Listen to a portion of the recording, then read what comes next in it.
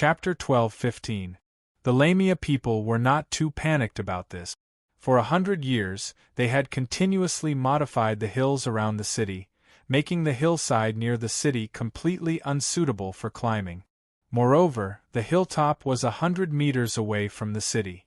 The threat of arrows shooting at the Lamia people in the city from a high vantage point was also greatly reduced. But soon, the Lamians began to panic. Palm-sized boulders kept whizzing down from the hilltops on both sides, and even the sturdiest houses were easily smashed like paper. The people who were unfortunate enough to be hit by one of them died even more miserably. Even the temple in the Acropolis could not escape its attack. After only more than 10 minutes, the core city of Lamia became a mess. Just when the Lamians were in a panic, Patroclus sent an emissary and made a strict demand. As long as Lamia surrendered immediately, Dionia would guarantee the safety of the Lamian people.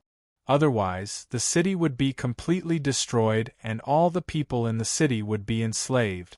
Now, the War of Dionia in Greece had become the focus of attention of the Greek people.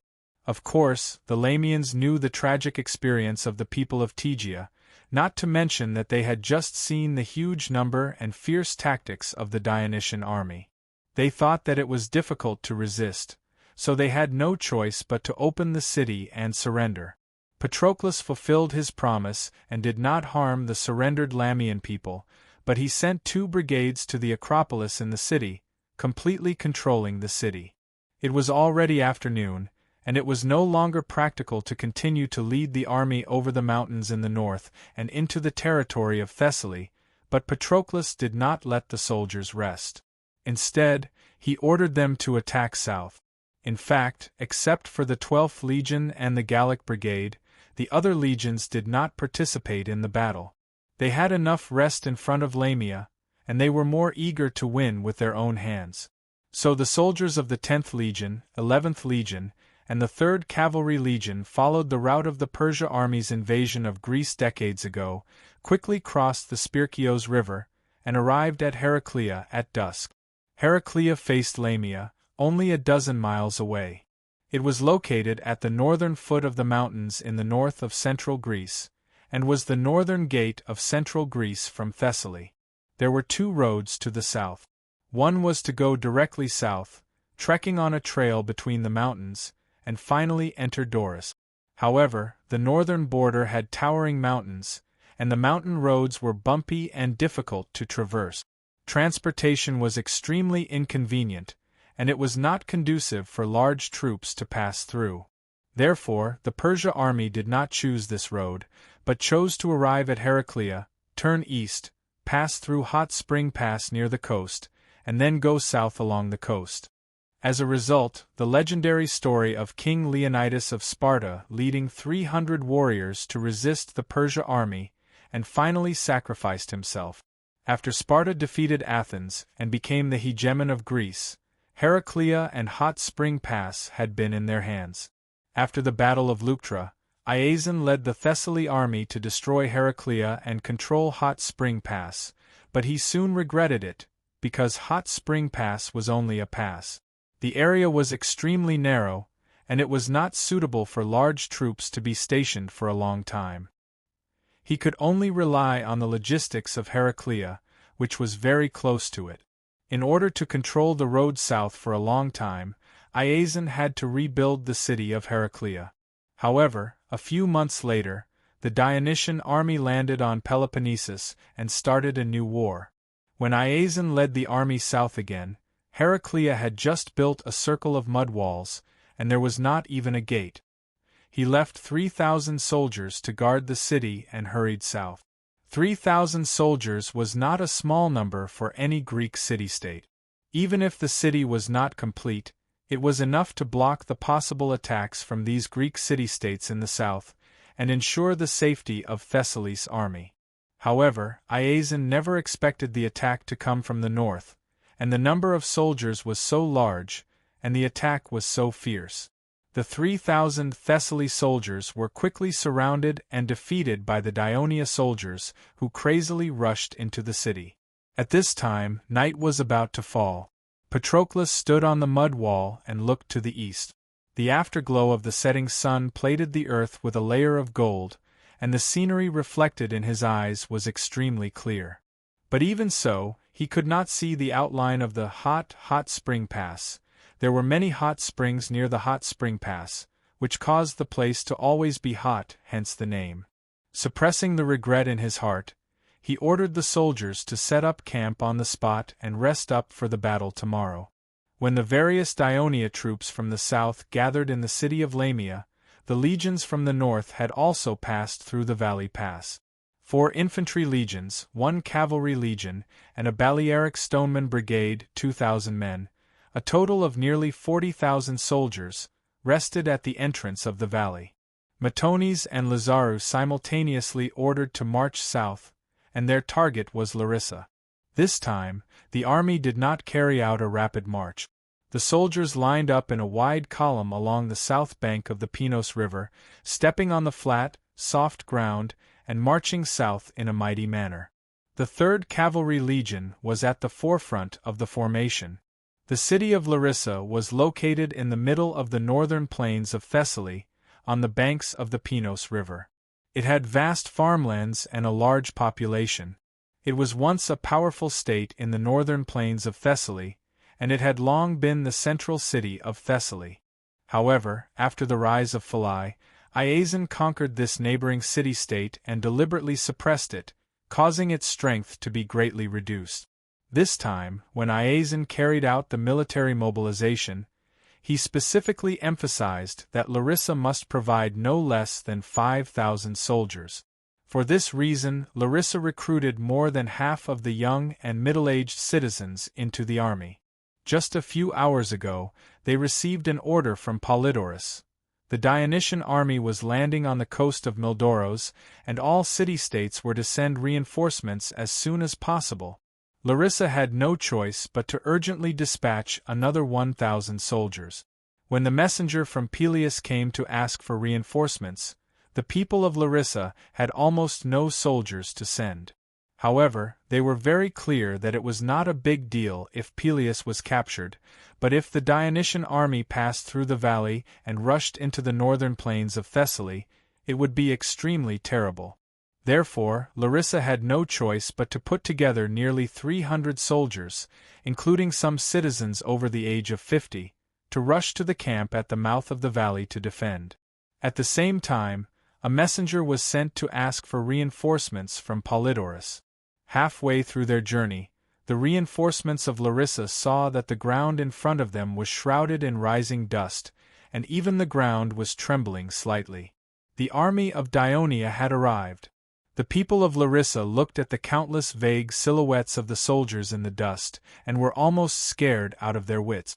They turned around and fled. At the same time, the 2nd Cavalry Regiment of Dionia also found them and immediately gave chase. The reinforcements of Larissa, who had lost their will to fight, raised their hands and surrendered. Although it was already afternoon, Matones and Lazaru learned from the prisoners that Larissa was seriously short of soldiers and generals. All the troops left behind in Thessaly were concentrated on the coast of Almyros, and they knew nothing about the attack of the Dionysian army from Peleus. The 2 commanders thought that this was an excellent opportunity, so they immediately ordered the army to speed up. Larissa was nearly 40 miles away from the mouth of the valley, and it was a flat road. The soldiers of the Legion of Dionysia had marched normally all the way, and their strength had gradually recovered. After receiving the order, they began to run again. When the silhouette of the city of Larissa could be seen in the distance, the sun had already set, and only a few rays of afterglow were left on the horizon. Night was coming. Matones and Lazaru were both decisive commanders. Since they had already made a decision, they would not easily change it. The order to attack the city of Larissa was immediately issued. The city of Larissa had the natural barrier of the Pinus River and its tributaries, so it had the advantage of defense. However, they had just sent off the reinforcements a few hours ago, and they had not received any abnormal news yet. Now that it was late, they naturally slacked off. As a result, when the sentinels on the city wall saw the enemy coming in like a tide, they sounded the alarm in horror. In a panic, the people of Larissa had to close the city gate and urgently mobilize the people to defend the city. The city was in a mess, and there was no time to burn the pontoon bridge over the river. The soldiers of Dionia stepped on the pontoon bridge over the tributaries of the Pinus River and quickly arrived at the city of Larissa. In the process, they were not even attacked by the arrows and javelins on the city wall. When they put wooden siege ladders on the city wall, the people of Larissa, who had been forced to do so, climbed up the city wall in a panic with rusty weapons. Failure was inevitable. Reporting to the two commanders, "We have captured the city of Larissa," the messenger reported excitedly to Matones and Lazaru. "Which unit took over the city wall first?" Matones asked with a smile. "The 8th Brigade of the 2nd Legion." Matones smiled even more brightly. He turned his head and looked to the side. "Oh, Lazaru, I'm sorry. My men have won the first prize again," Lazaru said coldly. "The people of Larissa did not put up any resistance at all. How is that considered a prize? The 2nd Legion just had the advantage of being in front of the team." "I say, Lazaru, don't be so ungrateful. If it weren't for the 2nd Legion opening up the valley in time and me informing you in time, I'm afraid you would still be crawling in the mountains of Macedonia with your troops. That's because the Ministry of Military Affairs believes in my ability. That's why they gave the most difficult task to me and the easiest to you." The two veterans in their 50s quarreled like children. The staff officers and guards around them did not dare to stop them. They could only hold back their laughter and stand there like clay statues. After the two quarreled for a while, Matones suddenly thought of something. He said to the messenger who was standing at the side, feeling very uncomfortable, "Inform the troops who entered the city immediately. Do not loot the property of the people of Larissa or harm their lives. If there is any violation, they will be punished according to military law." "Yes, sir." Chapter 12:16. This order. Patroclus emphasized it yesterday, and there are no Gallic soldiers in our army. I believe the soldiers will not easily disobey it. Lazaru said, pretending to remember something. "Oh, I forgot. Someone said that you are from Larissa?" Lazaru's words were like a stone smashing into Matones' heart, stirring up those old memories. He did not argue with Lazaru as if he was joking. Instead, he turned his head to the northwest and stared blankly for a while before he said in disappointment, "You've remembered wrongly. I'm not from Larissa, but I'm from Orosun. Like you, I'm from the mountains." With that, he summoned his staff officer. "Send someone to Peleus and inform Lord Xylos. Tell him that we've conquered his hometown." The staff officer was a little surprised, but he did not ask any questions. He turned around and looked for the messenger. "Please, Lazaru. I will show you the largest city in the north of Thessaly." Matones made an inviting gesture. "The largest city? Is it as big as Thurii? How can it be compared to Thurii? What about Crotone?" "Still can't compare." Surrounded by soldiers, the two of them rode into Larissa city, chatting and laughing. After the main force of Dionia had successfully landed and captured the nearby coastal city-states, the transport fleet entered the port and quickly unloaded the army's auxiliary personnel and supplies. Then, under the escort of the 1st Flotilla Squadron, they began to return to Sparta and Messenia. Not long after, the fleet at Pagasa Bay in Thessaly received a notice from the clippers.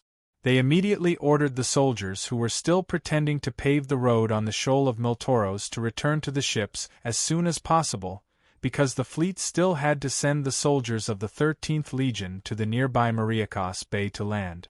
The defenders of Thessaly saw that the Dionia soldiers had almost paved the road to the foot of the mountain with straw and planks, all ready to attack. Suddenly, they saw the enemy retreating to the seaside and boarding the ship. Soon, all the warships and troop carriers disappeared from their sight. After squatting on the mountain ridge for a long time, The delicious food that was about to be in his mouth suddenly ran away. This made Polyphron very uncomfortable. He immediately suggested to Polydorus, "We should let the fleet at the Phalae port attack immediately. We can't let the Dionia fleet come and go as they please. We should at least take a bite out of them." Polydorus said cautiously, "It's not like you don't know that the reason our fleet stayed in the port and didn't dare to attack is that the number of Dionia warships in the bay far exceeds ours.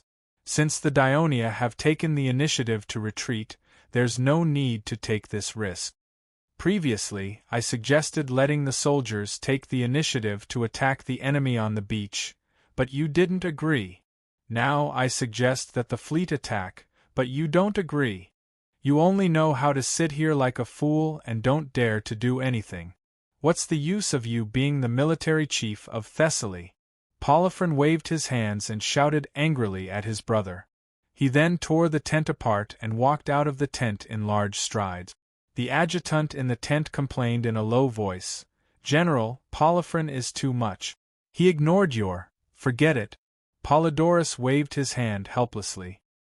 His younger brother had been brave and fierce since he was a child.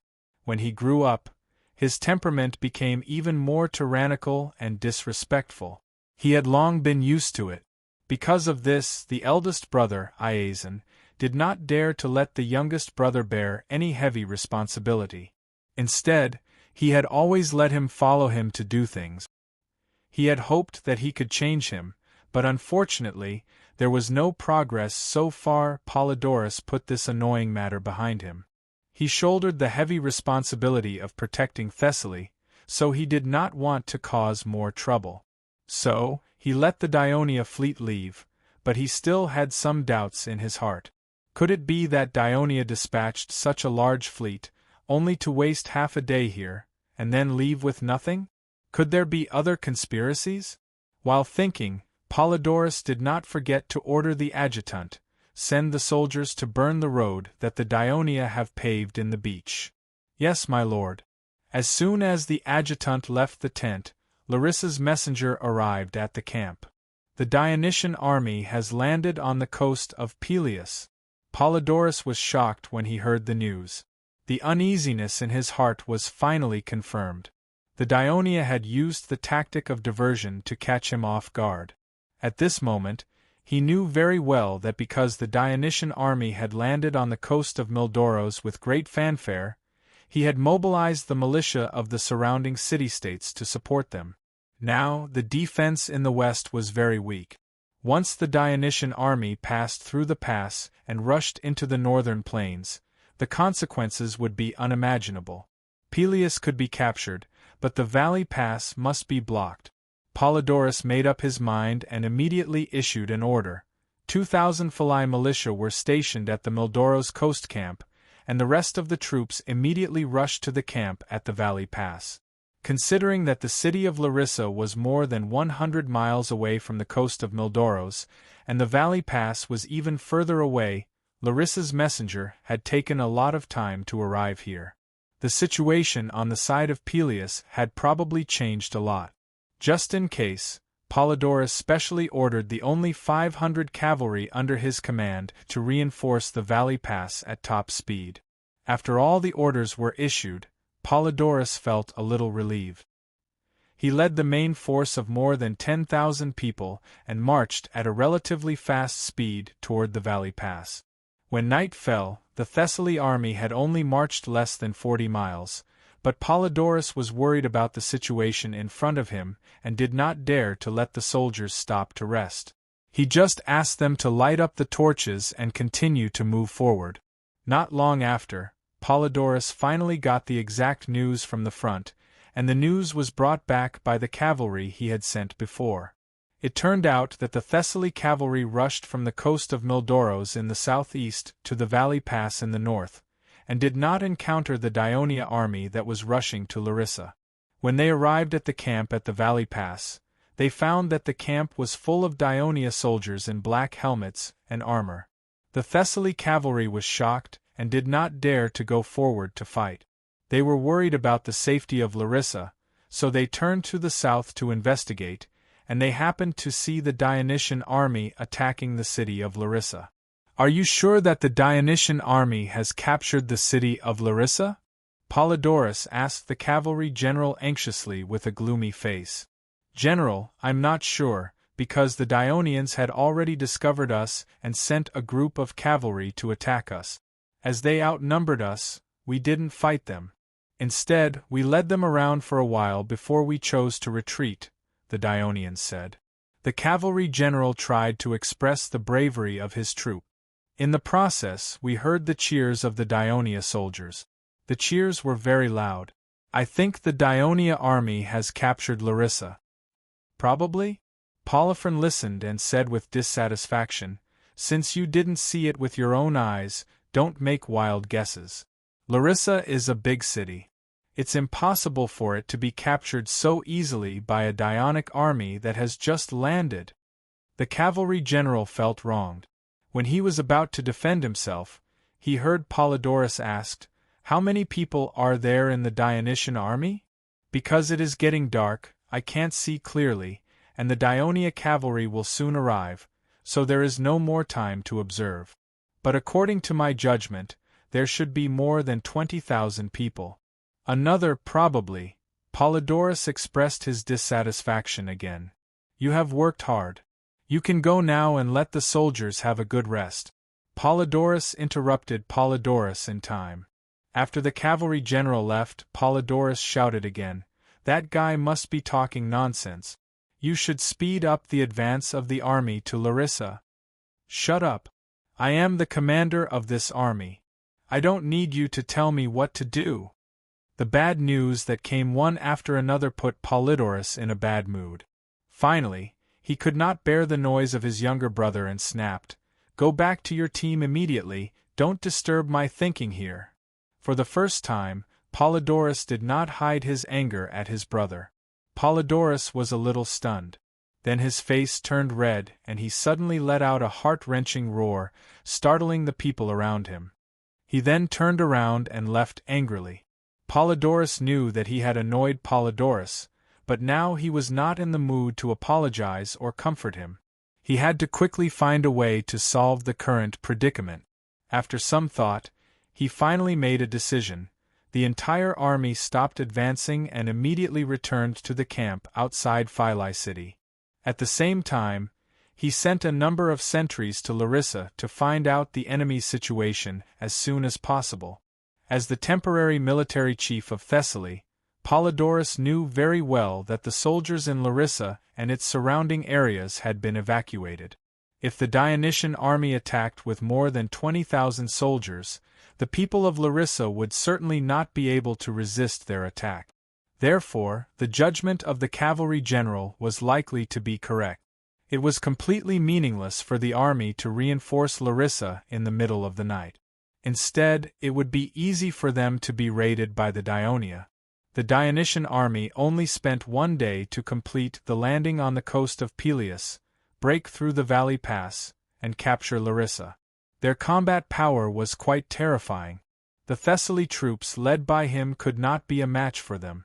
It was precisely because of this that he decided not to act rashly. Instead, he concentrated his forces to defend Phylai. Then, he sent someone to inform Iazon and ask for reinforcements. At the same time, he observed the enemy's movements and looked for opportunities. Chapter 12:17. However, Polydorus did not know that after the order was issued, Polyphron, who was at the front of the team, turned pale.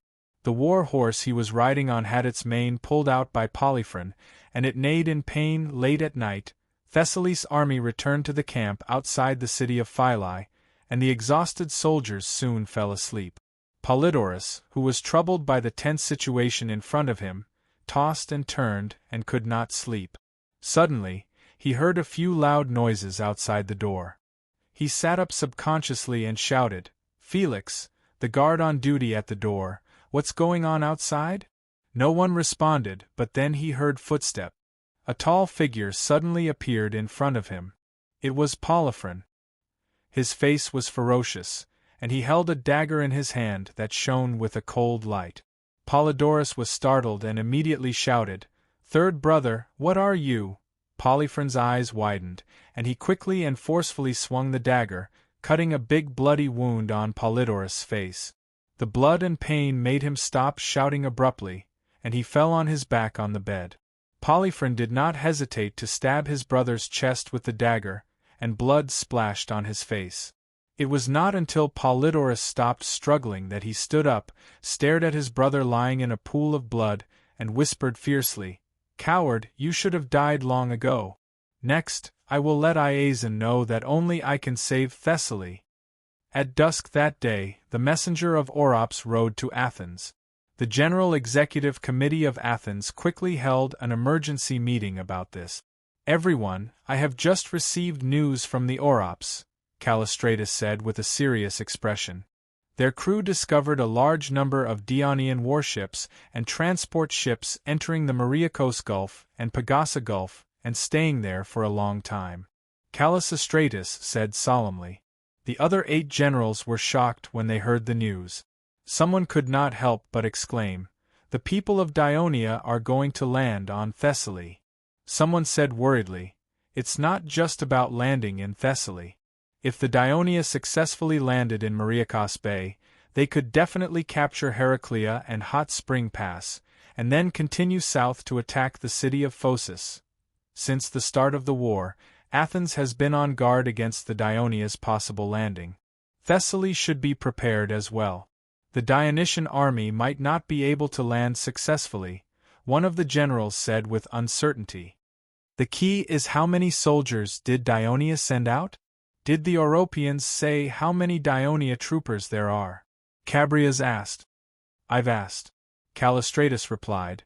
"They could not give a specific number, but they are sure that the number of Dionia warships and troop ships they saw must be more than 1,000. 1,000, Chabrias estimated. If the entire fleet of Dionia is calculated as 1,000 ships, even if the troopers account for half of them, there are about 25,000 soldiers.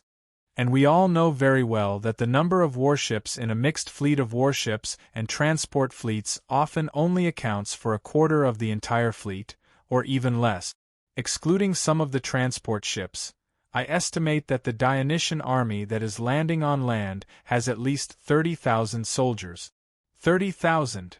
The other generals of Athens looked at each other, and one of them said, "It is reported that there are more than 30,000 Dionysian army soldiers defending Peloponnesus against the Greek coalition forces. Could it be that they have transported the main force of Dionia that is defending Messenia and Sparta to the north?" "I don't think so," Chabrias said with certainty. "If the Dionia have withdrawn their troops in Peloponnesus, then the remaining soldiers are certainly not enough to resist the attack of the Greek coalition forces. Once we recapture Messenia and Sparta, it is tantamount to cutting off the retreat route of their army that has just landed in the north. I think the Dionia would not make such a big mistake. Besides, a few years ago, when Dionia and Carthage were at war, they had sent out 100,000 troops. The army of Dionia landing in the north is likely to be the new army that has just been sent from their country. The news of Dionia sending out 100,000 soldiers to fight against Carthage is just a rumor. It cannot be confirmed to be true. Who knows if Dionia is deliberately exaggerating the truth to scare the surrounding forces?" The general stubbornly retorted, "Even if it's the truth, it's only because they were fighting on their own land. Now, transporting tens of thousands of soldiers from Dionia to Thessaly, which is hundreds of miles away, would cost a lot of resources.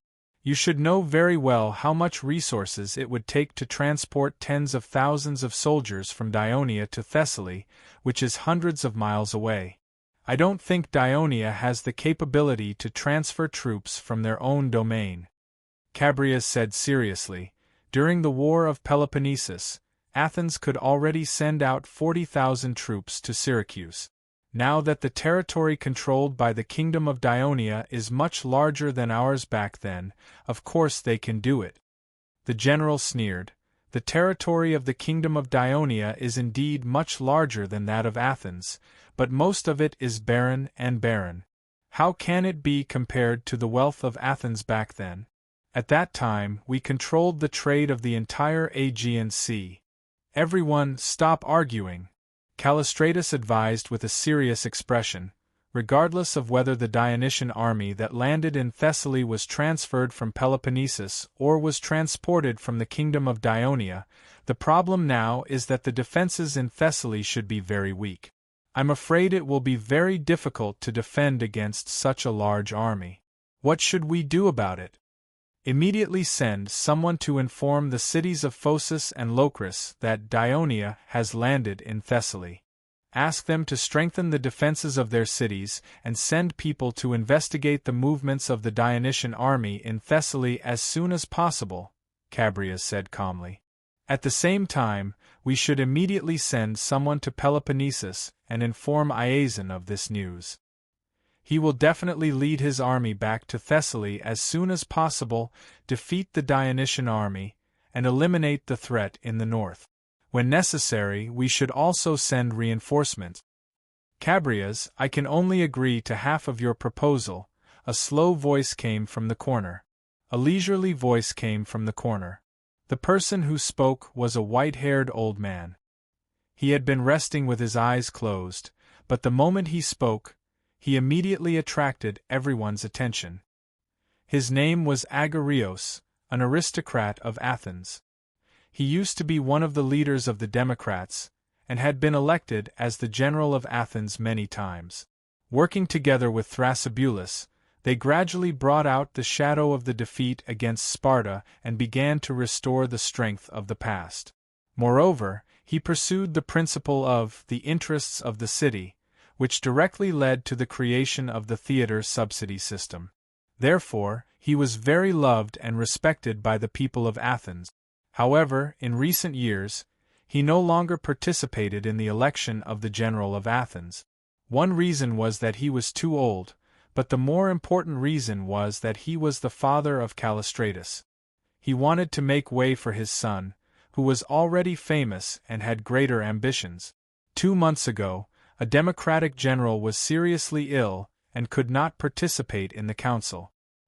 He recommended Agarios to replace him, and the Citizens' Assembly finally passed this somewhat absurd resolution. The possible reason was that Callistratus had successfully signed the contract with Sparta and pushed out the Thebes. This was a great benefit to the Athens, and it won him great prestige. In addition, in the face of the invasion of the Dionysian army, the decline of Sparta, the rise of the Thebes, and the ambition of Thessaly, Agarios, who had experienced the War of Peloponnesus and the War of Corinth, was in charge of the General Executive Committee. This would probably make the Greek people feel more at ease. Therefore, there was the anecdote of a father and son serving as the general of Athens at the same time. This was something that had never happened since Athens adopted the democratic system. Currently, the Greek allied forces are attacking Messenia and Sparta, which are occupied by the Dionysian. They have the absolute advantage. Perhaps it will only take a few more days to break through the defense of the Dionia and completely drive them out of Peloponnesus. If we tell Tarchus that Thessaly is under attack by the Dionysian army at this time, he will definitely lead his army back to Thessaly immediately. It will take at least 2 to 3 months before he can rejoin the Greek allied forces. Agarios scanned the crowd with a deep gaze, and finally his eyes fell on his son. There is even a possibility that he will not lead the main force to the south again, to prevent Thessaly from being attacked again. According to Iphicrates' report, not only does Thessaly's army account for half of the Greek allied forces, but it is also very strong. It is the main force of the allied forces to attack the Dionysian army. Once Thessaly's army leaves, the fighting strength of the allied forces will be greatly weakened, and the confidence of the other Greek city-states will be shaken. At that time, not only will the Greek allied forces no longer have the upper hand, but they may also suffer a defeat. Callistratus' heart skipped a beat, and he said hesitantly, "Father, you mean we should not tell this news to Iazon for the time being. But this way, Thessaly will be in danger. Once Dionia occupies Thessaly, not only will they be able to threaten central Greece from the north, They may even be able to threaten Amphipolis in the north of Macedonia. In the long run, we will lose more than we gain. Agarios did not immediately respond.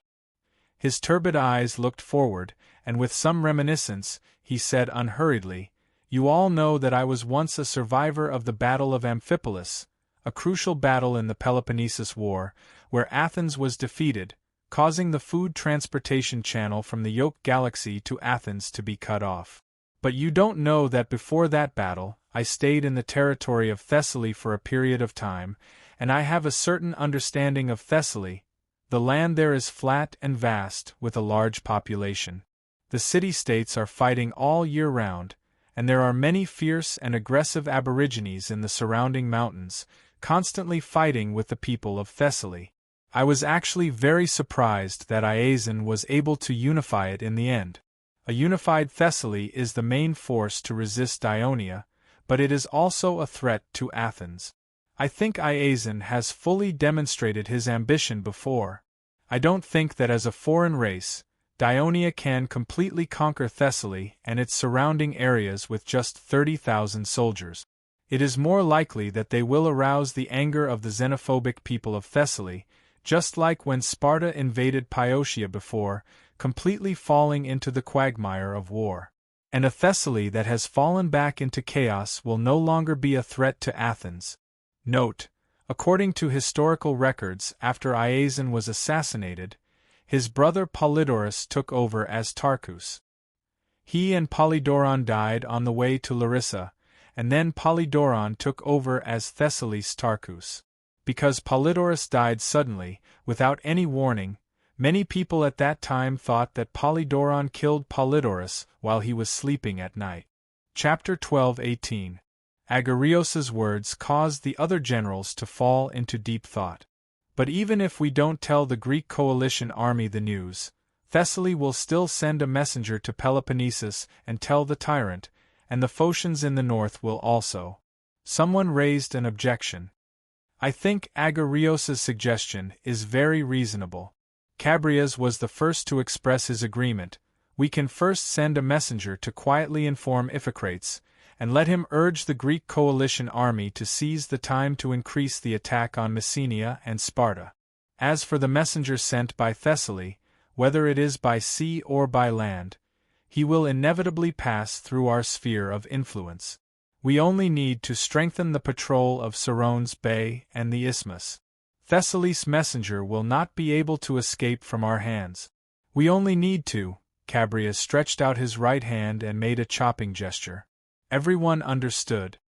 As for the Phocians, they are more afraid of the people of Thessaly than of Ionia. We only need to send troops to support them, and they will agree with our approach. After Chabrias finished speaking, the surroundings fell silent for a moment. Soon, someone said, I think Chabrias' suggestion is feasible. Even if the tyrant will still receive the news in the end, we've won time. Perhaps during this period of time, we've already taken back Sparta. I also agree. The generals of Athens expressed their agreement one after another. Only Callistratus was still a little hesitant, but the general situation had been decided. His father, Agarios, once again calmly closed his eyes to rest. After the army set off this morning, Clotocatax, Printos, and other generals stationed in Peloponnesus had been worried about the important matter of whether the landing on Thessaly would be successful. They waited until late at night, when the fleet returned one after another. Only then did they receive the exact news, and they could finally celebrate the success of the landing. But this was just the beginning. From tomorrow onwards, whether it was Thessaly, central Greece, or even the city-states of Peloponnesus, they might know about the news of the Dionysian army's raid on Thessaly. They would inevitably take corresponding measures, and it was impossible for Ionia to frequently send such a large fleet to Thessaly to transport supplies. After all, the ship owners and crew were not soldiers, so they should not take such a big risk. The army of nearly 100,000 in Peloponnesus consumed a lot of food every day. They must occupy Thessaly as soon as possible in order to obtain all the supplies in Thessaly to support the army. Therefore, the next few days were crucial for both sides. After killing his second brother, Polydorus, he immediately ordered his trusted troops to surround the central military tent. He arrested all of Polydorus' personal guards on the grounds that Polydorus was assassinated by Dionia and his personal guards were derelict in their duties. Then, he informed the generals of the army to urgently come to the tent for a meeting. Before dawn, the generals of Thessaly gathered in the tent. They were shocked to learn that Polydorus was assassinated by Dionia. At the same time, they inevitably had doubts. But Polydorus did not give them more time to think, nor did he listen to their dissuasion. He directly announced that all the derelict, personal guards would be pulled out of the tent and beheaded in public. In an instant, the camp was filled with people's heads and screams. This scene frightened the generals in the tent. In the face of Polydorus' trusted troops who were sharpening their swords, they quickly admitted that Polydorus would replace Polydorus and become the temporary military commander of Thessaly. After taking control of the camp, Polydorus first conducted a full blockade of the camp and prohibited anyone from going out. Then, he sent a messenger to the city of Philae. In the name of Polydorus, the messenger said that there is an important military matter to discuss with Minister Acidamas and the others. He hoped that they could come to the camp. Acidamas was worried about the sudden landing of the Dionysian army in Thessaly. He did not sleep the whole night. After listening to Polydorus' messenger, he thought that the war situation in Thessaly had changed again. Without thinking carefully, he hurriedly rushed to the military camp outside the city with several other ministers. As a result, as soon as they entered the military camp, they were arrested by the soldiers sent by Polydorus. Then, Polydorus sentenced Acidamas and the others to death on the charge of colluding with the Dionysian army and intending to rebel. The generals tried their best to dissuade him, but Polydorus insisted on not listening. He forcibly executed Acidamas and the other 5 people.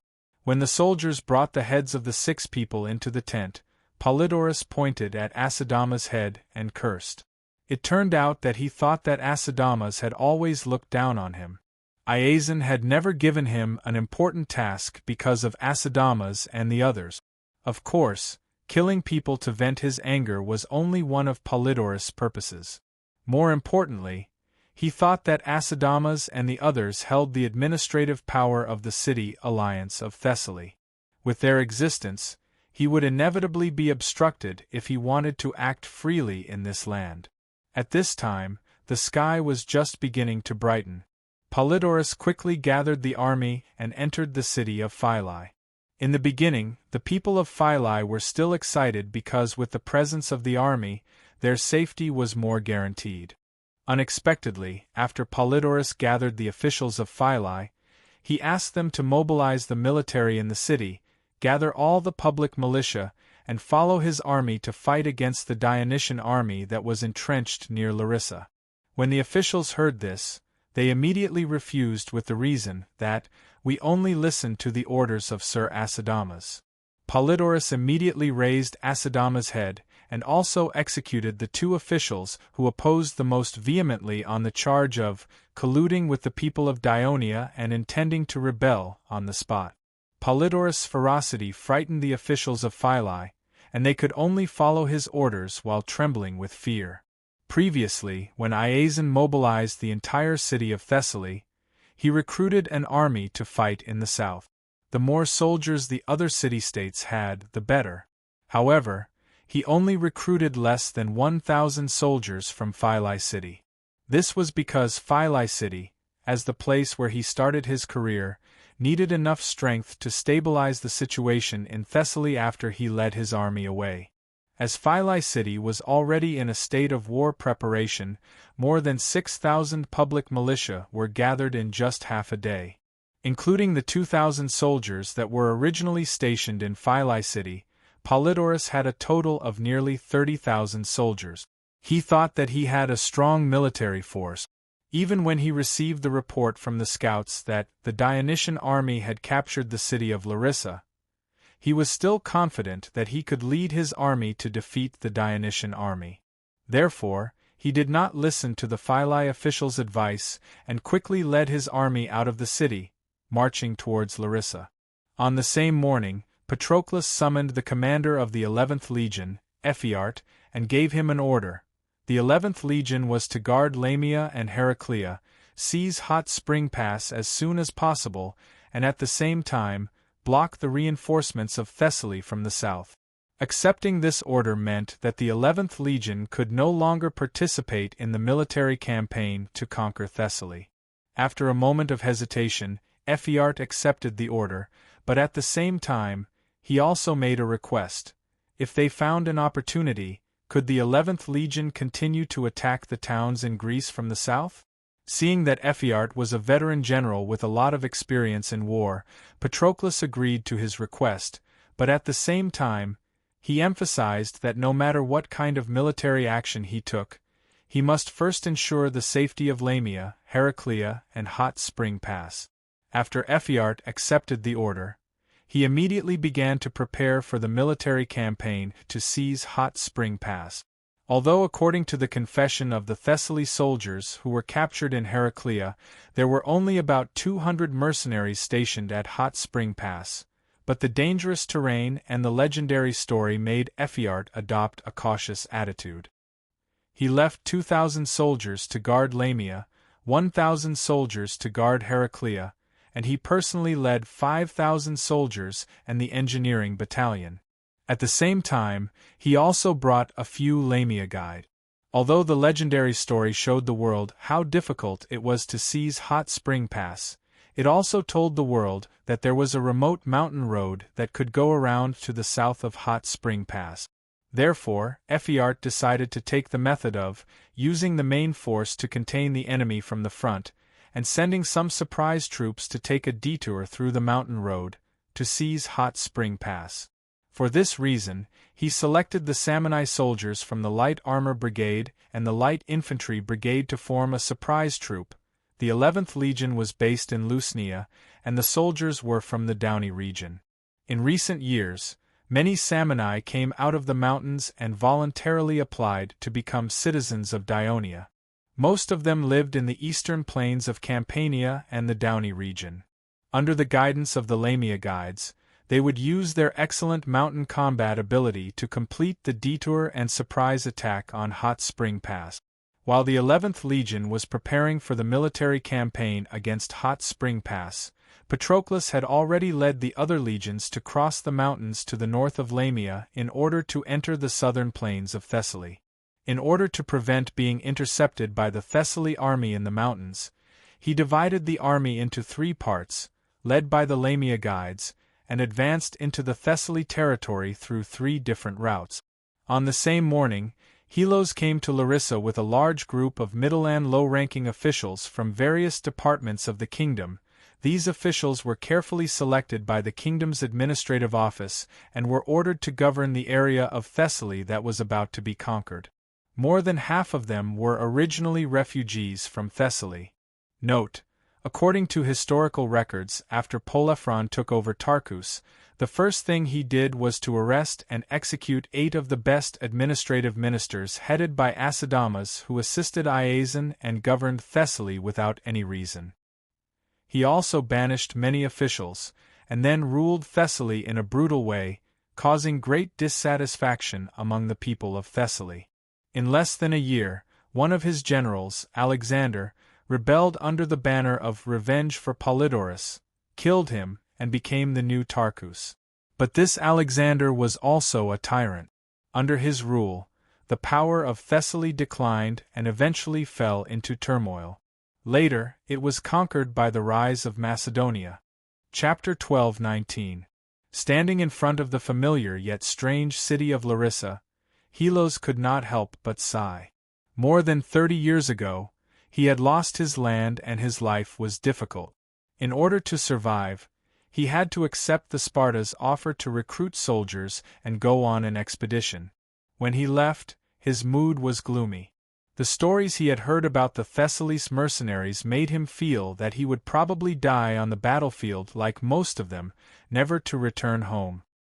He had never thought that he would return home as a conqueror. Helos sat on the war horse in a daze. Most of the officials behind him already knew that Larissa was the home of this important minister of the kingdom, so no one went forward to disturb him. However, Helos quickly recovered from his melancholy. He took a deep breath, turned around, and said to the officials, "Let's go. Let's go into the city." When the officer in charge of guarding the city gate saw Helos and his entourage, he immediately came forward and saluted. "Sir Helos, we pay our respects to you. Commander Matones and Commander Lizaru are waiting for you at the governor's mansion." After that, he turned around and led the way. Helos slowly walked into the city on his war horse. He looked around. The streets were clean and tidy, and it was obvious that they had been carefully cleaned. Occasionally, he could see bloodstains on the ground. There were no pedestrians on the road, only fully armed legionnaires standing straight on the roadside. However, through the gaps in the doors and windows of the houses on both sides of the street, he could see pairs of eyes intertwined with anger and fear. The governor's mansion was near the square in the center of the city. This building had existed since Helos left. It was the residence of the tyrant at that time. Due to the passage of time, he could no longer remember the name of the tyrant.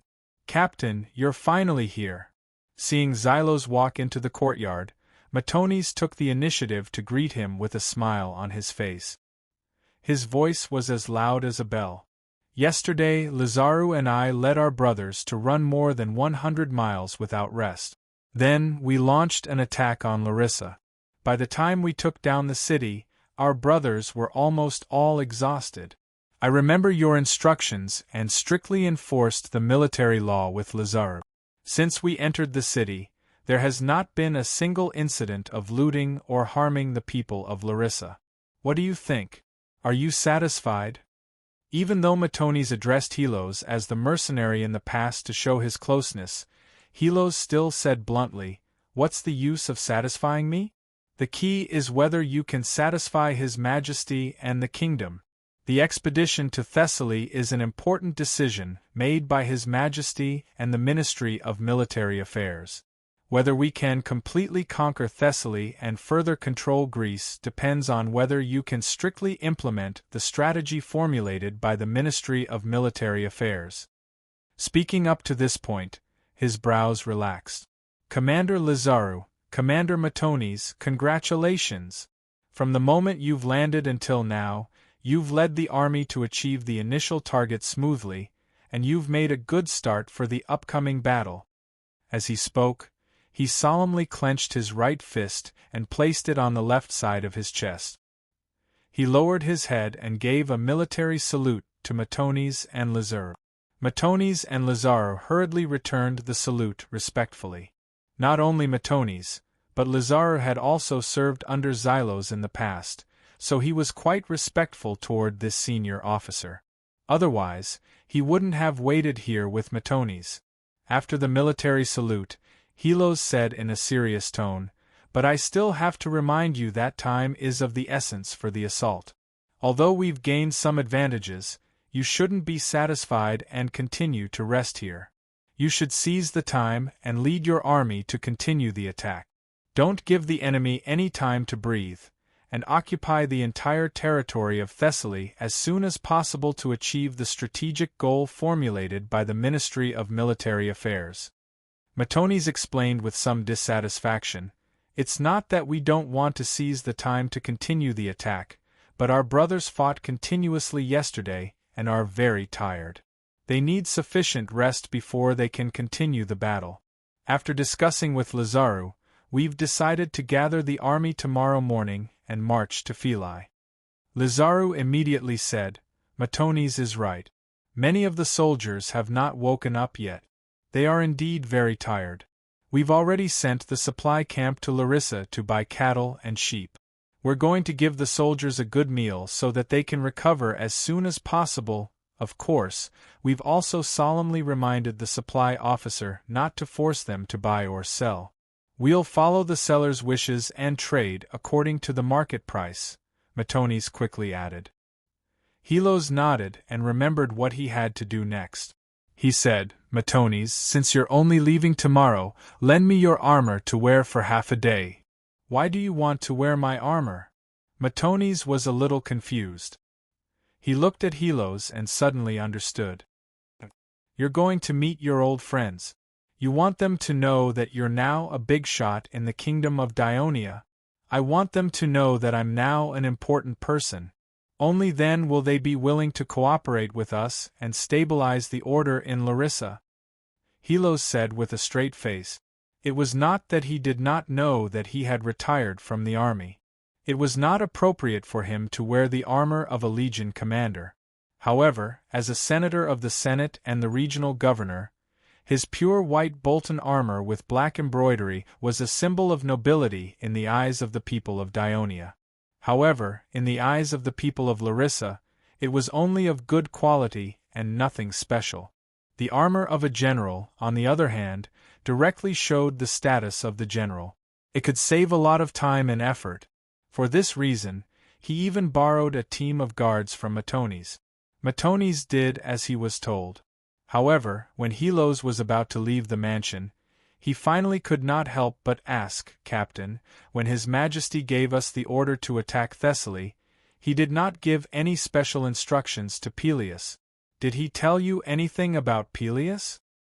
Helos stopped and answered without hesitation, "Yes. His Majesty told me that I don't have to take special care of the city of Peleus. I just need to govern it like the other towns in Thessaly." He then sighed softly. "However, I still secretly sent someone to inquire about it yesterday. Back then, the Macedonians raided the village where His Majesty lived, killed all the villagers, and burned it down. The bodies of his parents were burned to the point where they could not be identified, just like the other bodies. Finally, they were buried in a hurry. Now, it is a wasteland overgrown with weed. No one remembers the specific location of the burial site. Damn the Macedonians!" Matones roared angrily. Wearing Matones' armor, Helos led a team of heavily armed guards to the civilian area of Larissa. Along the way, he attracted a lot of attention. Soon, he found some of his former neighbors and friends. When they learned that Helos, who had left Larissa for more than 30 years, had become an important minister of the kingdom of Dionia, they were very surprised. Back then, the young Helos was willing to help others and was good at fighting for justice. He had a good reputation in the civilian area. Therefore, although he returned to his hometown as an invader, he did not arouse the resentment of his former friends. Instead, they believed him when he said that Dionia would implement some policies for the occupied towns in Thessaly and were willing to publicize it for him. More than 10 years ago, when Dionia conquered Rome, in order to win the trust of the civilians in Rome, they specially selected slaves from Rome and entrusted them with important tasks. Only then did they gradually dispel the doubts of the civilians in Rome. Now that Helos was a citizen of Larissa, he had a good reputation in the area. Using this method to stabilize and govern Larissa was naturally twice the result with half the effort. On the morning of the third day, Matones and Lazaru left 2,000 soldiers to help Helos stabilize the order in the city of Larissa. They led the main force out of the city and marched eastward. On the way, they encountered the Thessaly army that was rushing over. At first, Polyphron, who had just received the news, was excited because he did not have to rush to Larissa to defeat the main force of the Dionysian army. But then he saw enemies in black helmets and black armors coming from the distance, causing the Dionia army to stretch out on both sides. He suddenly realized that the number of Dionia soldiers might be far more than 20,000, and they were moving quickly. Obviously, they were well trained. Polyphron panicked a little. Although he had always fought bravely, it was always under the command of his elder brother, Iazon. He had never had the experience of commanding such a large-scale battle independently. At this moment, all he could do was to remove the messengers and urge the generals to line up according to his deployment as soon as possible. He even rode anxiously to the rear of the army, shouting hysterically, "Tell the soldiers to speed up the formation. Anyone who is slow will be severely punished after the battle." Just as this army, which was temporarily put together by the various city-states of Thessaly, was unfolding in a mess, the Dionia army suddenly changed. It suddenly broke from the center, and the distance between them grew larger and larger until it split into two parts, each corresponding to the left and right wings of Thessaly's army. The reason why the Dionysian army did this was because Matones and Lazarou were commanders of the same rank. In order to facilitate the command and avoid conflicts, they each commanded their own troops to fight. The second reason was to disrupt the enemy's deployment, so the two troops were deliberately combined at the beginning. The sudden change in the Dionia army's formation confused the inexperienced Polyphron. For a moment, he did not know how to deal with it. At this moment, the Dionysian army launched an attack. It did not take long for the two wings of Thessaly's army to collapse, and the collapse quickly spread to the entire army. Polyphron's rapid collapse was not only because of his lack of experience and poor command, but also because of the strong dissatisfaction of Thessaly's militia. Chapter 12:20. Polydorus had a gentle and steady personality. He was kind to the soldiers, so the militiamen were more willing to accept him as their commander. His death was very strange, and it made the soldiers suspicious. Acidorus and the other 6 ministers were all very famous people in the Thessaly city-state. They were specially selected by Iazon to help him unify the entire Thessaly region. In the end, they were killed by Polydorus on a groundless charge. How could this not make the militiamen from the various city-states angry? They were just afraid of Polydorus's power and temporarily endured it. When the Dionia soldiers' swift and violent attacks led to a disadvantageous situation, the soldiers of Thessaly who did not have a strong fighting spirit quickly gave up fighting and chose to escape. There were even Phalae militiamen who were dissatisfied with Polydorus's actions and killed Polydorus, who was also fleeing in disorder in the chaos. The Thessaly army was defeated, and the soldiers were no longer restrained. They wanted to escape back to their motherland. They scattered in all directions, causing the whole area to be full of defeated soldiers. It seemed to be a little disadvantageous for the Dionysian army after the battle. Matones and Lazarou did not expect the Thessaly army to be defeated so quickly. But at the same time, they both thought that the victory of this battle would help them capture the city of Phalae, which may have been completely defenseless, as soon as possible and completely solve the problem of the Dionysian army's food supply.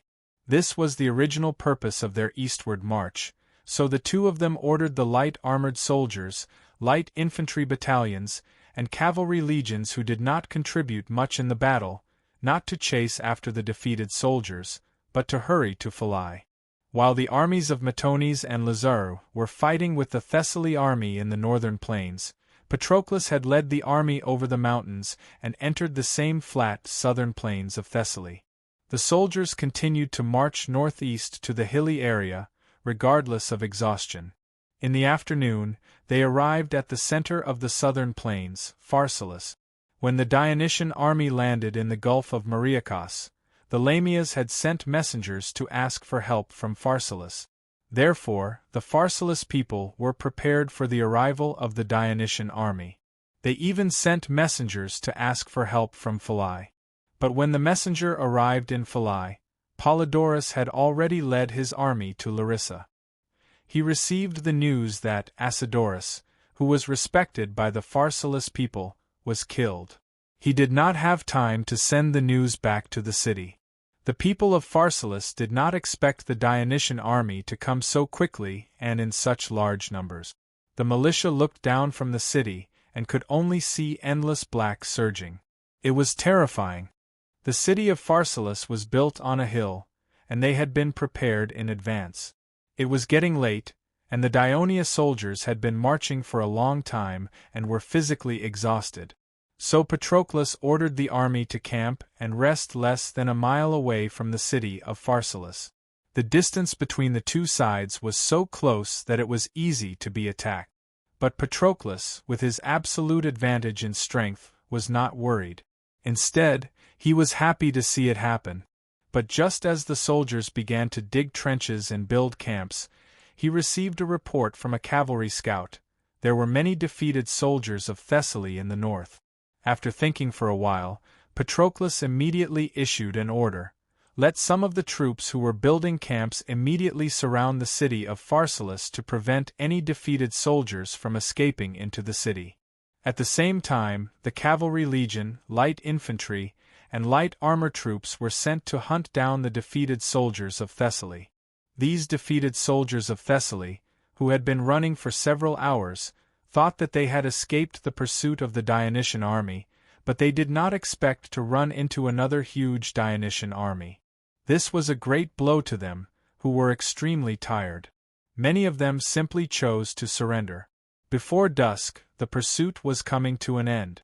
The Dionysian army had captured nearly 2,000 defeated soldiers of Thessaly, most of whom were people of Pharsalus. Through their interrogation, Patroclus learned about the general movements of the armies of Martones and Lazaru in the north in the past few days. He was happy for their successive attacks on Peleus, Larissa, and the defeat of Thessaly's main force. At the same time, he reminded himself to speed up the military action, so that when the two armies met, his prestige would be reduced due to too few military achievements, even though it was he who had taken the initiative to land on the most difficult southern coast. Therefore, Patroclus selected 5 high-ranking and reputable captives from the captured Pharsalus soldiers. First, he assembled the army and let these captives follow him to review the tens of thousands of high-spirited soldiers. Then, he called Lamia's guide and explained the fact that the Dionysian army had occupied Lamia, Heraclea, and Hot Spring Pass in the south. After that, Patroclus formally talked to them and told them clearly that Dionia had sent 100,000 troops to attack Thessaly, and the main force of the army was far away in Thessaly in Peloponnesus. The city-states of Thessaly would certainly find it difficult to resist, but as long as Pharsalus surrendered to Dionia, he could swear in the name of Hades, the patron saint of Dionia, that the Dionysian army would not harm the people of Pharsalus and would not plunder the property of the people at will. But if Pharsalus still refused to surrender before dawn, he would execute more than 2,000 Pharsalus captives, and then lead the army to attack the city of Pharsalus. After capturing the city, all the people of Pharsalus would become slaves of Dionia. Soon, Patroclus let the captives, who served as messengers, into the city of Pharsalus. The captives hurried to the council of Pharsalus and conveyed the request of Dionia to the counselors who had not left. At the same time, they also told them what had happened in Thessaly in the past few days. The counselors of Pharsalus were shocked when they heard the story. In order to conquer Thessaly, Dionia had sent 100,000 troops. Although the captives gave a positive answer based on the number of Dionysian army they saw in the northern and southern plains of Thessaly, the counselors still had some doubts about such a large number. They had already captured Peleus, Larissa, Lamia, Heraclea, and Hot Springs Pass. This information was less doubtful. On the side of the Thessaly alliance, not only was the temporary commander Polydorus murdered, but the only defensive army in Thessaly had just suffered a crushing defeat. What made the people of Pharsalus even angrier was that their backbone, the respected Acidamus, had been executed by Polydoron as a traitor. The invasion of the Dionysian army was irresistible, and the Iazan family was not trustworthy. Where should Pharsalus go? At dusk, the bells in the city of Pharsalus rang, and the counselors urgently convened a citizens' meeting. As one of the most powerful states in Thessaly, there were less than 2,000 citizens attending the meeting, and less than 500 young and middle-aged citizens. Most of the citizens were either captives of Dionia or still in the army led by Iazan. In fact, the citizens of Pharsalus had been intimidated by the huge Dionysian army outside the city. Now that they knew that the enemy was stronger than they had seen, and they were isolated and helpless, most of the citizens agreed to surrender to Dionia. The citizens of Pharsalus quickly passed a resolution. They declared that the reason for passing the resolution was to save the lives of their compatriots outside the city, and to prevent the destruction of Pharsalus. After all, the tragedy of the Tegea people's betrayal of the covenant and their eventual destruction by Dionia had spread throughout Greece, and the people of Pharsalus did not want to repeat the same mistake. That night, Pharsalus sent messengers out of the city to discuss the surrender with the Dionysian army. Among the powerful states of Thessaly, Phyllis was relatively special. It was surrounded by undulating hills. Restricted by the terrain, its urban area was not large, and there was no flat and fertile land in its territory. The reason why it was rich was that it relied on maritime trade. Especially after Iazon became the tyrant of Phyllis, he vigorously expanded the port, causing the area of the port area to almost occupy half of the entire city. Therefore, it was difficult to completely separate it from the main city. There were more than a dozen cargo ships docked at a dock in the port. A fat middle-aged man staggered towards the dock. He greeted the owners of the merchant ships nearby while he was hiccuping. It was not until he approached the innermost of the dozen cargo ships that he stopped and put on a drunken posture. He took the opportunity to quietly glance around. After he found nothing unusual, he staggered and jumped onto the ship, then wobbled into the cabin. Compared to the crew sleeping on the deck, there were 3 people sitting in the narrow cabin, discussing something in a low voice. "Captain, I'm back," the sailor who jumped onto the ship said in a low voice. The man who was addressed as the captain was around 40 years old. He was abnormally burly, and there were several obvious scars on his face and body. His every movement exuded an awe-inspiring aura. He was the current captain of the Mountain Ridge Reconnaissance Brigade of the Sacred Kingdom of Dionia, Tegetus. Why would Tegetus, who was supposed to follow Clodocatax to fight in Peloponnesus, appear at the port of Phyllis? It turned out that the Ministry of Military Affairs had formulated the military plan to land and raid Thessaly. The Mountain Reconnaissance Brigade was an important part of the plan. As the landing troops had to capture Thessaly as soon as possible to alleviate the shortage of food supplies, the issue of how to successfully capture Phyllis, the center of Thessaly, became the most important issue. Sending a small team to infiltrate in advance and coordinate with the main force of the siege was an important method for the Dionysian army to capture cities in previous wars. The Mountain Reconnaissance Brigade happened to be the team that was best at this tactic. They had made many military achievements, so they were assigned to infiltrate Phyllis. Chapter 12:21. During this period of time, in order to stock up enough rations for the Thessaly army fighting on the Peloponnesus Peninsula, Acidamas had to purchase rations from abroad. Originally, Iazon had a military plan to conquer the Greek mainland, so he had stored a lot of rations in advance. However, the Dionysian army's sudden invasion of Peloponnesus messed up the original plan. Iazon had led his army to the south for nearly 2 months, and the food reserves were almost depleted. However, the war seemed to be far from ending. It was already August, and the city-states of Thessaly were running out of food. However, the harvest season in September had yet to arrive, so they had to purchase rations from abroad to tide over this relatively difficult period of time. Hence, the rations from Yoke Galaxy naturally became the first choice for Phyllis. For this reason, the Ministry of Military Affairs looked for Sostatus, who had trade channels throughout the Mediterranean Sea. Sostatus agreed to cooperate actively. He asked the fleet in charge of trading in Yoke Galaxy to pretend to be a merchant ship from Yoke Galaxy. They carried rations to Phyllis for sale many times, and most of the sailors in the fleet were soldiers from the Mountain Reconnaissance Brigade. After a while, the management and patrol team of Phyllis port became more familiar with this fleet from Yoke Galaxy. Therefore, the day before the Dionysian army landed on Thessaly, Sostatus's fleet deliberately arrived at Phyllis port in the afternoon. By the time they finished unloading the rations, it was already past dusk. After all, it was dangerous to sail in the Aegean Sea at night, so the entire fleet had no choice but to stay at the port. The next day, the Dionysian fleet suddenly blockaded Philai's port, so naturally, Sostatus's fleet could not leave. For the next few days, the Dionysian fleet had been patrolling the nearby waters, destroying many merchant ships that wanted to escape from Philai. Sostatus's fleet had been staying at Philai's port on the grounds of safety.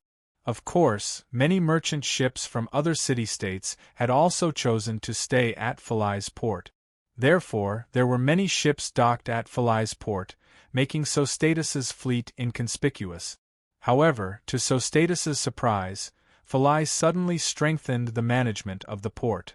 Not only did it prohibit foreign sailors from roaming freely in the port, but it also prohibited them from entering the city. Moreover, it even sent more troops to the port. In fact, Acidamas saw that there were too many foreign ships and crews in the port. He was worried that accidents would happen during the war, so he took this precaution. Although it was impossible for Acidamas to know that the Dionysian army was lurking in the port, he still made the right decision based on his years of experience in government affairs. However, he never expected that Polyphron would kill Polydorus, and then brutally kill him and a few other ministers. The high-ranking officials of Philai were all captured in one fell swoop, causing the other officials to panic. Then, Polyphron transferred most of the citizen soldiers from Philai, and the order to monitor the port was no longer carried out. This gave the members of Sostatus' fleet a chance to sneak into the city. "Captain Cleomenes, what good news did you get?" Tegetus asked anxiously. Cleomenes, a citizen of Dionia, was one of the captains of the fleet under Sostatus, and was in charge of the trade in the Yoke Galaxy. After years of hard work, he had earned quite a lot of wealth, and was considered a little famous in the Thurii Chamber of Commerce. However, in front of Tegetus, he did not dare to be careless. After all, Tegetus was a famous hero of the kingdom. He rubbed his face hard with his hands, and the drunken look disappeared quickly. With a serious face, he said, "Didn't I invite a few port officials I'm familiar with to a restaurant for a drink? Guess what, I didn't even have to waste my effort to dig out their words. I only drank a few mouthfuls of wine, and they took the initiative to tell me something. So, the reason why the port was suddenly released these 2 days is because a huge change has happened in Philai city." "What change?" A mountain reconnaissance brigade officer next to him asked anxiously. After Tarchus of Thessaly left with his army, he temporarily handed over the military command of the entire Thessaly to his brother, Polydorus, and handed over the administrative power to Acidamas and a few other ministers. Guess what happened? Cleomenes said word by word. Polydorus suddenly died in the military camp outside Philai city. It was said that he was killed by an assassin we sent, but the murderer was not caught. That's impossible. Tegetus shook his head. The Ministry of Military Affairs did not formulate an assassination plan against Polydorus. Moreover, it's difficult to assassinate the commander in a heavily guarded military camp, even if we've been trained for a long time, let alone successfully escape. Those officials quietly told me that many people suspected that Polydorus killed his brother. Cleomenes saw the surprised look on the three's faces, and continued to reveal the secret of Philai city with some pride, because according to them, after Polydorus took over the military command, he brutally killed Acidamas and other ministers whom they respected. Then, he hurriedly transferred most of the public militia in Philai city, and personally led them to attack our army in Larissa. Before he left, he appointed one of his trusted subordinates as the castellan of Philai city. This new castellan has been doing one thing for the past 2 days. He's busy arresting officials who are dissatisfied with Polyphron, causing chaos in the city. Not only are officials like them unwilling to continue carrying out their duties, but some citizens are also worried about their own safety and have begun to flee. Tegetus and the others were baffled after listening to this. The series of events that happened in Philai city had provided a great help to the Dionysian army. If it was not for the fact that the Ministry of Military Affairs did not give the mountain reconnaissance team a special hint before landing, Tegetus would even think that this Thessaly General Polydorus was a spy sent by the kingdom. "Did you ask them how many soldiers are in the city now?" Tegetus asked. "Of course, I won't forget such an important question," Cleomenes said confidently. Ionis said confidently, "When Polyphron left, he left 500 soldiers for his confidant. They are loyal to Polyphron. This is the reason why the people of Pherae dare not rebel against the new governor. As for how many citizen soldiers are there in the city, they are not too sure. However, there should not be many left. They revealed a piece of news to me. It is said that the new governor plans to forcibly recruit foreign crew members like us to participate in the battle at the port when necessary." "Recruit us? This is a good thing. This way, we can take the opportunity to blend into the Philii army and help our siege team to seize Philii city," a team officer said excitedly. "Captain, Philii city is in chaos now, and the people are panicking. This is a great opportunity. Why don't we launch a surprise attack at night and seize Philii city directly?" another team officer suggested. Fictus pondered for a while, then said with a serious expression, "This time, we have less than 200 brothers in Philii city. We have too little manpower, and we are not very familiar with the terrain of Philii city. Moreover, we are launching a surprise attack in the middle of the night. It is too dangerous. If we fail, not only will our previous efforts be in vain, but our brothers will also lose their lives in vain. We can't take the risk." Tegetus paused for a moment and looked at his two capable captains. He then encouraged them, "You don't have to worry.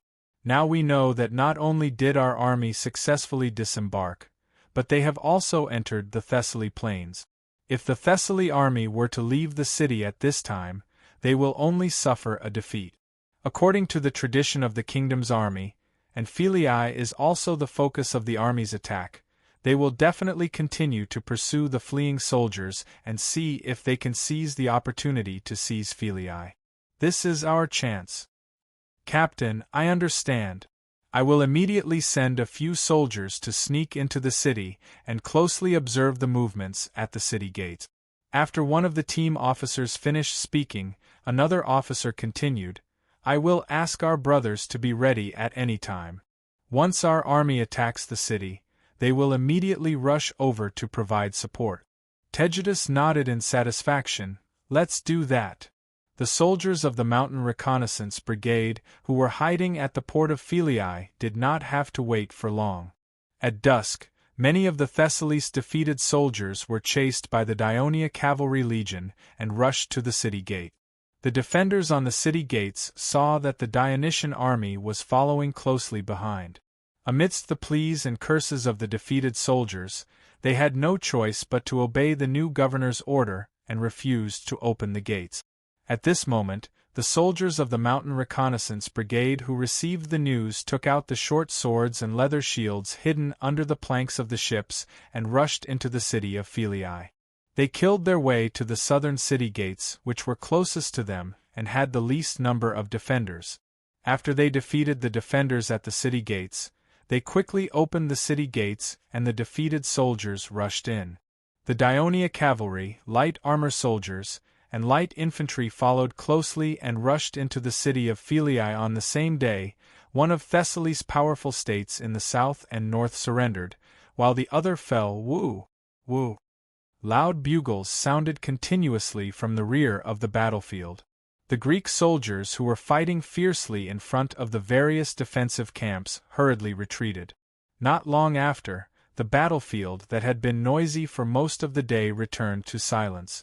Only the countless corpses and wounded soldiers on both sides of the trenches and the wooden walls showed the tragedy of the battle today. The sun had already set, and there were only a few traces of gloomy blood-red light left in the sky. Iphicrates looked at the Dionia camps in front of him that were separated from each other. His eyes were filled with reluctance and helplessness. He stood there for a long time and finally let out a long sigh. Just like before, send someone to ask the Dionia to clean up the battlefield. According to the Greek tradition, after a battle, the defeated party could also send someone to clean up the battlefield and take away the dead compatriots so that they could be given a decent funeral. Chapter 12:22. According to Greek tradition, after a battle, the defeated party could also send people to clean up the battlefield and take away their dead compatriots so that they could be given a decent funeral. In the past, Dionia rarely followed this tradition because they were the victors most of the time. In order to maximize the results of the battle, they were also good at continuing to pursue after the victory. When the opponent ran away, they would not have the time to do anything else. Only during this period of time, when the Dionysian army defended against the Greek coalition's attack, this Greek military tradition was well carried out. Tens of thousands of exhausted Greek coalition soldiers began to slowly retreat to Leprian's camp. Leprian was less than 20 miles away from the northern border of Messenia. This small city in the southern part of the Elis region was originally attached to Elis. Later, it was taken away by Sparta. After Elis joined the Greek coalition, it was taken back by Sparta. When the Greek coalition attacked Legania, they were frequently attacked by Dionia soldiers when they were camping. Therefore, after the army moved to Messenia, Iphicrates learned his lesson and stationed his army in Leprian, which was far away from the battlefield, mainly for safety reasons. On the way back to the camp, many generals of the other cities came to Iphicrates to complain, saying things like, "Their soldiers suffered many casualties in today's battle," and so on. Their words revealed the same meaning. They were not willing to carry out such a tragic siege again. In fact, after the attack on the northern part of Legania, the armies of the other cities were hesitant to attack the defense camp of Dionia. If it wasn't for the fact that they had captured a Dionia camp some time ago and regained their confidence, as well as the fact that Iphicrates sent most of the Athens army into battle as an example and issued an all-out attack order today, the armies of the other cities would not have fought so hard. However, it turned out that the small victory a few days ago was just an illusion. Not only did the defense of Dionia not weaken, but it had also strengthened. Although the Greek coalition's siege ability had improved a little, they had learned a lot from the continuous battles against Dionia's camps. It was still not enough to break through the complex defense system of the Dionysian army. Iphicrates gave the same answer to the vague expressions of these generals. The Allied forces would no longer attack the defensive encampment of Dionia. Iphicrates' affirmative answer surprised the generals, but he didn't say anything else. Returning to the military tent in Leprian's camp, Iphicrates had just taken off his armor when a guard outside the tent came in and reported, General Aeson requests an audience. Quickly invite him in." Aeson strode into the tent, and before Iphicrates could speak, he said directly, "I heard that you announced to the public that you will give up on attacking the Dionia camp in Messenia. Is that true?" Looking at Aeson, Iphicrates calmly said, "General Aeson, I was about to send someone to look for you, but I didn't expect you to come first." "Yes, I did say that, but that's a stupid decision." Aeson looked straight at him and said in a firm tone, "We can't give up attacking just because we have suffered heavy losses today. We have suffered heavy casualties, but the Dionia army isn't much better. Before you withdrew your troops, my soldiers had already attacked the wooden wall several times. Although they were eventually driven down by the enemy, this shows that our attack is effective. As long as we maintain this offensive strength for the next few days, we will definitely be able to break through the Dionia's defense." At this point, Aeson revealed a ferocious look. "Don't listen to the excuses of those city generals. You should continue to give the order to attack like you did today. If you really want to stop attacking the Dionia camp, then I'm sorry, I will no longer participate in the war between you and Dionia. I will lead the army back to Thessaly." In the face of Aeson's threat, Iphicrates blinked and smiled helplessly. "Respected General Aeson, of course, I know that as long as we continue to attack, we will definitely break through the Dionia camp. However, the reason why I made such a decision is not because I'm worried about the heavy casualties, but because, Iphicrates paused and said in a serious tone, I just received a message from Athens. 4 days ago, the Dionia navy suddenly blockaded Serone's Bay, making it impossible for our warships to leave the port. However, the fishermen on the north coast still found an unusual situation. A large number of Dionia ships carrying soldiers bypassed Wyberia Island and entered the Mariakos Bay. The Dionia army is raiding my Thessaly. Iasion's expression changed instantly. He glared at Iphicrates. Why didn't you tell me such important news earlier? In such a large-scale war, any decision must be made carefully. After the council in Athens received the news, they tried their best to find out the truth. In the process, they even lost many ships. In the end, it was confirmed that the Dionysian army had indeed landed in Thessaly. Only then did the General Executive Committee urgently send messengers on horseback, who came here day and night. How many Dionysian army soldiers have landed in Thessaly? Iasion interrupted him rudely and asked anxiously. According to our judgment, it should not be less than 30,000. Without another word, Iasion strode out of the military tent with an anxious look on his face. Iphicrates also hurriedly called for his adjutant. Quickly send someone to inform the generals of the various cities. Just say, due to traces of the Dionysian army found in Thessaly's territory, the Thessaly army is rushing back to provide reinforcements. Tell them not to be nervous and to control their own soldiers. After hearing this, the adjutant also felt nervous and hurriedly said, I will do it immediately. Also, Iphicrates said solemnly, personally go to the barracks of Thessaly and tell Iasion that I suggest that he lead his army directly north, pass through the Elis region, and take a ship from the port of Cape Ryan or Pater to the Corinth Bay. This route will save a lot of time. As he said this, he took out a few letters from his pocket. These are the letters I wrote in the name of Athens to Elis, Pater, and Cape Ryan. I hope that they can help the people of Thessaly. Pass these letters to Iasion. After sending off the adjutant, Iphicrates also walked out of the military tent. Through the thin darkness of the night, he looked in the direction of the barracks of Thessaly. There were horses neighing and people shouting, and it was a complete mess. In fact, Iphicrates lied to Iasion.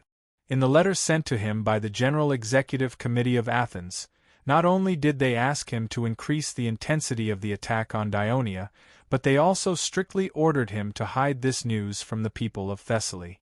Only in another letter written to him by Callistratus, who was on good terms with him, did Callistratus tactfully mention that he could make the decision that best suited the interests of Athens according to the situation on the battlefield. During the period of confrontation and battle with the Dionysian army, Iphicrates had already experienced the strong ability of the Dionysian army in defensive operations. The armies of the Greek alliance, on the other hand, had obviously not experienced such a strong siege, and they dared not to suffer too many casualties. Therefore, in previous battles they had always put in some effort, but not too much effort. This included the army of Athens. After receiving the order from Athens, Iphicrates finally issued a death order today and launched a fierce attack. However, the result was still disappointing. Not only did they fail to defeat the enemy, but the rapidly increasing number of casualties not only caused the generals of the Greek alliance to retreat, but also shocked him. If he continued to launch a fierce attack as Iasion said, he was afraid that the Greek alliance would be torn apart before they could break through the defense line of Dionia, and he might also be impeached by the General Assembly of Athens. Moreover, even if the Greek alliance paid a heavy price and finally defeated the Dionysian army in Messenia, the kingdom of Dionia would send new troops to Greece, just like how they sent another army to Thessaly. At that time, the Greek alliance, which had already suffered heavy losses, would not be able to resist the Dionysian army's invasion. Iphicrates had already realized that the war with Dionia could not end with just 1 or 2 victories. If they wanted to fight against the powerful Dionysian army for a long time, they must win over Thessaly's people. During the time they fought side by side, Iphicrates discovered that not only did Thessaly's army account for half of the Greek alliance, but its combat power was also the strongest. In particular, the nearly 10,000 mercenaries were not only brave in battle, but also well disciplined. As the commander of Thessaly's army, although Iazon had some conflicts with Iphicrates because he did not become the commander of the Greek alliance, he treated every battle seriously and had a strong command ability. As an enemy, Thessaly's army was undoubtedly terrifying. However, as an ally against a strong enemy, Thessaly's army was undoubtedly the best helper. Therefore, Iphicrates decided to disobey the order of the General Executive Committee. After delaying for a day, he personally told Iazon the news that Thessaly had been attacked by the Dionysian army. Even if the General Executive Committee pursued this matter in the future, he could falsely say that Iazon received the news from Thessaly's messenger. After all, it was impossible for Athens to completely block all the roads leading from Thessaly to Peloponnesus. However, he still planned to send his trusted servant back to Athens and secretly reveal this matter to his good friend Callistratus. He believed that with Callistratus's foresight, he would definitely support him, because all this was for the sake of Athens. Just as Iphicrates was standing outside the tent, lost in his thoughts, his adjutant had already rushed back to report to him, "General, I have handed the letter to Iazon." He expressed his gratitude, and said that after he drove away the Dionysian army in Thessaly's territory and stabilized the rear, he would definitely lead his army back to fight against the Dionia together with the Greek alliance. Chapter 12:23. Iphicrates nodded in satisfaction. With Iazon's attitude, it meant that his efforts were not in vain. He looked at the Thessaly camp. It was already on fire. Countless torches poured out of the camp gate and extended to the north, gradually forming a winding fire dragon. Iphicrates prayed silently with a solemn expression. "May Athens bless Thessaly's people and ensure that everything goes smoothly." The departure of Thessaly's army caused the morale of the Greek coalition army to waver. For the next few days, the Greek coalition army stayed in their camp. At the same time, out of worry, they had to strengthen their defenses. While Iphicrates was busy comforting the generals and soldiers of the coalition army, he also sent people to inform the allies of Peloponnesus to strengthen their defenses. As he expected, Clotocatax, who had found out about the enemy's situation, under the suggestion of Printos, sent the First Legion from Sparta to the north to attack the Greek coalition army that was besieging Mandynia. The Greek coalition army, who had received Iphicrates' order, retreated, and Mandynia was temporarily free. The First Legion, which had not fought with the Greek coalition army, continued north, heading straight for Corinth, which was located on the isthmus. Iphicrates, who received the news, did not lead his army to rescue them. Instead, he let the main force of the coalition army stay in the Leprean camp. At the same time, he assumed a posture that he would attack the Dionia camp in Messenia at any time, forcing Dionia to not easily mobilize its troops in Messenia. Only the Greek coalition army that had besieged Mandynia followed the First Legion. However, once the First Legion turned to attack them, they quickly avoided it. However, their presence prevented the First Legion from attacking the seemingly well-defended city of Corinth. 2 days later, the First Legion, who had failed to mobilize the main force of the Greek coalition army, did not dare to stay in a completely unfamiliar enemy territory for long. In addition, they had used up a lot of their rations, so they once again turned south and returned to Legenia. Just as the battle in Peloponnesus temporarily subsided and the two sides were in a strange standoff, Iazon had already led his army across the Corinth Bay and landed on the Thebes of Calixus. They quickly went north, passed through the Phocia area, and entered the Phocis area. At this time, the Phocians were no longer as hostile to Thessaly as they had been a few months ago. After all, the two sides were now allies, and Phocis was facing the threat of the Dionysian army stationed in the north. They urgently needed the help of Thessaly's army. Therefore, Thessaly's army was welcomed by the Phocians, and the generals of the Greek reinforcements came to greet them. After some discussion, Iazon had a general understanding of the situation in the north. The Dionysian army occupied Heraclea, and at the same time, took down the hot spring pass. At one point, they continued south and surrounded the city of Satignan. Fortunately, there were timely reinforcements from Athens in advance. The Phocians repelled the attacks of the Dionysian army several times.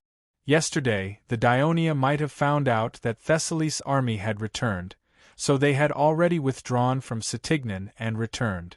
After some consideration, Iazon decided to lead the army north along the coast, take down the hot spring pass first, and then enter the Lamia region.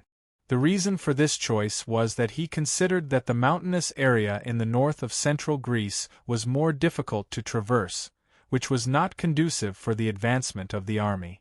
Moreover, the Dionysian army occupied Heraclea, guarding the northern gate of the mountainous area. He had already seen the defensive capabilities of the Dionysian army in Peloponnesus. If they couldn't take down Heraclea in time, it would be extremely dangerous for tens of thousands of troops to be stuck in the mountainous area.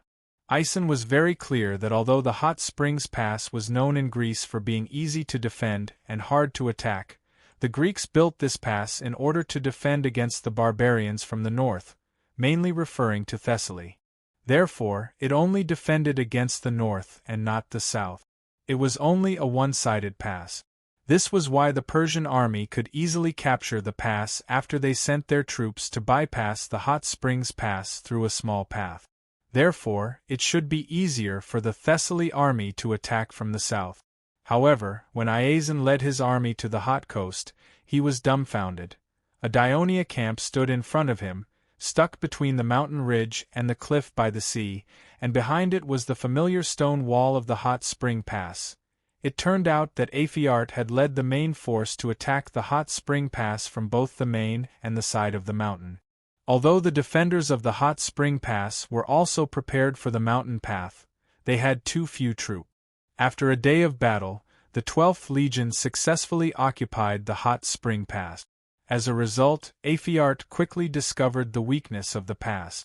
The main task of the 12th Legion was to block the returning Thessaly's army, but the Hot Spring Pass could not defend against the enemies coming from the south. However, this was not a problem for Aphiart. After all, the terrain around the Hot Spring Pass was narrow, and the superior forces could not spread out, which was beneficial for defending against the enemy.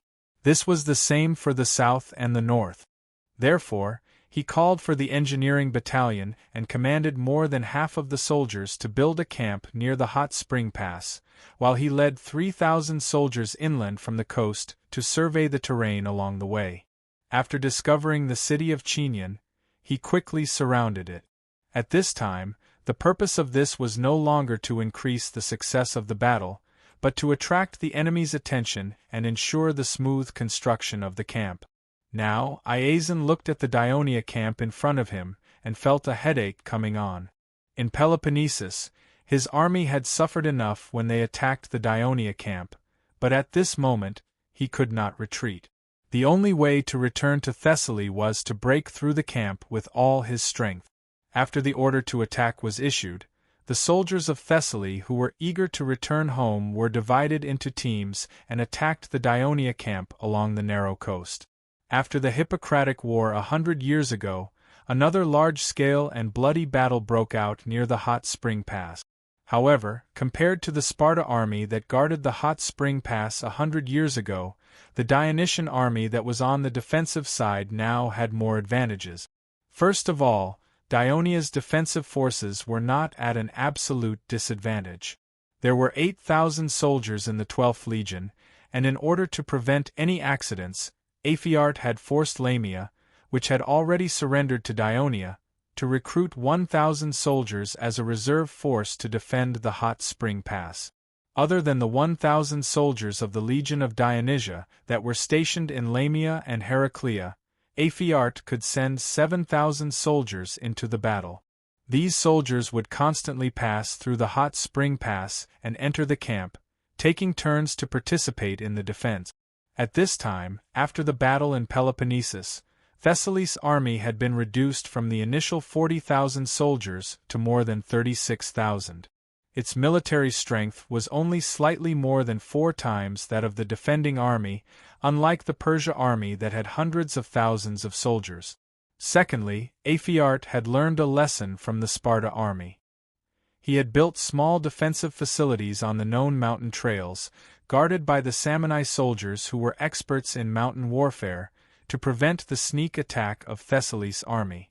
Moreover, the 12th Legion had a variety of soldiers, such as heavy infantry, light armor soldiers, javelin throwers, and archers. They could defend the narrow coast camp and effectively stop the attacks of Thessaly's army. In addition, Amphiart had also ordered the soldiers to move a few ballistae from the legion to the top of the hot spring pass, so that the stone bullets could fly over the camp and cause the greatest damage to the concentrated attacks of Thessaly's army. Therefore, Thessaly's army had been attacking the camp fiercely for a few days. Not only did they achieve little, but they also suffered a lot of casualties. Just when Iazon, who was at the rear, was anxious about not being able to break through the defense line of Dionia, the soldiers of Thessaly who were preparing to attack the camp again were shocked to see the wooden gate of the camp suddenly open. Dozens of men dressed in casual clothes came out, shouting that they were from a certain city of Thessaly and asking to meet with the civil militia of their city. It turned out that when Iazon's army approached the hot spring pass, Amphiart immediately sent a messenger to Thessaly to inform the chief commander, Patroclus, that the main force of Thessaly's main force had returned. At this time, it had been more than half a month since the landing army conquered Philii and forced Pharsalus to surrender. As the main powerful cities of Thessaly were already under the control of the Dionysian army, the landing army continued to divide their forces to plunder the land. The cities of Thessaly that had lost their power either surrendered or were conquered. Therefore, during this period of time, the Dionysian army had basically conquered the south of Thessaly and the plains of Baping. The army was advancing triumphantly. The Thessaly's regional governor, Helos, was also working hard with his officials. While promising benefits to the civilians, he was also winning over the celebrities of various cities. Coupled with the fact that they were all born in Thessaly, many people of Thessaly began to accept them. Therefore, a rumor quickly spread in Thessaly. The king of Dionia was a citizen of Thessaly, a descendant of Hades, the king of Hades. Compared to the tyrant Iazon, he was more capable of protecting Thessaly and was more suitable to be the Thessaly Tarchus. At the same time, the legendary story of the Devers founded the kingdom of Dionia and the rapid rise of the kingdom of Dionia began to spread among the people of Thessaly. After receiving the news from Amphiart, Patroclus was already prepared.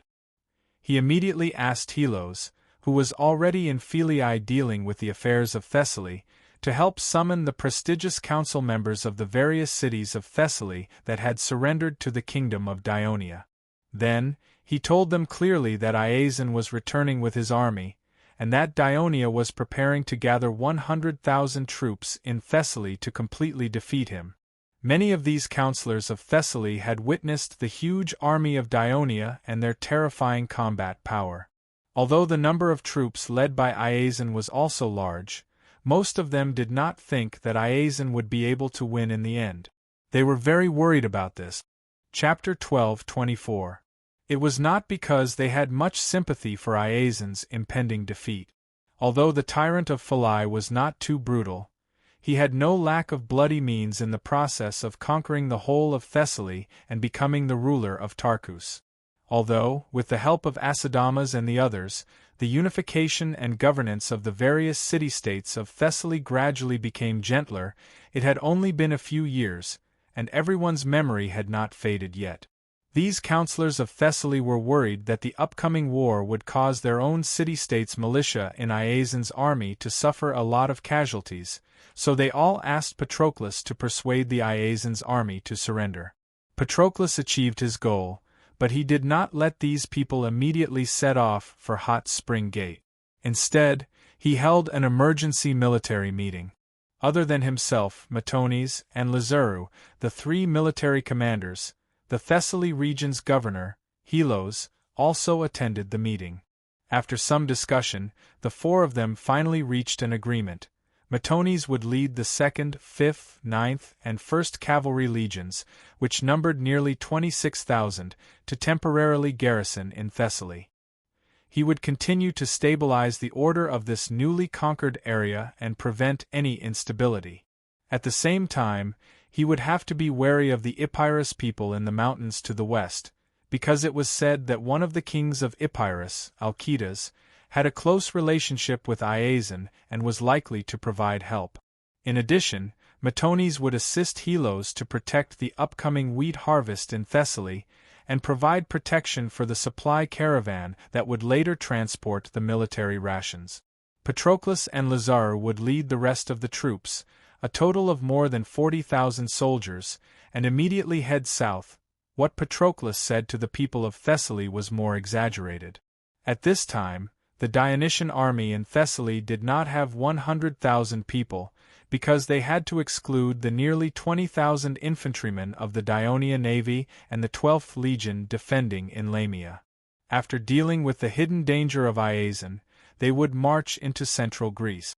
For these generals of the kingdom, it was undoubtedly a great honor to be able to lead the army into central Greece and finally conquer Athens, washing away the humiliation of being degraded as barbarians by the Greeks led by Athens. The reason why Matones agreed to stay was partly because of Helos's persuasion. On the other hand, as a Thessaly man, he was willing to do something for his hometown. After solving the problem of choosing a candidate to stay behind in Thessaly, Patroclus led the army across the southern mountains in high spirits and entered the Lamia area, and then the previous scene appeared. These counselors of Thessaly were all famous people in their respective cities. The soldiers of Thessaly quickly recognized them and immediately scrambled to ask them about the situation of their respective cities. When Iazon heard the news and rushed over, the news that 100,000 troops of Dionia have landed in Thessaly and have conquered all the cities. The people of each city are anxious for the citizen soldiers to return home safely, spread quickly among the soldiers, and had a great impact on the morale of the army. The militias of each city gathered around the counselors of their cities and discussed eagerly about returning home. The entire army was beginning to show signs of falling apart. Flustered and exasperated, Iazon sent mercenaries to arrest these counselors on the grounds that these counselors have surrendered to Dionia and are traitors of Thessaly. He wanted to separate them from the militias before appeasing the soldiers. However, the arrest of the mercenaries provoked resistance from the militias and even led to small-scale conflicts. Seeing that the riots were likely to gradually turn into a civil war, Iazon had no choice but to withdraw the mercenaries. Looking at the angry faces, he felt that he had lost control of these citizen soldiers. Unwilling to give up, he walked into the crowd alone and promised them loudly that he had no intention of harming these counselors of Thessaly. He only wanted to know the truth about Thessaly from them. In the end, a few counselors who had a good relationship with him told him in detail what happened in Thessaly during this period of time in front of the crowd of citizen soldiers. They also answered his questions seriously. Throughout the entire process, the vigilant gazes of the surrounding militia towards Iazon were gradually filled with sympathy. Iazon's expression was getting uglier and uglier. In the end, he walked out of the crowd with a gloomy expression and leaped onto his horse. He didn't look at the restless militia or the councilmen who caused such a terrible scene. Instead, he turned his horse around and left under the escort of the mercenaries. On the way back to the rear of the camp, Iazon did not utter a single word. However, the moment he entered the camp, he suddenly fell off his horse, spat out a mouthful of blood, and fell into a coma. Only under the resuscitation of the military doctor did his condition improve slightly. That night, the guards outside the main tent heard Iazon muttering to himself, "Dorus, my good brother! Acidamus, I'm sorry! Borophron, you devil! Damn Dionia, you've ruined everything for me! Doruz, my good brother." Throughout the night, Iazen's sorrowful muttering did not stop. The arrival of the counselors from various cities in Thessaly had completely disintegrated Iazen's army. In just one day, the militias who were eager to go home had followed the request of the Dionia camp. They put down their weapons, lined up, and passed through the camp and hot spring gate in an orderly manner. Then, they saw thousands of Dionia soldiers spread across the entire Lamia plain. Not only did they completely believe the words of the counselors, but they also completely wiped out the last bit of hope they had in their hearts. Thessaly's militias left Iazen. Seeing that the situation was not good, the native warriors who were recruited by Iazen in the mountains naturally could not fight for Iazen anymore. However, most of the warriors were unwilling to put down their weapons, so they chose to cross the mountains and trek back to their hometown. Of course, this was a very risky journey. There were only about 8,000 mercenaries. After becoming Tarkus, Iazen had increased the number of mercenaries to 10,000. This time, for the southern expedition against Peloponnesus, he left 3,000 mercenaries under the command of Polydorus to guard Thessaly. In order to repay Iazen's care and trust over the years, they were still loyal to him.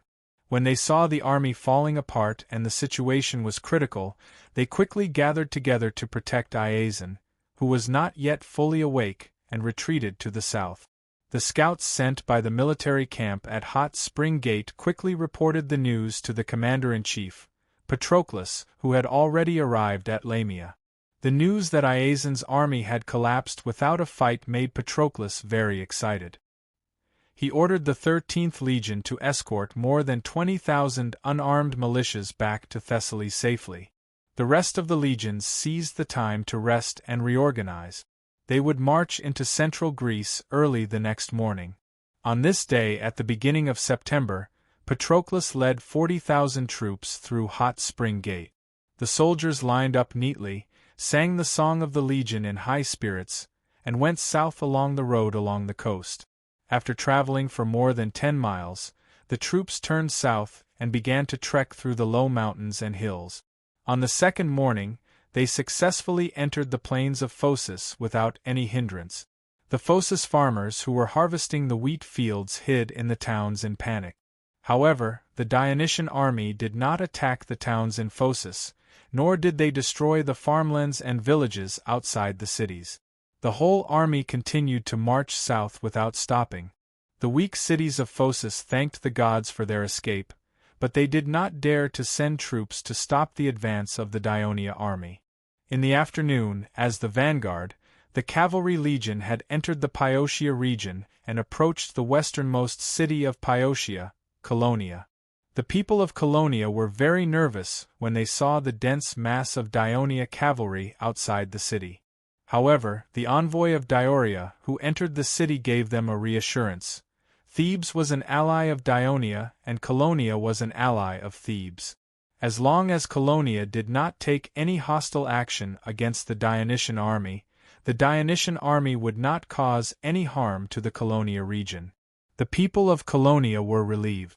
They immediately said that Dionia was an ally of Thebes, and of course, it was an ally of Colonia. Colonia would do its best to help its ally. After the cavalry legion got a satisfactory answer, they did not stay any longer. They continued to ride south and received similar promises from the cities of Pyotia. The road from Colonia to Thebes was flat.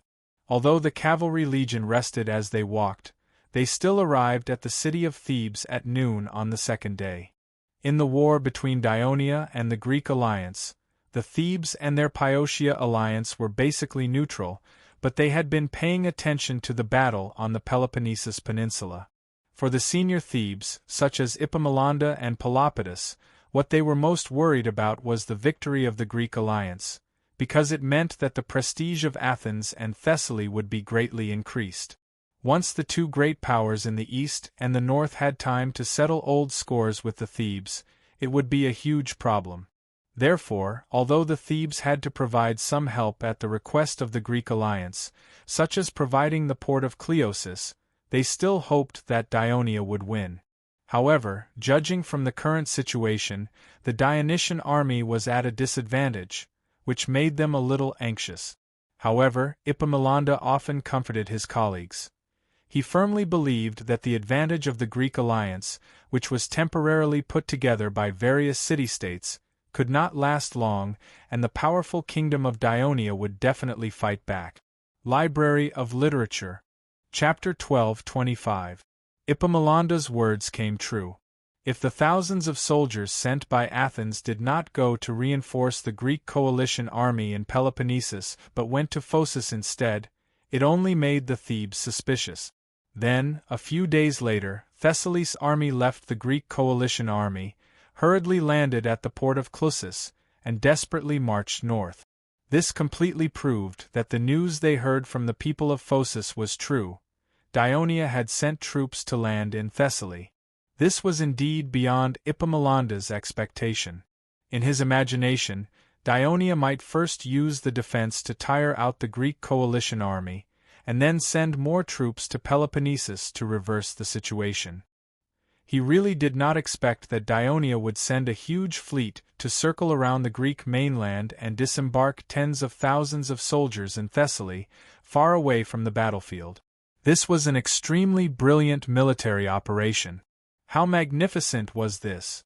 When Epaminondas learned of this news, he could not help but exclaim in admiration. But he was also very clear that the Piotia alliance led by the Thebes would not be able to make such an extraordinary military plan and put it into action with the support of a strong national and military force. However, even if Dionia sent troops to raid Thessaly, the top Thebes did not dare to conclude that Dionia had an absolute advantage. After all, the Thessaly area was vast and had a large population. It was not so easy to conquer. Moreover, Iazon was leading the army back. If the landing troops of Dionia were even slightly careless, they would be in danger of being defeated. The top Thebes' worries about the landing troops of Dionia did not last long. Iazon's troops retreated from the north and fled into Athens. Dionia landed 100,000 troops and conquered Thessaly in less than half a month. Thessaly's army collapsed without a fight, and Iazon was seriously injured. The news from the mercenaries hit the brains of every top Thebes, leaving them stunned, including Epaminondas. Once again, he was shocked by the courage of the king of Dionia and the strength of Dionia. At this time, every top Thebes realized that Dionia's landing troops would soon move south, and the defeat of the allied forces of Piotia was inevitable. In the face of such a general trend, the Thebes could no longer remain neutral. They had to make a decision as soon as possible in order to ensure the safety of the Piotia alliance and win benefits for the Thebes before the end of the war. Therefore, when the Dionia Cavalry Legion arrived at the city of Thebes, the Council of Thebes had already passed a resolution and agreed to all the demands of the Dionysian army without hesitation. First, the Dionysian army would be allowed to pass through the Piotia region safely and be stationed anywhere in the territory. Second, the Dionysian army would be lent some military rations urgently. The army led by Patroclus only carried 5 days' worth of rations. After entering central Greece, they moved quickly to the south, and the military rations could not be supplied for the time being. Third, the port of Delian would be opened to the fleet of Dionia. Delian was a city-state on the northeast coast of the Piotia region. It was one of the few port towns in the Piotia alliance, and was not far from Oropus, which had defected to Athens. Once it was opened to Dionia, the grain ships from Philai could directly pass through the sea route between Euboea and central Greece and unload at the port of Delian. Thus, the supply of grain to the Dionysian army would become extremely convenient. The Thebes even proposed that they were willing to immediately take back the port of Clussus that was occupied by the Greek alliance and hand it over to Dionia for free. Moreover, the Thebes were willing to fulfill the military alliance treaty signed with Dionia and send troops to fight side by side with the Dionysian army. When Patroclus learned that the Thebes not only readily agreed to his request, but were also willing to actively cooperate in the battle, although he despised the opportunistic approach of the Thebes, he did not reject the benefits that were delivered to his doorstep. So, he gladly agreed to the request of the Thebes. Therefore, on the 4th day after entering central Greece, the 40,000 Dionysian army met with the 5,000 hastily formed Thebes soldiers near Thebes. When Athens learned that the Dionysia's landing army was about to move south, it was not the Iasian mercenaries who had fled to Athens who first informed them. Ever since they learned that the Dionysian army had landed in Thessaly, in order to be prepared, Athens had sent some merchant ships to the Mariakos Bay every day to scout the enemy's situation. Why did they only choose the Mariakos Bay? This was because the Pagasa Bay, which belonged solely to Thessaly, was too closed and could easily be discovered by the patrolling Dionia warships. There were many ships near the Mariakos Bay, mainly from the city-state of Euboea, the city-state of Phocis, the city-state of Locris and Lamia. After Lamia surrendered to Dionia, the Dionysian army allowed it to reopen its port. Athens' merchant ships were mixed among them, which made it easier for them to conceal themselves. After Patroclus led his army into the Lamia area, the merchant ships sent by Athens discovered the situation. They quickly reported the news to the General Executive Committee. After a discussion, Callistratos and others concluded that although the Thessaly army led by Iasion was still working hard to break through the defense line at Hot Spring Gate, Dionia had increased its troops to the Lamia area. Did this mean that they had conquered Thessaly? Although the possibility was not high, Athens had to prepare in advance. Therefore, the General Executive Committee quickly sent messengers to inform Iphicrates in Peloponnesus to lead his army back to Attica as soon as possible. This action taken by Athens was 2 days earlier than the landing of Dionia's army into central Greece. After the departure of Thessaly's army, the Greek allied forces stayed in the Leprean camp for the first few days.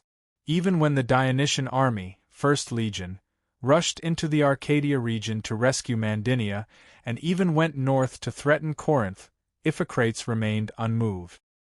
He had been busy in the camp comforting the generals of the city-states and stabilizing the morale of the army.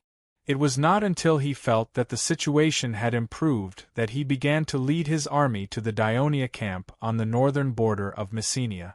However, he only made some tentative attacks and no longer fought fiercely.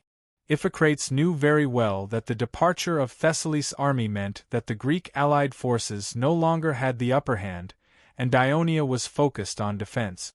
There was not much meaning for the allied forces to fight here, and it would only be a waste of food. However, he could not stop fighting or lead his army away, because that would mean admitting defeat.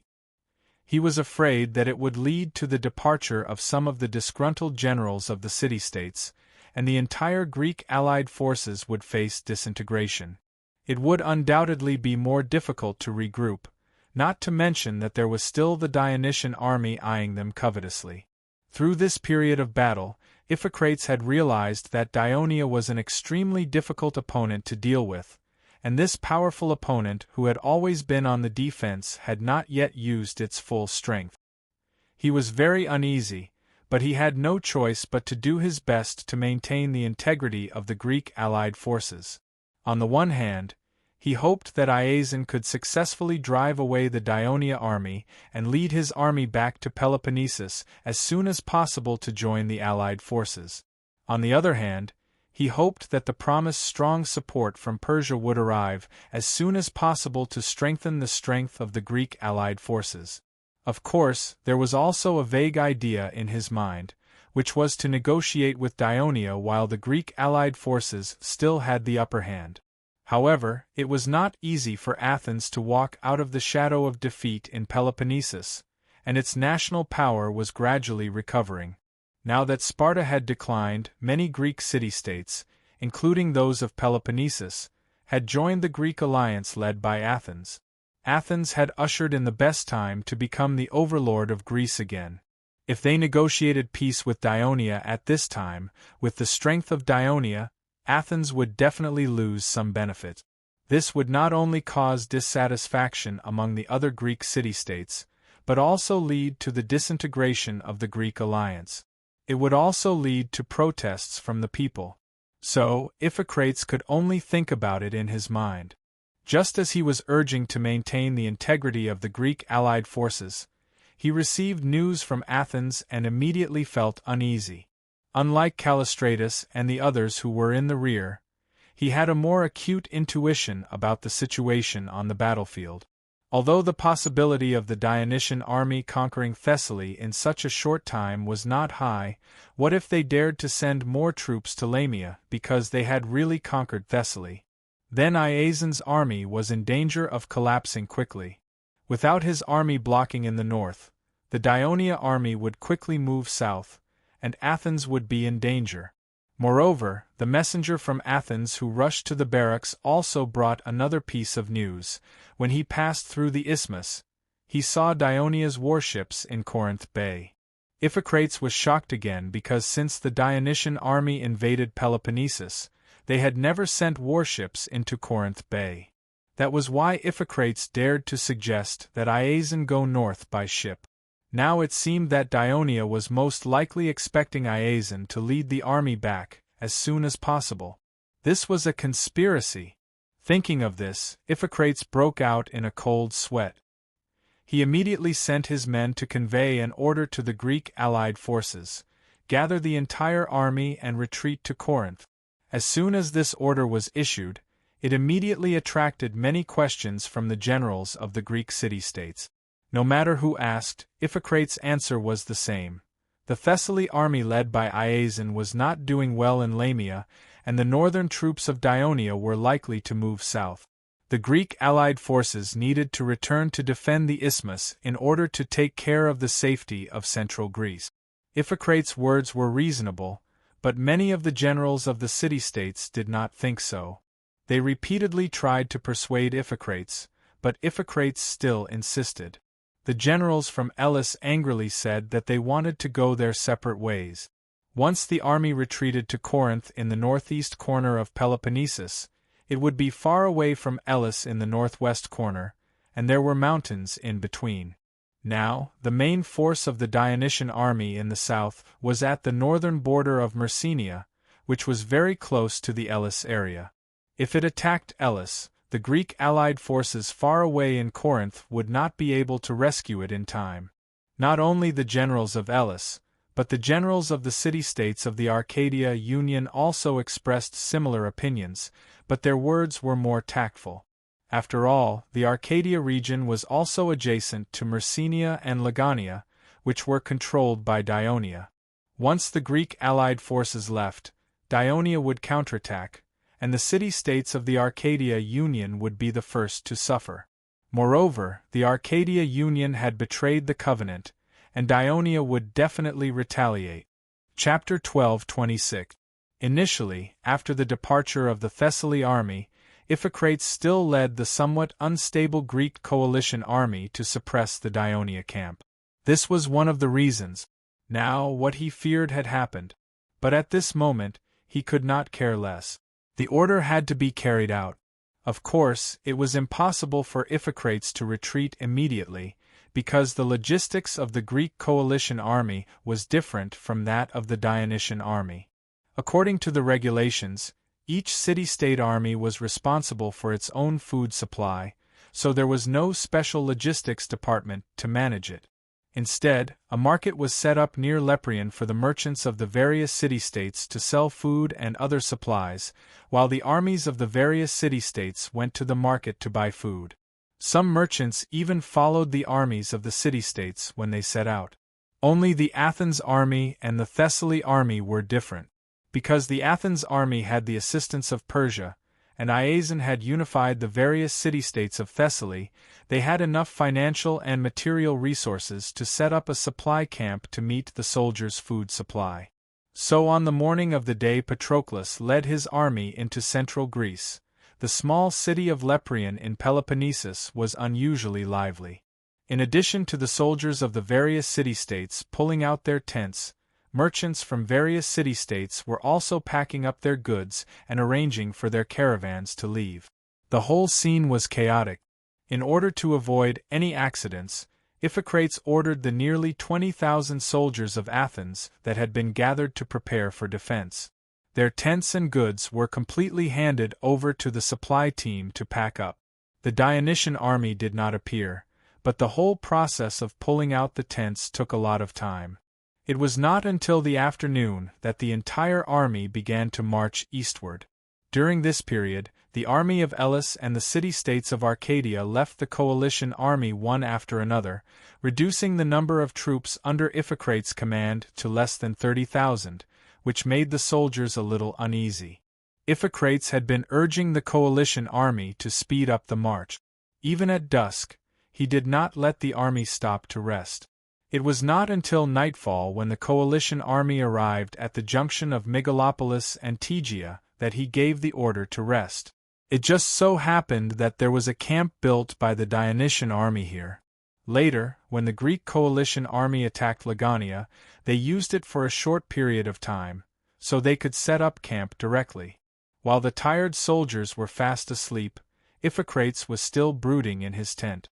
The retreat of the Greek coalition army had been smooth, and they had not been harassed or pursued by the Dionysian army. The scouts he had sent out had also reported to him that the Dionia camp on the northern border of Messenia had not been detected. Although the Dionysian army had always held their ground, the Greek army's retreat had caused such a huge commotion. Did they not want to retaliate? Iphicrates was confused. On the second day, Iphicrates suddenly asked the coalition army to change their marching route. They were to return to the city of Megalopolis, and then go straight north through the mountains. This meant that they wanted to go around the Tegea-Mandinia plains and march towards Corinth. This method of marching was immediately opposed by the people of Argos. Because the Tegea plains was next to Argos to the west, the Argos militia had been fighting for more than 2 months. They wanted to take this opportunity to go home, but Iphicrates' sudden change of marching route made it impossible for them to realize their wish. The people of Argos immediately rejected the idea. As the Argos were the strongest nation in the Greek alliance, they had sent 7,000 soldiers, which was second only to Thessaly and Athens. They had a considerable amount of weight in this new alliance, so Iphicrates had to persuade them. For example, he was worried that the Dionysian army might intercept them in the Tegea region. However, the people of Argos had the same stubborn and conservative character as the people of Sparta. Once they had made a decision, they would not easily change their minds.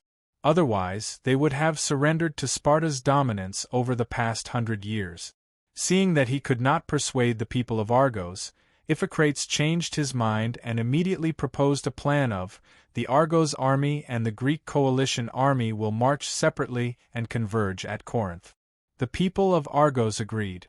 Iphicrates' idea was, now that the strength of the Greek coalition army had been greatly weakened, if the Dionysian army dared to intercept them in the Tegea region, they would definitely win. There was a risk of the Greek coalition army being wiped out, so it was better to let the people of Argos test the waters. If the Dionysian army really intercepted them in the Tegea region, the people of Argos could attract the attention of the Dionysian army and buy time for the Greek coalition army, which had the majority of the soldiers of Athens, to escape.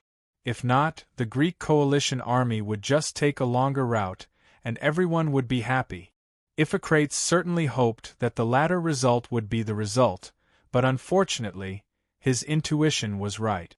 When Thessaly was gathering the army to move south, Patroclus had the warships of the First Fleet deliver the news to Clodocatax in Messenia.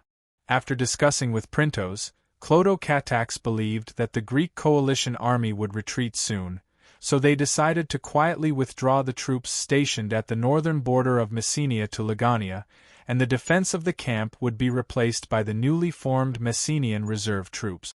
As the Greek coalition army did not launch any decent attacks on the Dionia camp, Iphicrates did not notice anything unusual. Clodocatax also sent scouts to closely monitor the movements of the Leprean camp. As soon as the Greek coalition army began to retreat, the scouts rushed back to Legania and reported the news to Clodocatax. So when the Greek coalition army entered the former Dionia camp in Megalopolis, the 1st and 7th legions of Dionia had already quietly entered the territory of Tegea. Printos's plan was, when the Greek coalition army marched to Tegea tomorrow, the 1st and 7th legions, as well as the newly formed Legania brigade, would intercept them. When the enemy had no choice but to stop and prepare for battle, Clodo Catax would lead the 4th and Legio VI, as well as the 1st Cavalry Legion, which had long been hidden at the northern border of Legania, to the battlefield. They would launch a pincer attack and completely wipe out the Greek coalition army. However, to Printos's surprise, this meticulously laid out net only caught the Agos army, which was neither too big nor too small of a fish. This also delayed the Dionysian army for more than half a day. Not only did Iphicrates lead the main force of the Greek coalition army to escape from the encirclement, but he also ordered his troops to abandon the merchants and caravans that followed the army and speed up their advance. Finally, they arrived at the city of Corinth before the Dionysian army. The main force of the Greek coalition army, led by Iphicrates, met up with the army that had previously surrounded Mandinia. Their strength was once again restored to more than 30,000 soldiers. However, he soon learned that Thessaly's army had suffered a crushing defeat and that Dionia's army had already invaded Attica. He did not rest for long in Corinth. He anxiously led his army to Attica and defend Athens. However, at this time, the Greek coalition army was once again divided. Corinth refused to let the civil militia of its city follow because it was also facing the threat of the Dionysian army from the south. The civil soldiers of Phocis and Locris were worried about the safety of their city. No matter how Iphicrates tried to dissuade them, they insisted on taking the risk of passing through the Piotia alliance, which had already declared war on the Greek coalition, to return to their mother city.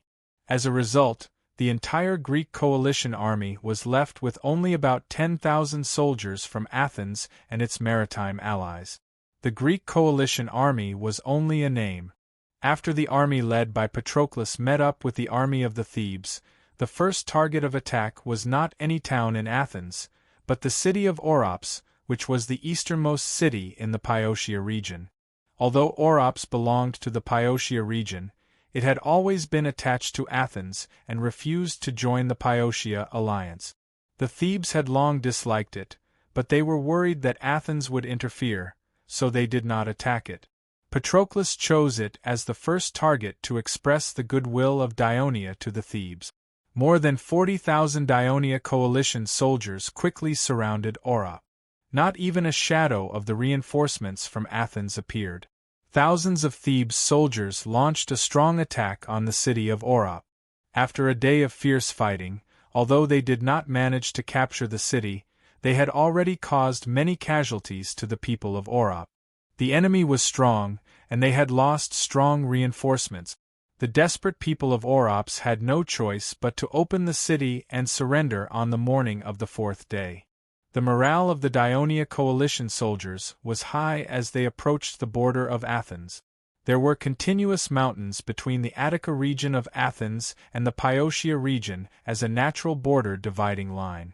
After receiving the news that the Thessaly army was defeated and the Dionysian army was heading south, Athens carried out an emergency military mobilization and quickly formed an army of 10,000 people, as well as nearly 8,000 mercenaries from Iazon, and rushed to the border to defend. The north side used Mount Panissa as the center of defense, and the south side used Mount Ciceron as the center of defense. Considering that Plataea, which was controlled by the Thebes, was not far from Mount Ciceron and had a lot of convenience in attacking, Athens deployed more mercenaries in the southern mountains because they were stronger. Patroclus seemed to be preparing to break through from the southern mountains because he had brought more than half of the army to Plataea. But in fact, the north was the center of attack for the Dionia coalition soldiers. The Gaul Reserve Brigade, the 12th Legion, and Legio III were all deployed in the north, led by Lazaru, and launched an attack on the line of defense. Chapter 12:27. As there was not enough time to build a complete defensive camp, The Athens army relied more on the geographical advantage of the high ground to carry out their defense. However, the Lucanians, Simonians, and Gauls were all ferocious mountain races, and fighting in the mountains was their strength. Moreover, now that they had Dionia's high-quality armor and weapons to rely on, and they had an advantage in numbers, they broke through the defensive line after fighting for half a day. The ferocious appearance of the Gauls with their swords terrified the soldiers of Athens. While they were fleeing, they could not help but proclaim the horrors of the enemy, causing the people of Philly, a town not far from Mount Panissa, to flee with their families.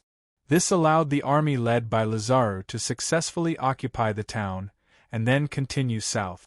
Soon, they surrounded another town, Megaruno. The people of this town did not have time to escape, so they had no choice but to put up a desperate fight. Megaruno's resistance was not in vain. They bought some time for the soldiers and mercenaries of Athens, especially the mercenaries of Iazon, who had rich combat experience. When they saw that the Dionysian army was powerful, they did not have any hope of Athens' plan of defending against the enemy outside the country's borders. They had long been prepared to retreat at the first sign of trouble. This caused Patroclus' plan of holding the enemy in the south and attacking from the north.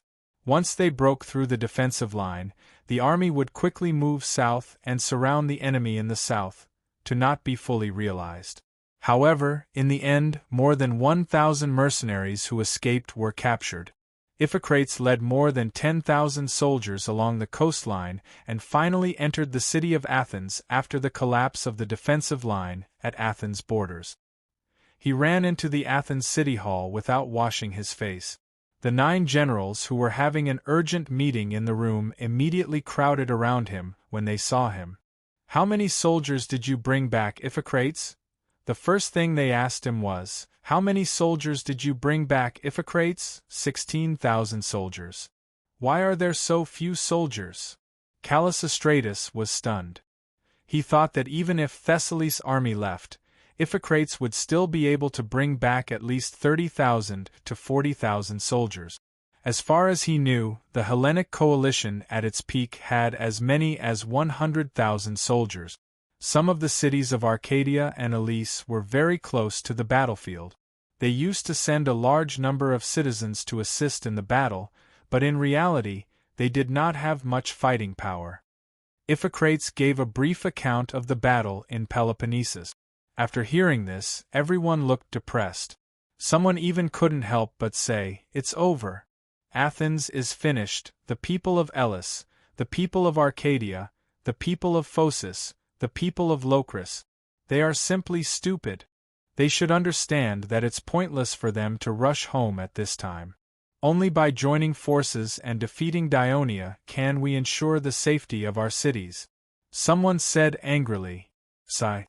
When the real danger comes, these narrow-minded citizens will only see the danger of their motherland. They will not be able to unite and fight against a strong enemy. In the end, the Hellenic coalition is just an alliance that was formed in a hurry. It is destined not to last long." Callisostratus sighed helplessly. Everyone was silent. At this time, Iphicrates finally had a chance to ask, "By the way, when I entered the city just now, I saw some defeated soldiers shouting and screaming. They said something about losing, causing panic in the city. What happened?" Callisostratus told Iphicrates about the Hellenic army's defeat at the border with a heavy heart. The old Greek general, who had always been calm and wise on the battlefield, actually bellowed in rage after hearing what Joshua had to say. "You clearly know that the incoming Dionysian army is numerous and powerful, so why are you sending our few young and strong citizens to their deaths? Who was it? Who made such a stupid suggestion?" Iphicrates' eyes widened as he glared at the people. Some of them lowered their heads subconsciously. Callisostratus took a step forward and said in a deep voice, "It was our decision, but it was also the request of the people. When Thessaly's remaining army escaped into Athens, we knew that the Dionysian army in the north would attack soon." Cabrias suggested, Quickly inform the people of Attica to hide in the city and rely on the city walls to defend against the Dionysian army's attack. When you return with your army, then we will counterattack." We all agreed with this decision, but a trace of shame flashed in Callistratus' eyes. But in the citizens' meeting that followed, most of the citizens disagreed. They refused to abandon their homes without resistance and let the Dionia trample on them. You know, during the Peloponnesus War, the whole of Attica, except for Athens, was almost destroyed by the Sparta coalition army. The citizens did not want such a tragedy to happen again, so we came up with this plan. We set up a defense line at the western border to stop the Dionysian army for a while. When you return with your army, we will find a chance to counterattack. Who knew that the Dionysian army would come so quickly and attack so fiercely? Sigh. After Callistratus finished speaking, the other generals could not help but shake their heads and sigh. Iphicrates saw that they were avoiding his gaze. He knew that what Callistratus said was not completely true, but there was no point in arguing about it now. He took a few breaths to calm himself down and asked, "What about now? What's your plan now?" Callistratus said in a low voice, "While the Dionysian army is still far away from Athens, we have sent people to inform the various villages in Attica to let the people take refuge in the city immediately. We have decided to rely on the city walls to defend against the Dionia army's attack and wait for you to return with your army to find a chance to counterattack. But I did not expect that you would bring back so few troops." Seeing the disappointment on Callistratus' face, Iphicrates said with a solemn expression that he had never shown before, "From the battles I have been fighting with the Dionysian army, it is indeed as the rumors say. The Dionysian army is very strong and has a large number of soldiers. Other than the Dionysian army that has entered Attica, there are tens of thousands of Dionysian army under the city walls of Corinth. According to my judgment, it will not be long before Corinth falls. When the time comes, these two armies will join forces. We cannot defeat such a powerful Dionia on our own unless Persia sends troops to support. Don't have any expectations for Persia." One of the generals said angrily. "The Persia have deceived us. They will not give us any support at all. Even the Persia messenger has run away." Iphicrates was shocked and quickly looked at Callistratus. The chief general nodded in pain. "The king of Persia has already led his army to attack Egypt. He has no spare energy to care about us. We have been tricked." Iphicrates slumped into a wooden chair. He had served as a commander in the previous war between Persia and Egypt. He knew very well that Persia would definitely go all out in the war against Egypt, and it would not end in just a few months. At this time, the old Agarios said loudly, "During the Peloponnesus War, the citizens of Athens relied on the defense of the city walls and held on for decades without being breached by the Sparta coalition. We can definitely do the same today.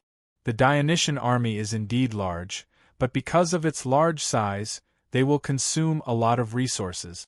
Can the people of Dionia support such a huge consumption in the long run?" His words lifted the spirits of some people.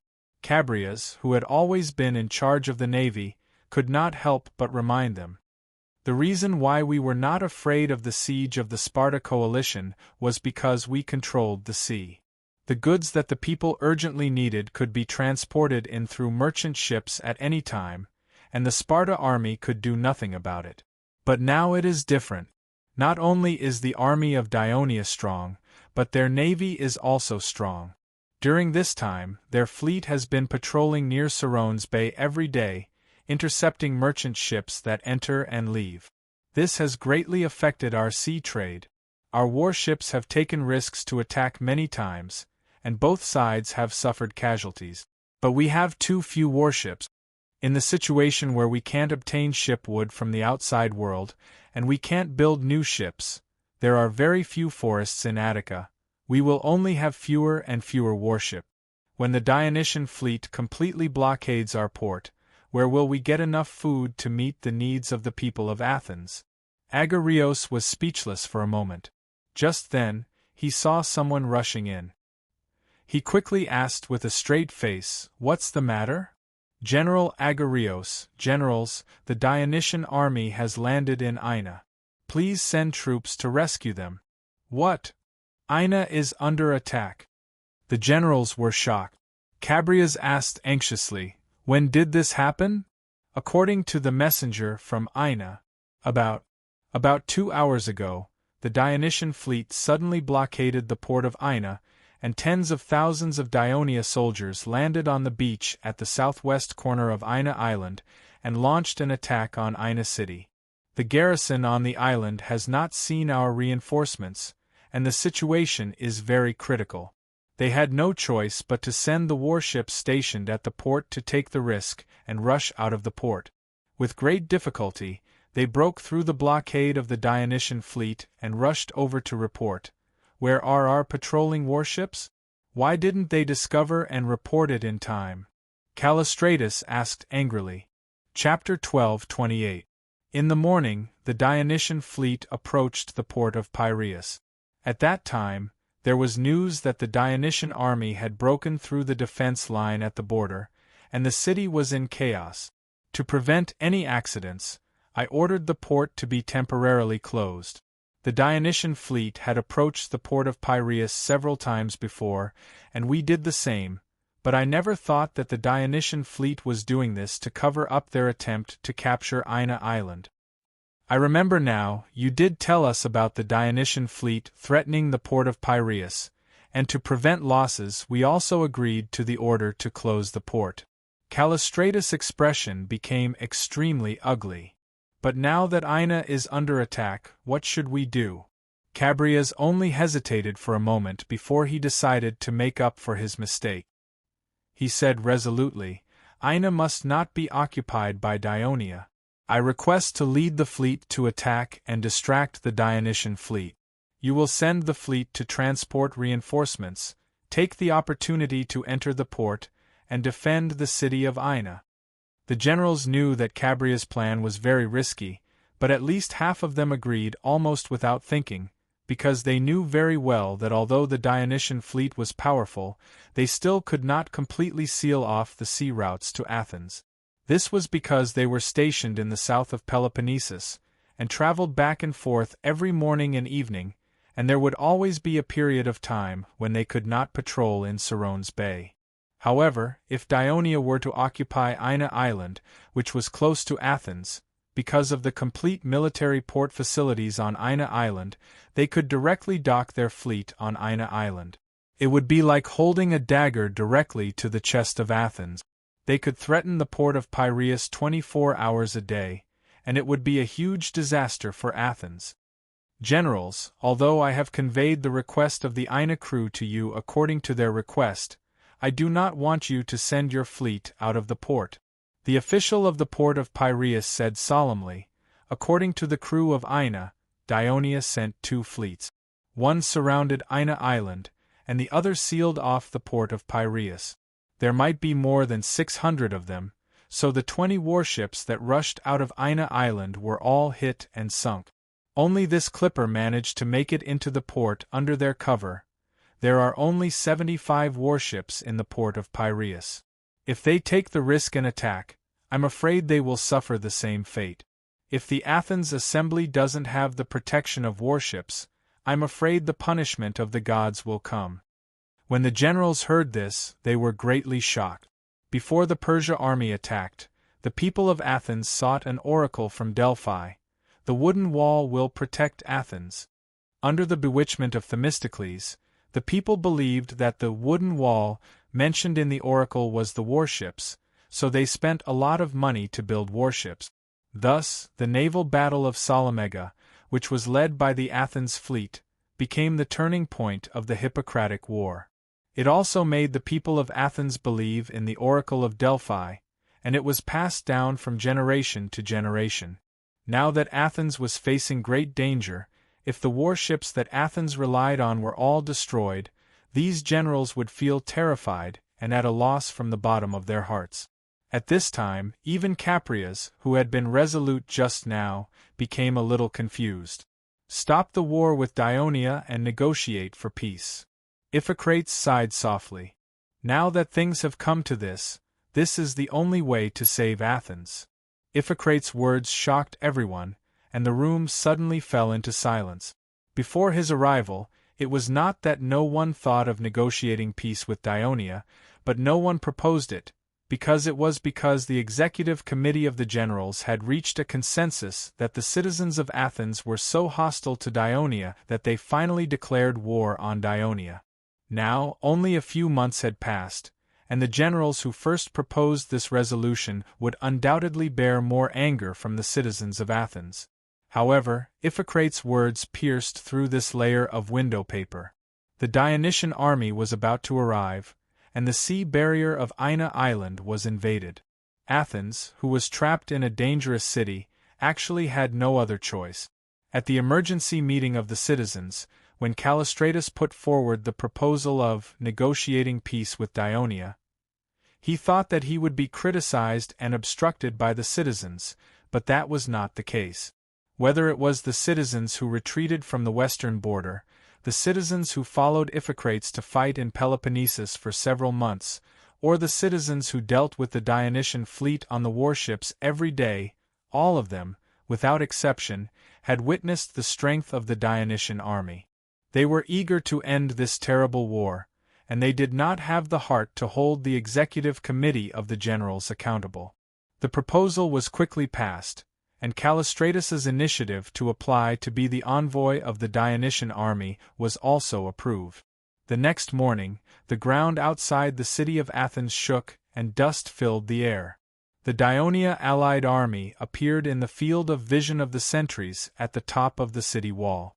The citizens of Athens who received the news quickly put on their armor, picked up their shields and spears, and rushed to the top of the city wall to prepare for defense. At this time, the Dionia allied army had already lined up at the bottom of the city wall. The soldiers were like a tide, the spears were like a forest, countless military flags were fluttering, and countless shining armors were shining. The citizens of Athens were dizzy when they saw this, and their hearts tightened. Hades! Hades! Hades! The Dionia soldiers shouted in unison, their voices like thunder, causing the militia of Athens to tremble. While the Dionysian army was in high spirits, Callistratus walked out of the city gate and walked straight into the Dionia army, meeting the commander-in-chief of this army, Patroclus. However, when he mentioned that Athens wants to negotiate an armistice with Dionia, Patroclus shook his head and refused, telling him that the authority to negotiate an armistice with the Greek alliance lies in the hands of Prince Clotocatax, the commander-in-chief of the other Dionysian army. Callistratus had no choice but to propose that during the negotiation between Athens and Dionia, was it possible to suspend the attack on Athens? Patroclus directly refused. Unless an armistice was signed, the Dionysian army under his command would never stop attacking the city of Athens. Hearing this, Callistratus had no choice but to rush to Peloponnesus immediately. Patroclus's formation under the city of Athens was just a demonstration of the military might of the Dionia allied army and a blow to the morale of the people of Athens. He knew very well that the city of Athens would not be easy to take, so he quickly issued an order. The army was to build a camp 2 miles away from the city of Athens. Callistratus hurried all the way south, past Megara, and entered the city of Corinth. Corinth took the initiative to ask him about the situation in the north. He said that Athens had gathered its soldiers in the city to defend first, and had now easily repelled an all-out attack by the Dionysian army and were accumulating more strength. This time, he came at the request of the people of Athens to negotiate with Dionia, hoping to get back the bodies of the citizens of Athens who died in the Battle of Peloponnesus. Corinth and the people were skeptical, but they were sure of one thing. The people of Athens were already defending the city, and it was impossible for them to send reinforcements. On the way to the Dionia camp, Callistratus saw the Dionysian army arrayed under the city of Corinth, and they were using a siege weapon called the ballista, which Iphicrates had specially mentioned, to bombard the city wall with stone bullets. It was indeed a shocking sight, and this made him feel even more urgent. Iphicrates had also emphasized one point. The Dionysian army was good at building camps, and had the habit of building camps everywhere they went. This time, the Dionysian army built their camp next to the port of Isthmia on the east side of the Isthmus of Corinth.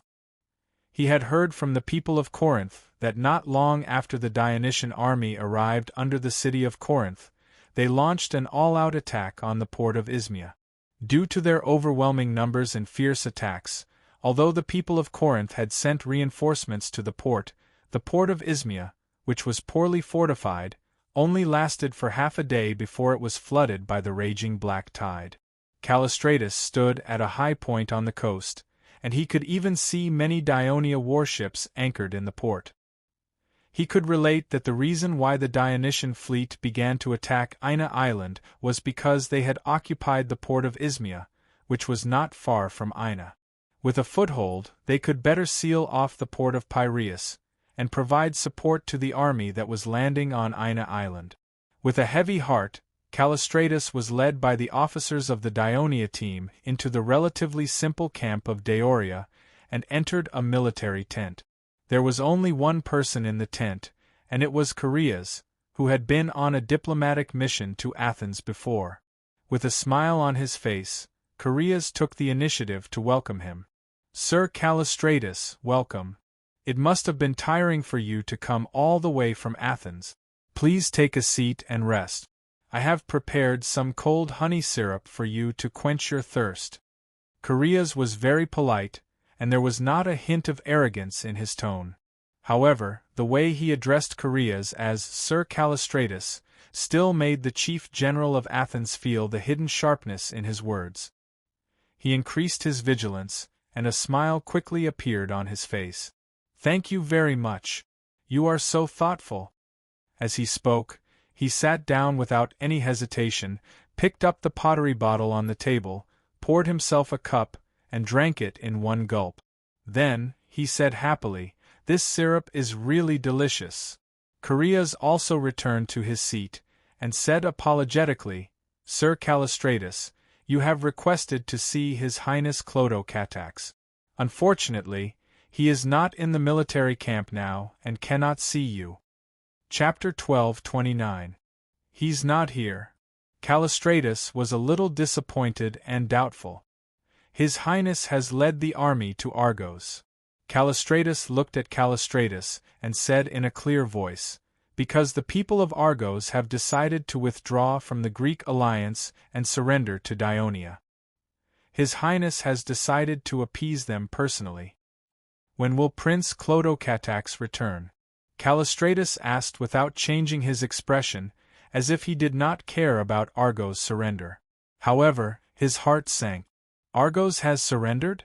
Is this true? As the second most powerful nation of Peloponnesus, it was reasonable for Argos to surrender. Previously, the Argosian army in the Greek alliance insisted on going east and returning to their homeland first. Thus, they were separated from the main Greek alliance led by Iphicrate. As a result, they were surrounded by the Dionysian army in the territory of Tegea. Some of the more than 7,000 Argosian soldiers died in battle, and more than half of them surrendered. Then, Printos suggested that Clotocatax send messengers to Argos and ask them to surrender. Otherwise, all the Argosian captives would be sold to the western Mediterranean as slaves. Even though 3/4 of the young and middle-aged citizens of Argos had fallen into the hands of the Dionysian army, the stubborn people of Argos still showed hesitation and did not agree immediately. However, it did not take long for them to learn that the Dionysian army that landed in Thessaly had invaded Attica, and that the army led by Iphicrates had escaped back to the city of Athens. The people of Argos knew that the situation was hopeless, so they decided to surrender to Dionia. "His Highness should be back tomorrow." Callistratus suddenly said in a serious tone, "However, if Lord Callistratus is here to negotiate, you don't have to meet His Highness. This is because the officials of the Kingdom of Dionia have their own duties, and the negotiations are the responsibility of the Ministry of Foreign Affairs." Now, the negotiations with the various Greek city-states are handled by me, the diplomat of the Holy Kingdom of Dionia, Callistratus." After hearing this, a smile appeared on Callistratus' face again. "That couldn't be better. Lord Koreas and I are already old acquaintances. It will be more convenient to negotiate." He coughed a few times, sat up straight, and said with a straight face, "The war between Athens and Dionia was not actually the intention of the people of Athens. I believe you should know that the original Thurii was a sub-state initiated by the great general Pericles and fully supported by the people of Athens. Therefore, many people of Athens have always thought that Dionia was a gradual expansion of the original Thurii, and they have a special feeling for Dionia. Even if they love the play The Dionians, it is mostly because of this feeling. Otherwise, why haven't there been any plays about other city-states being created? Although we were surprised when the Dionysian army landed in Messenia and later attacked Sparta, we did not send messengers to stop it. On the contrary, many people of Athens were happy because Sparta, which used to oppress us, was being conquered by Dionia, which had some emotional connection with Athens. This was also a kind of revenge for Athens. However, Dionia is, after all, a foreign country. Your occupation of Sparta caused the Olympia priests and the Delphi priests to feel uneasy. They went around persuading other city-states to make Dionia their enemy. This even affected many of Athens' allies. In the end, Athens had no choice but to join the Greek alliance and declare war on Dionia. Callistratus sighed. But war is cruel. A large amount of gold and silver in the treasury of Athens was rapidly consumed. The people's daily necessities were gradually depleted. Young citizens were constantly killed and injured in battle. The people of Athens had tasted the cruelty of war. I think it should be the same for the people of Dionia. So today, I have come here with the wishes of the people of Athens. I solemnly propose that Athens is willing to stop the war with Dionia and restore peace." Callistratus glanced at Callistratus. Seeing that Callistratus was listening attentively, he continued, "After the peace armistice, Athens will recognize the current arrangements of Dionia with Messenia and Sparta.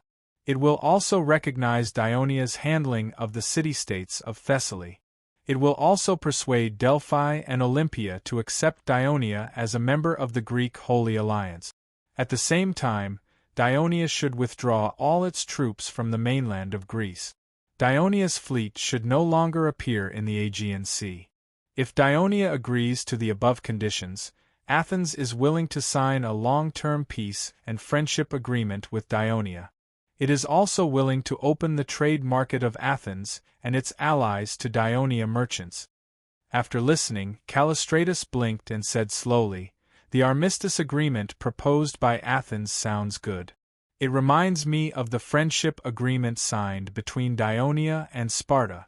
But at that time, Dionia had no choice but to compromise with Sparta due to its strength. But now that the kingdom has developed to this day, His Majesty no longer allows us to sign such an agreement that binds our hands and feet. Relying on force and blindly expanding and invading will only arouse the resistance of the Greek people and ultimately lead to failure. Only friendly exchanges and peaceful trade can bring stability and prosperity to the city." Callistratus advised with a righteous tone. Callistratus smiled. "Wasn't it because of Athens' continuous expansion of the sea that Sparta was worried and eventually led to the Peloponnesus War?" Callistratus did not argue. Instead, he said in a deep voice, "You're right.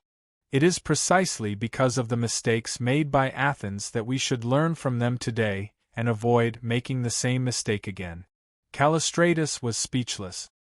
He drank the water in the wooden cup in one gulp and said bluntly, "I'll tell you clearly.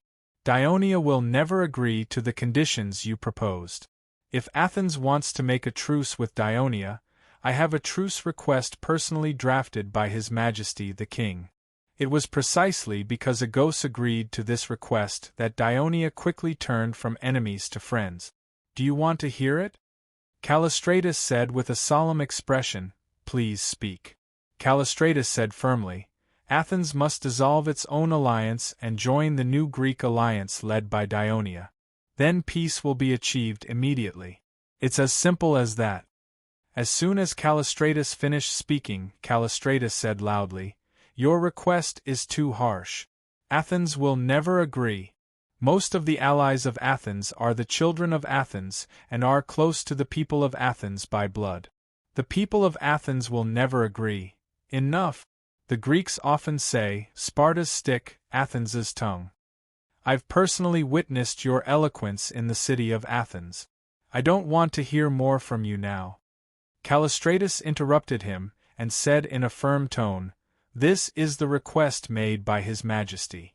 It can't be changed.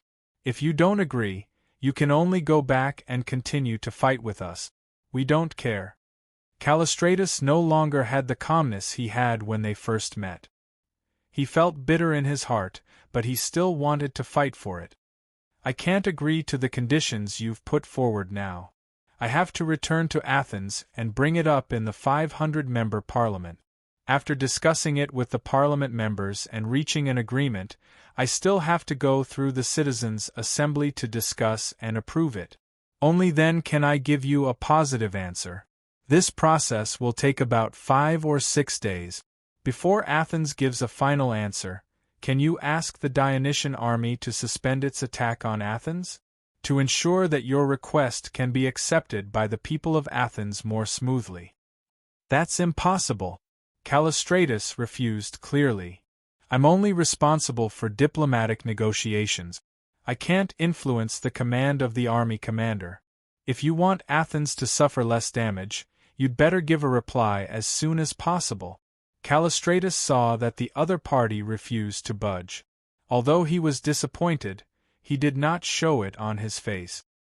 He stood up and said helplessly, "Well, I'll convey your request to the people of Athens as soon as possible." After that, he walked out of the tent. After a few steps, he could not help but turn back and said solemnly, "I think you should be prepared. The citizens of Athens who advocate freedom are likely to oppose your request.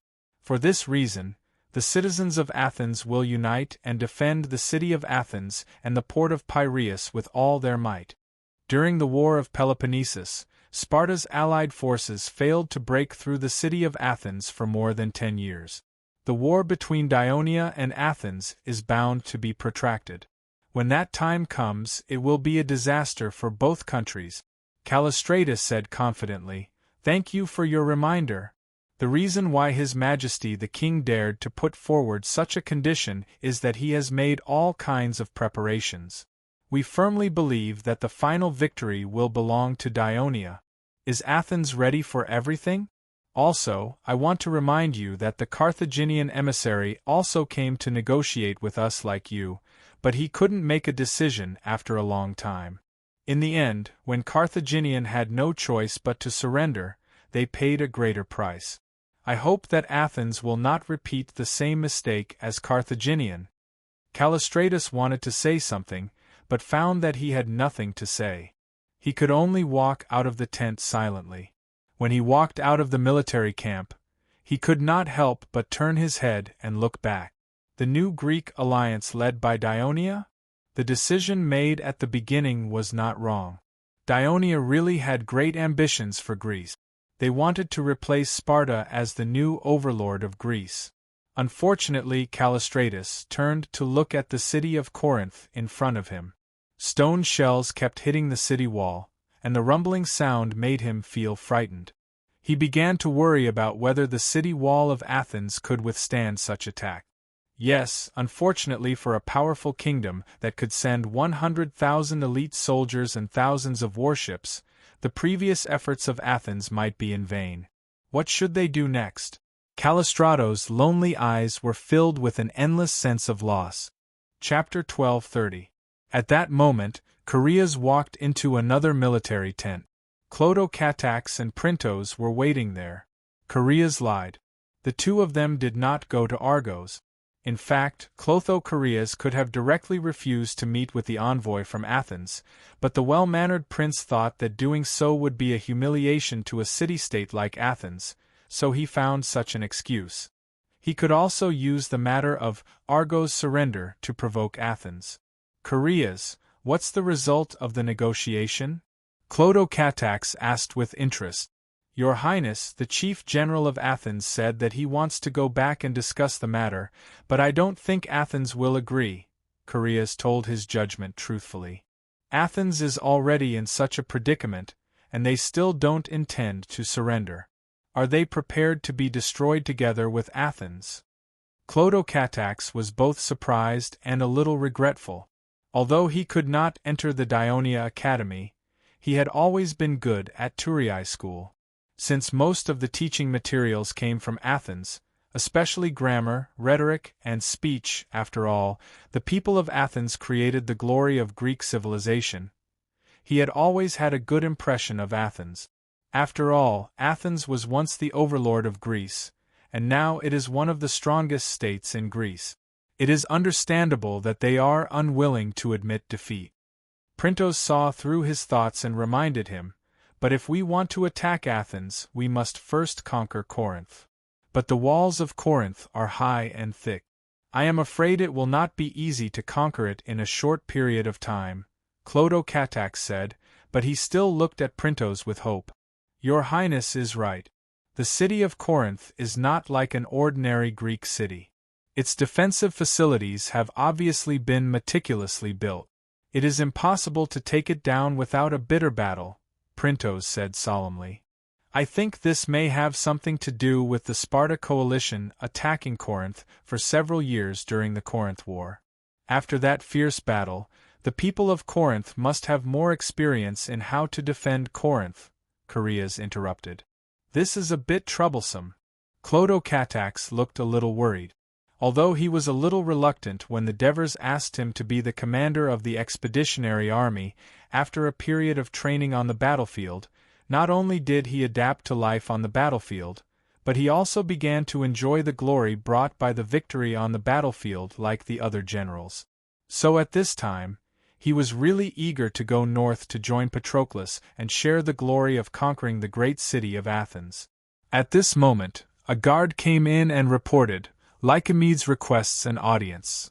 Quick, let him in, Clodocatax said. He immediately tidied up his attire and went to the entrance of the tent. The reason why Clodocatax treated Lycomedes so courteously was not only because Lycomedes was the leader of Mandynia, which was currently the firmest and only ally of Dionia on the Peloponnesus Peninsula.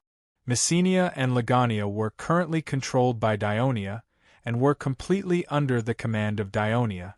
They were not considered allies, and Agos was forced to surrender, so their loyalty was still to be tested.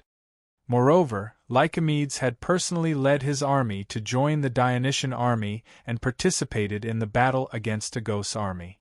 After the army of Agos was wiped out, he even took the initiative to ask Clodocatax to surrender to Agos, and finally succeeded. Therefore, Clodocatax valued him so much. Your Highness Clodocatax, I would like to ask for your permission to surrender to Corinth. Sure enough, Lycomedes never went to the temple for no reason. As soon as he opened his mouth, he gave Clodocatax a pleasant surprise. Clodocatax hurriedly asked, Lord Lycomedes, are you sure that you can make the Corinthians open the gates and surrender? Lycomedes said seriously, I am not completely confident, but I can give it a try. I know the people of Corinth quite well. Although Corinth is a strong nation, the people of Corinth are not good at fighting. They do not have fertile land for farming, and the only thing they can rely on is using the isthmus to trade on land and sea. Therefore, most of the people of Corinth are good at doing business. They do not have much persistence, and what they are best at is following the wind. For their own interests they can even do unbelievable things. I heard you talking about the Corinth War just now outside the tent. In fact, the reason why the people of Corinth were able to resist the attacks of Sparta's coalition for such a long time was mostly due to the continuous military and material support from Athens and the Thebes. At that time, many of the people of Corinth secretly joined forces and surrendered to Sparta. If it were not for the timely reinforcements, the outcome of the war would have been completely different. Now that we have defeated the Greek coalition, Peloponnesus is basically under our control. I heard that another Dionysian army has landed in Thessaly and has joined forces with the Thebes to attack Attica. This way, not only will the people of Corinth have no one to rely on, but they will also be in great danger of being attacked from both sides. I think the smart people of Corinth will be able to see the situation clearly and will not be stupid enough to stop us from advancing north. That's great. Then I'll have to trouble my lord to personally go to Corinth again, Clodocatax said happily. After listening to Lord Lycomedes, I have a small suggestion, Printos interrupted. Just now, the envoy from Athens came to the camp to ask for a truce and peace. The people of Athens are going to surrender so soon? Lycomedes was a little surprised. They only asked for a truce, but we rejected it.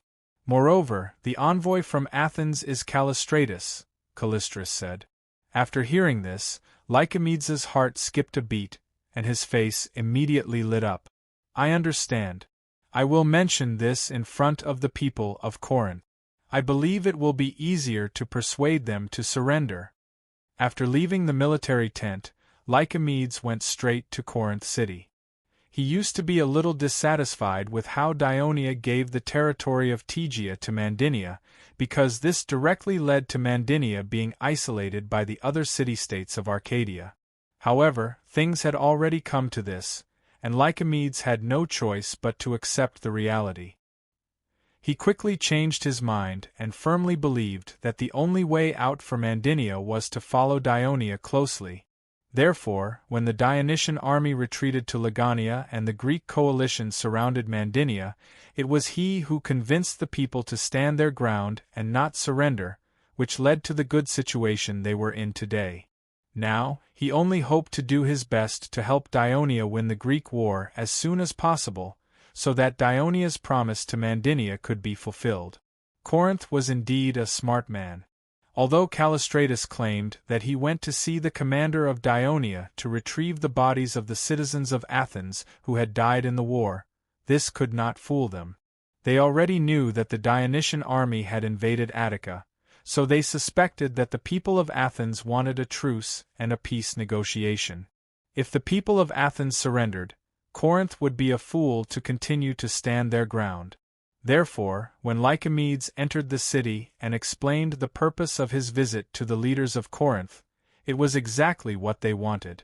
Moreover, the request made by Lycomedes was easy for Corinth to accept, to join the new Greek coalition led by the Holy Kingdom of Dionia. Lycomedes did not ask for Corinth to dissolve his coalition, nor did he ask for this when he lobbied Agos. In fact, Dionia only asked for Athens, because the maritime alliance of Athens not only included many islands in the Aegean Sea, but also some of its allies in Macedonia, the coastal city-states in the Thrace region, and the coastal city-states in the Yoke Sea. This scope was too wide, and it was not allowed by the Devers who wanted to unify the Mediterranean Sea. Joining the new Greek coalition or joining the Peloponnesus coalition or the Greek coalition made no difference to Corinth, who had been reduced to a powerful state and did not have much ambition.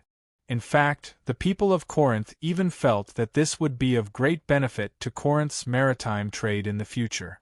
Since the establishment of Dionia, Corinth had been the city-state that had the most trade with Dionia.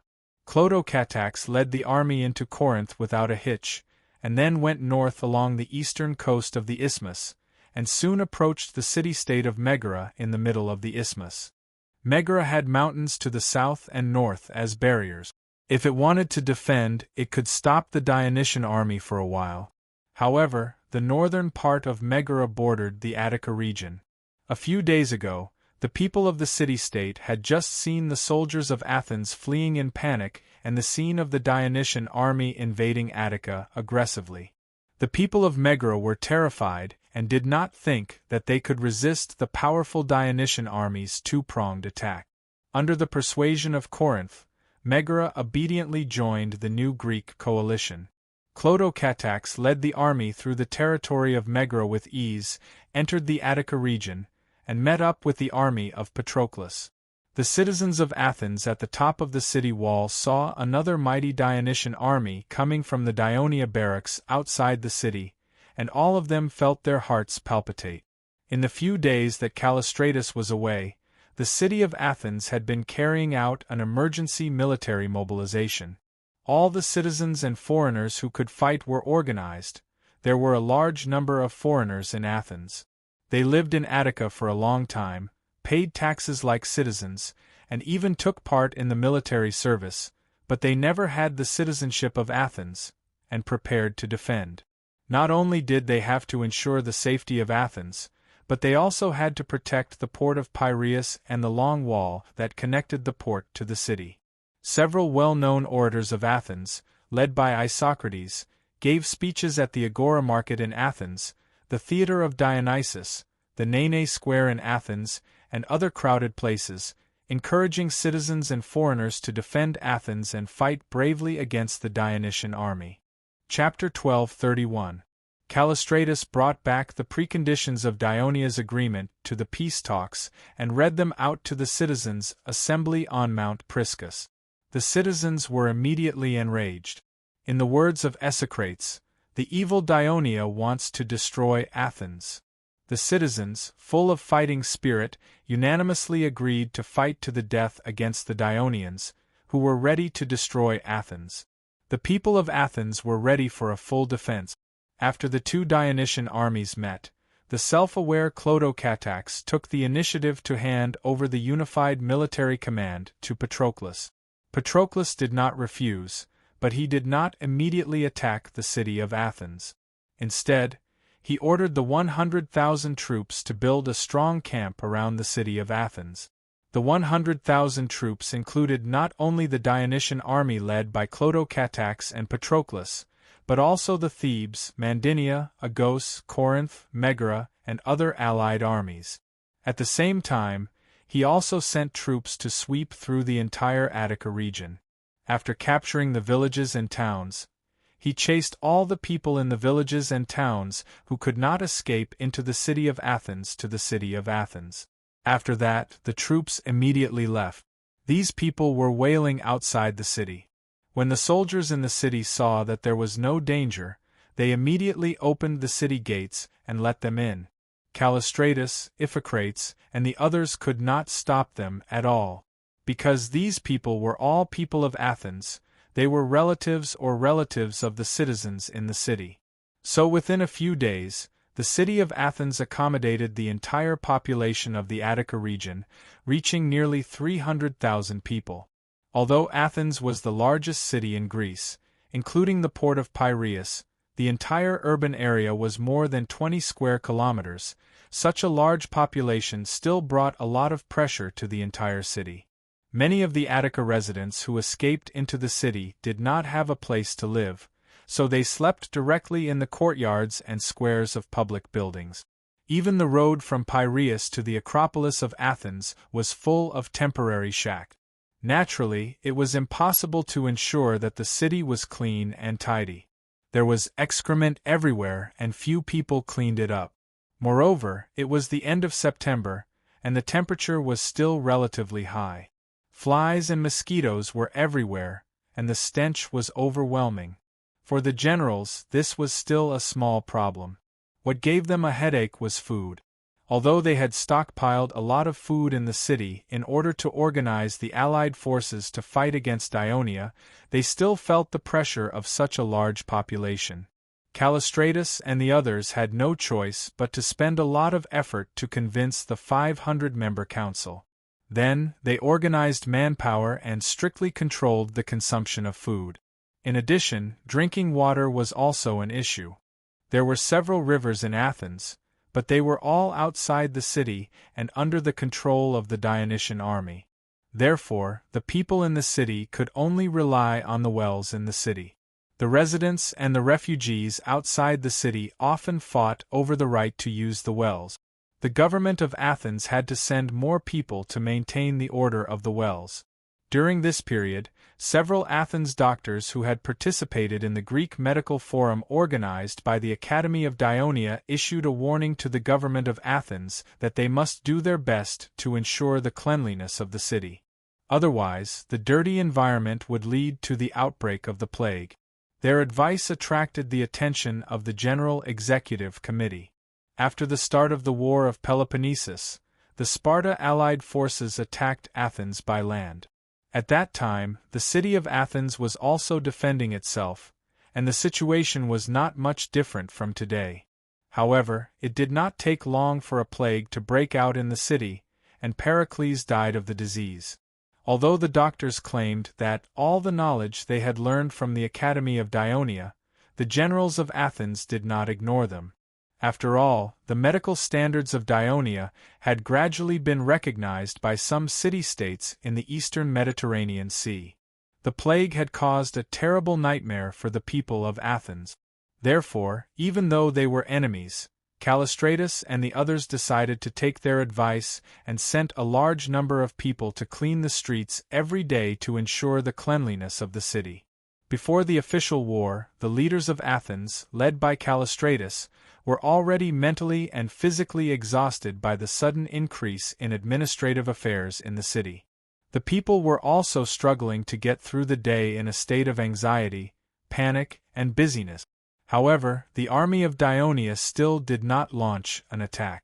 Under the orders of Patroclus, the ballista teams of the various legions were evenly distributed around the city of Athens and began to fire a large number of small stone bombs into the city of Athens. These stone bombs constantly flew over the city wall and smashed the houses nearby, causing panic among the people of Athens, forcing them to stay away from the city wall and causing crowding in the center of the city. In order to ensure that the soldiers could go up and down the city wall without hindrance, the officials of Athens had to arrange for slaves to clean up the ruins near the city wall. It did not take long for people to report to the city hall that the slaves in the house have secretly gone out many times to meet with other slaves in secret. Their whereabouts are unknown. The city hall immediately sent out patrols to arrest some slaves for interrogation. The result was shocking. It turned out that the slaves who were responsible for cleaning up the ruins near the city wall found that almost all the stone bombs that were shot into the city were engraved with Greek characters. The main meaning was, as long as the slaves dare to rise up against their masters and the city-state, and assist the Dionysian army in breaching the city, not only will Dionia grant them freedom, but they will also be given land. The culture of Athens was prosperous and commercial. Not only were many slaves literate, but they were also trained by their masters to be their assistants in doing business. In their dealings with foreign merchants, they more or less knew something about how the western kingdom of Dionia treated slaves more leniently. Therefore, some slaves were a little tempted and began to contact each other in private. As a result, the news quickly spread among the slaves of Athens. When the General Executive Committee learned about this, they broke out in a cold sweat.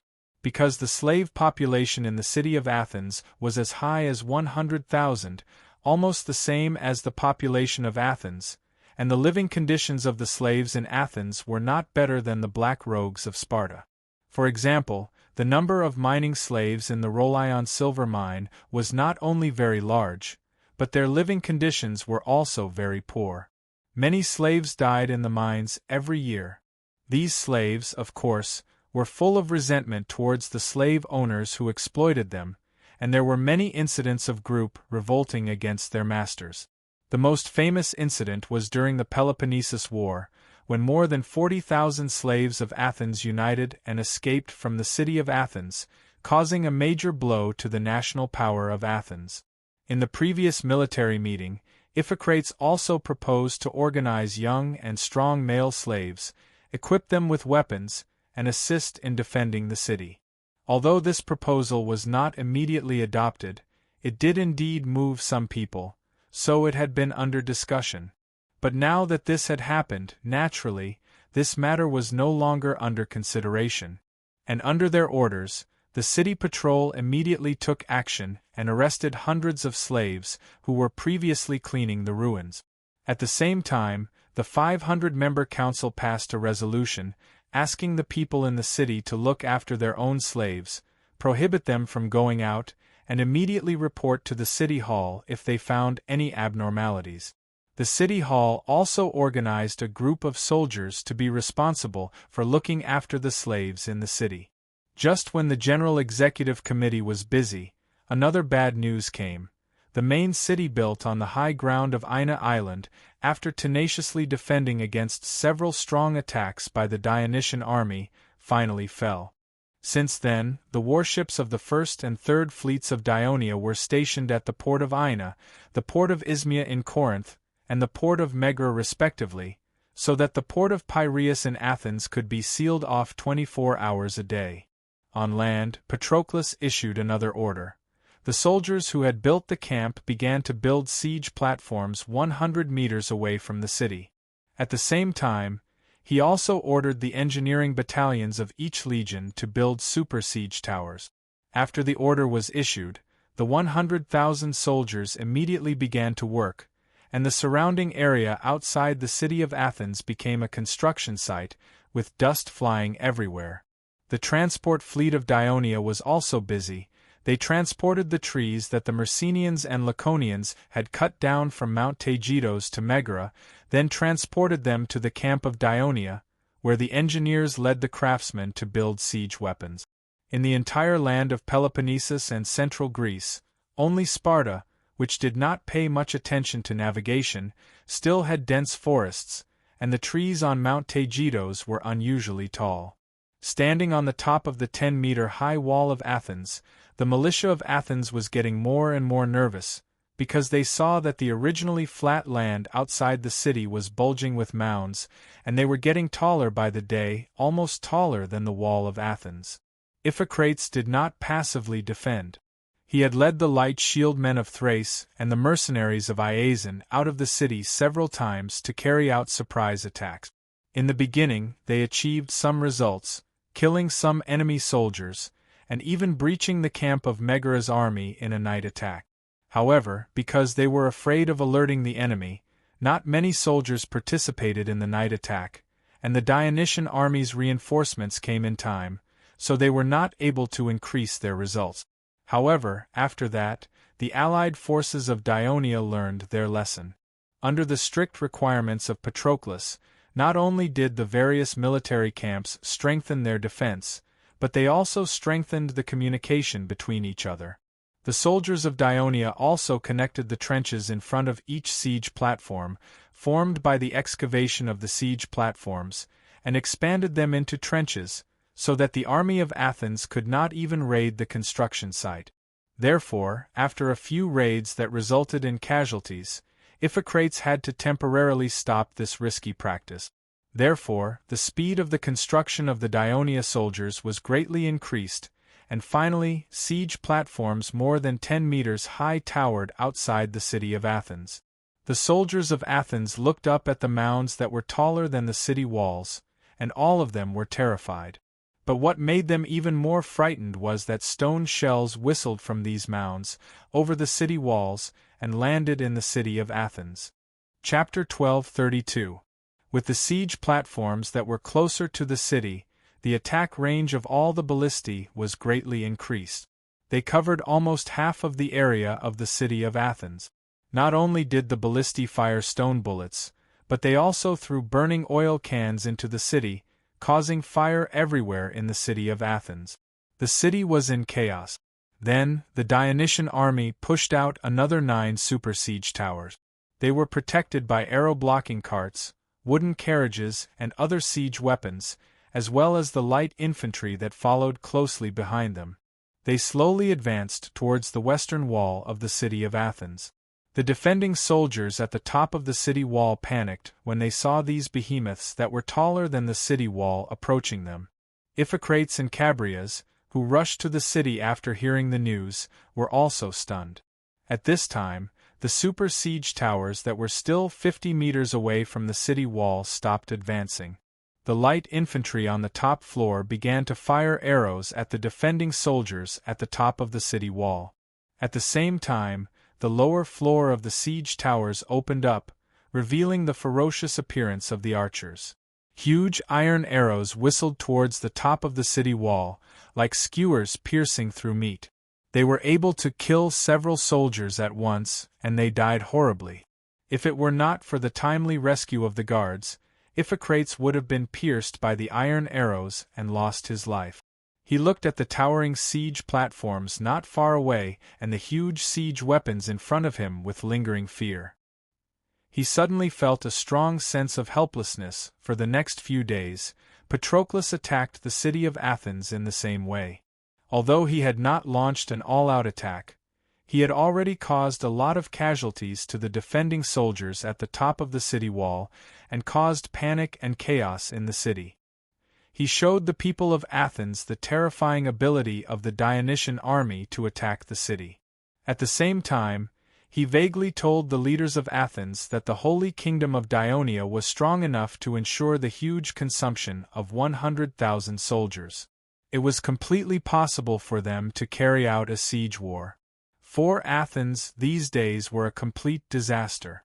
1/5 of the city was attacked by Dionia's ballistae, and a small part of the city was burned to ruins. Even the civic hall on Phrynex Hill was destroyed. Phrynex Hill was very close to the southern wall, near the road leading to the port of Piraeus. It was completely within the range of the ballistae on the nearest siege platforms outside the city. It was also the target that Patroclus had mentioned. The reason why there was not too much damage was because Clotocatax specifically asked for mercy. Nearly 1,000 families lost their homes, and they cried day and night, asking for help from the city hall. This had also caused a great shock to the people of Athens. The government of Athens sent a large number of people to deal with the aftermath of these attacks. At the same time, they had to strengthen the defense of the city wall to prevent the Dionysian army from taking advantage of the turmoil in the city to launch an attack. However, the city of Athens was vast, and with the long wall and the port of Piraeus, they needed a large number of public militia. As a result, the number of patrols in the city to maintain order was greatly reduced. However, the damage caused by the ballistae to the city caused the food supply and water supply to become more tight. The conflict between the residents of the city and the refugees outside the city intensified, causing many conflict. When the patrols were exhausted, more than 2,000 slave miners took advantage of the turmoil in the city and the weakening of supervision. They secretly contacted each other and suddenly launched a riot. They killed the foremen and guards who supervised them, rushed out of the slave camp that was like a prison, collected weapons, and destroyed the mine owner's manor. Then, on the way to the city gate, they killed the people of Athens in the houses along the way and liberated the slaves. By the time they arrived at the west gate, the number of slaves had increased to more than 6,000. Iphicrates, who received the news, urgently mobilized troops at the west gate to block the slaves who attempted to escape. The two sides then engaged in a fierce battle. Although Iphicrates had a small number of soldiers, the soldiers were fully armed and full of energy. Although the slave team had a large number of people, their equipment was shabby, and many of them were even unarmed. Due to the abuse of the mine owner, most of the slave miners were sick and weak. Coupled with the narrow streets, they could not make full use of their advantage in numbers. It did not take long for the slave team to be unable to resist the attack of the soldiers of Athens. At this time, Chabrias arrived from the rear with another force. Under the attack from the front and back, the slave team quickly collapsed and fled in all directions. Because the Dionia coalition forces outside the city were still using siege weapons to attack the defenders from afar, the light infantry on the siege towers noticed the abnormality in the city and rushed to inform the commander in the rear camp. Patroclus quickly made a decision: launch an official attack on the west wall. But just as the Dionia soldiers gathered in formation and blew the bugle to attack, the riot at the west gate had subsided. Patroclus, who received the news, hesitated for a moment and finally cancelled the attack order. It could be said that they missed a great opportunity to capture the city of Athens. But this slave riot had a great impact on the city of Athens. Although the rioting slaves only killed less than 300 people in 2 blocks of Athens, it caused many people in Athens to panic, especially those citizens who had more slaves at home. They either asked the city hall to send patrols to help them guard the slaves, or simply gave the male slaves to the city for free. There were even a few citizens of Athens who killed the slaves at home because of excessive fear. Naturally, they were also met with desperate resistance from the slaves. As a result, scenes of family tragedies were staged in the city of Athens from time to time, and the contradictions between slaves and slave owners were intensified to the extreme. Besieged by the enemy outside and full of internal contradictions, the city of Athens was like sitting on a crater that was about to erupt, and there was a possibility of it being destroyed at any time. Finally, at the emergency meeting of 500 people in the city hall, most of the members rushed to propose that they accept the request of Dionia and negotiate a truce and peace with it.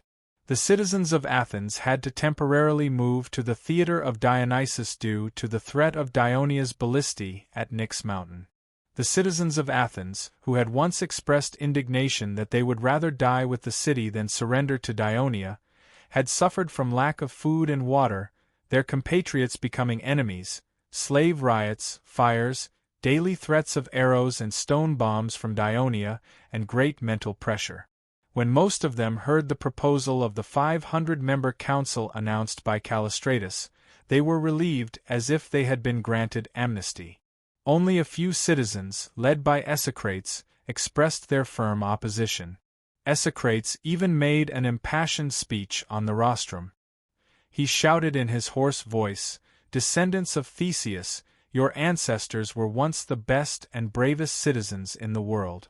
When Persia's army of hundreds of thousands invaded Greece, and when the other city-states retreated in fear, your ancestors bravely stood up and defeated Persia's powerful navy at Salamis, and finally won the Persian War.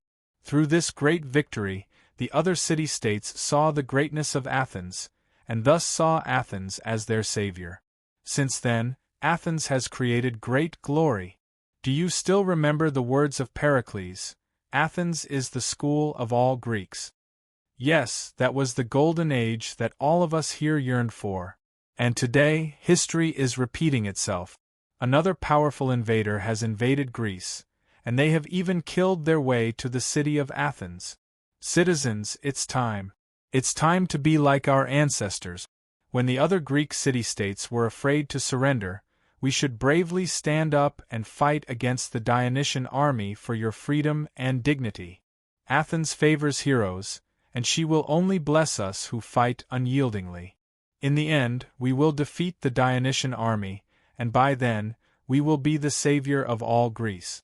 Without Sparta restraining us, we will create a future even more glorious than the previous golden age. But if you choose to surrender, to these barbarians who can't even speak Greek fluently, you will have to abandon the democracy that once made us proud and submit to a king. The wise and humorous plays that you loved will be replaced by their seemingly grand but actually ridiculous dances in the square. The athletic sports that you worshipped with the beauty of strength and skill will be replaced by the terrible games of brutal collisions. Most importantly, we will not be able to worship the beautiful and wise Athena and the other Greek gods as before, but will have to worship the heresy of their faith. In the end, the glorious culture and history of Athens will be forcibly erased, and the only thing left for posterity will be the history of their conquest. Citizens, when that time comes, the great Athens will be gone. It will be gone. At the end of his speech, Esocrates' tears flowed down his cheeks. The theater was dead silent, and gradually, sounds of sobbing and crying could be heard. However, ideals are beautiful, but reality is cruel.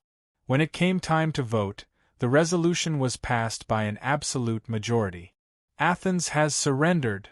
When the envoy from Athens walked into the camp of the Dionysian army with a dejected look, the good news quickly spread throughout the Dionia army, and everyone was cheering. Patroclus repeatedly asked Clotocatax to preside over the surrender ceremony of Athens, and Clotocatax had no choice but to accept it. The two military commanders cooperated and humbled each other throughout the war in Greece, and it became a legend for a time. When the envoy from Athens signed the armistice agreement in agony, a fishing boat quietly sailed out of the port while the people of Dionia were celebrating, and the blockade outside the port was loosened. It turned nimbly west into Salamiga Bay. At that moment, a tall and burly man came out of the shabby shed. "Hey, what are you doing out here? Hurry up and hide inside. It'll be troublesome if the patrolling ships of Dionia bump into you." The owner of the boat shouted anxiously. "Don't worry, Athens has already surrendered. I'm afraid the people of Dionia are celebrating. Who would care about a small fishing boat like yours?" The man said indifferently.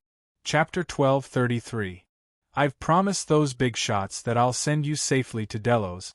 Although I, Storus, always keep my word, don't give me any trouble. Otherwise, if you piss me off, I'll send you into the sea to feed the fishes." The owner of the boat said fiercely as he rowed. "I don't like it when people order me around." The man suddenly said sternly, "I'm telling you, I'm not going back to that smelly boat to lie down. If you're not happy, you can push me into the sea right now." The man's words carried a sense of authority, and the owner of the boat did not dare to meet his sharp gaze. He muttered a few words in a low voice, then lowered his head and rowed with all his might. After a while, he saw that the man was staring at the shore without moving. He could not suppress his curiosity and asked, "Hey, who are you? Why did Callistratus, Iphicrates, all these generals come to the dock to send you off?"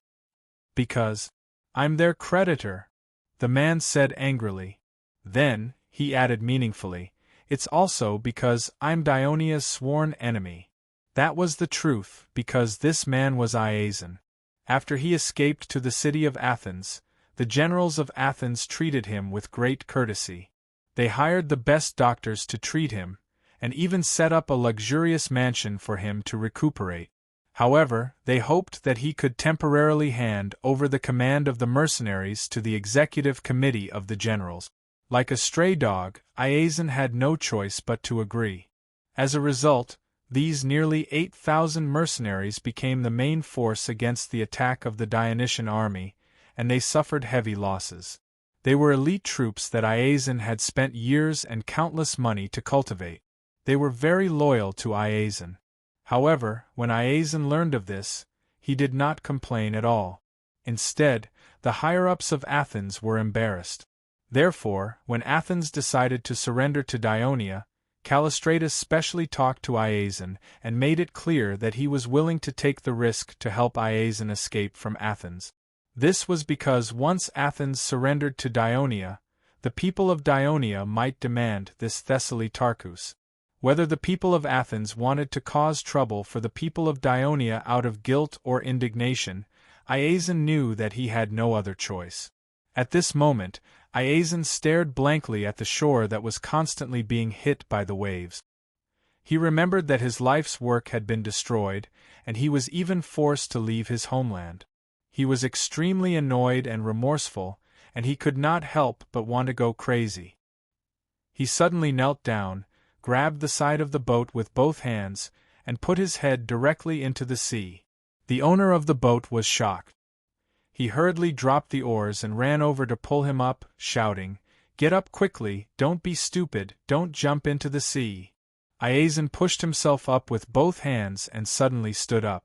The cold sea water temporarily extinguished the anxiety in his heart. He wiped his head and face with his hands, then threw the sea water in his hands at the owner of the boat. Seeing the owner of the boat dodging in panic, he laughed, then looked up at the sun that was slowly rising, and said fiercely, "Hurry up and row, I want to rush to the east." The surrender of Athens was like pushing down the dominoes, so that all the Greek city-states that were still watching no longer had any hope. Elis, Phocis, Locris, Arcadia, and the Ionian city-states that originally belonged to the Athens Maritime Alliance, all sent messengers to the Dionia barracks in Attica to express their goodwill to Clotocatax and take the initiative to join the new Greek alliance. Under such a trend, the city-states of Achaia, Euboea, and even Crete which had remained neutral since the beginning of the war, Crete was forced by the Second Fleet of Dioria. Under the order of the Ministry of Military Affairs, the Second Fleet led by Middleades sailed around Crete every day, also expressed their willingness to serve Dionia as the leader of the alliance. As a result, Delphi, which had not moved at all, was particularly eye-catching. Many people speculated that as the holy land of the entire Greek world, Delphi might be fighting to the end against the heretical Dionia. But in fact, the priests of Delphi had long been in a panic, because there were rumors that Dionia was preparing to send troops to destroy Delphi and rob all the gold and silver in the sacred vault. Therefore, when they received the news that the prince of Dionia, Clodocatax, was coming to visit Delphi under the escort of the army, all the priests and people of Delphi felt that a disaster was coming. Some packed their bags and were ready to flee, while others had already made up their minds to protect the temple of Apollo, even at the cost of their lives. All the eyes of the people of the native Greek city-states were focused on Clodocatax. They were all worried. After the noble prince of Dionia entered Delphi, although he violated Delphi's tradition by leading the palace guards up the mountain and into the temple due to safety concerns, he did not meet the priests with weapons. On the contrary, he had been amiable. Not only did he solemnly worship Apollo, but he also took the initiative to build a sacred vault in Delphi to store the gold and silver donated by Dionia. The priests of Delphi temporarily put down their guard and began to negotiate with Clodocatax. Clodocatax promised the priests that after Dionia became the leader of the new Hellenic alliance, the status of Delphi among the native Greek people would not change. Moreover, the Holy Kingdom of Dionia would not only guarantee Delphi's status as the holiest oracle in the Greek world, but also make it the greatest oracle of the Holy Kingdom of Dionia. In the future, the areas conquered and controlled by Dionia would also carry out this promise. The priests of Delphi were overjoyed by this sudden big pie that fell from the sky. Since the rise of the Kingdom of Dionia, fewer and fewer city-states and people came to Delphi to worship and seek oracle. Today, the sacred status of Delphi among the Greek people was not as good as before. The promise made by Dionia would not only allow Delphi to regain its former glory, but also allow Delphi's influence to expand beyond the Greek world and to the vast Mediterranean Sea with the help of the strong power of Dionia. Just when the priests were overwhelmed with joy, Clodocatax made a request. Delphi must recognize the contents of the divine canon of Hades, issued by the main temple of the Dionia, recognize Hades as the leader of the Greek gods, and accept the jurisdiction of the main temple of the Hades in name. The priests were stunned. On one side was the Dionysian army sharpening their swords in their territory, and on the other side was a brighter and brighter future.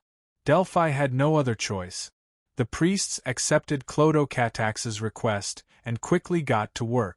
They held a grand sacrificial ceremony in which all the people of Delphi were asked to participate.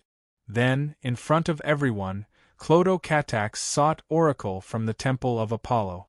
The old Pythia danced around in the sulfur-smelling oracle for a long time and almost fainted. When she came out, she announced that she saw the great Apollo driving the golden chariot, leaping out of the mountains in the west.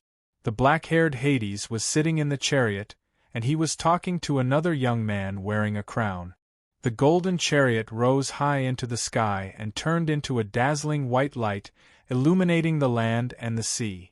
Everyone immediately came up with their own interpretation of the oracle. Not long after, a version of the oracle that everyone agreed with began to spread in Greece. The mountains in the west referred to the Italian peninsula and the kingdom of Dionia, because Italy to the west of the Adriatic Sea was indeed a peninsula traversed by the majestic Apennines mountain range. Furthermore, the native Greeks often ridiculed the people of Dionia as barbarians, and barbarians were often a mountainous race. The golden chariot leaping out of Italy meant that Apollo had acknowledged the kingdom of Dionia. Moreover, he was driving the chariot for Hades, implying that Apollo had changed his allegiance to Hades. As for the young man in the chariot, there was no doubt that he was the king of Dionia, because it was widely known in the western Mediterranean that the king of the Devers was a descendant of Hades, and Delphi had publicly acknowledged this statement on behalf of Greece. The final scene implied that the kingdom of Dionia would achieve unprecedented glory, and that Hades and Apollo would share the glory. It could be said that the Pythia's oracle was very thoughtful, but it set off a spiritual storm in the minds of the native Greeks. In contrast, what Delphi announced next was more acceptable to the people.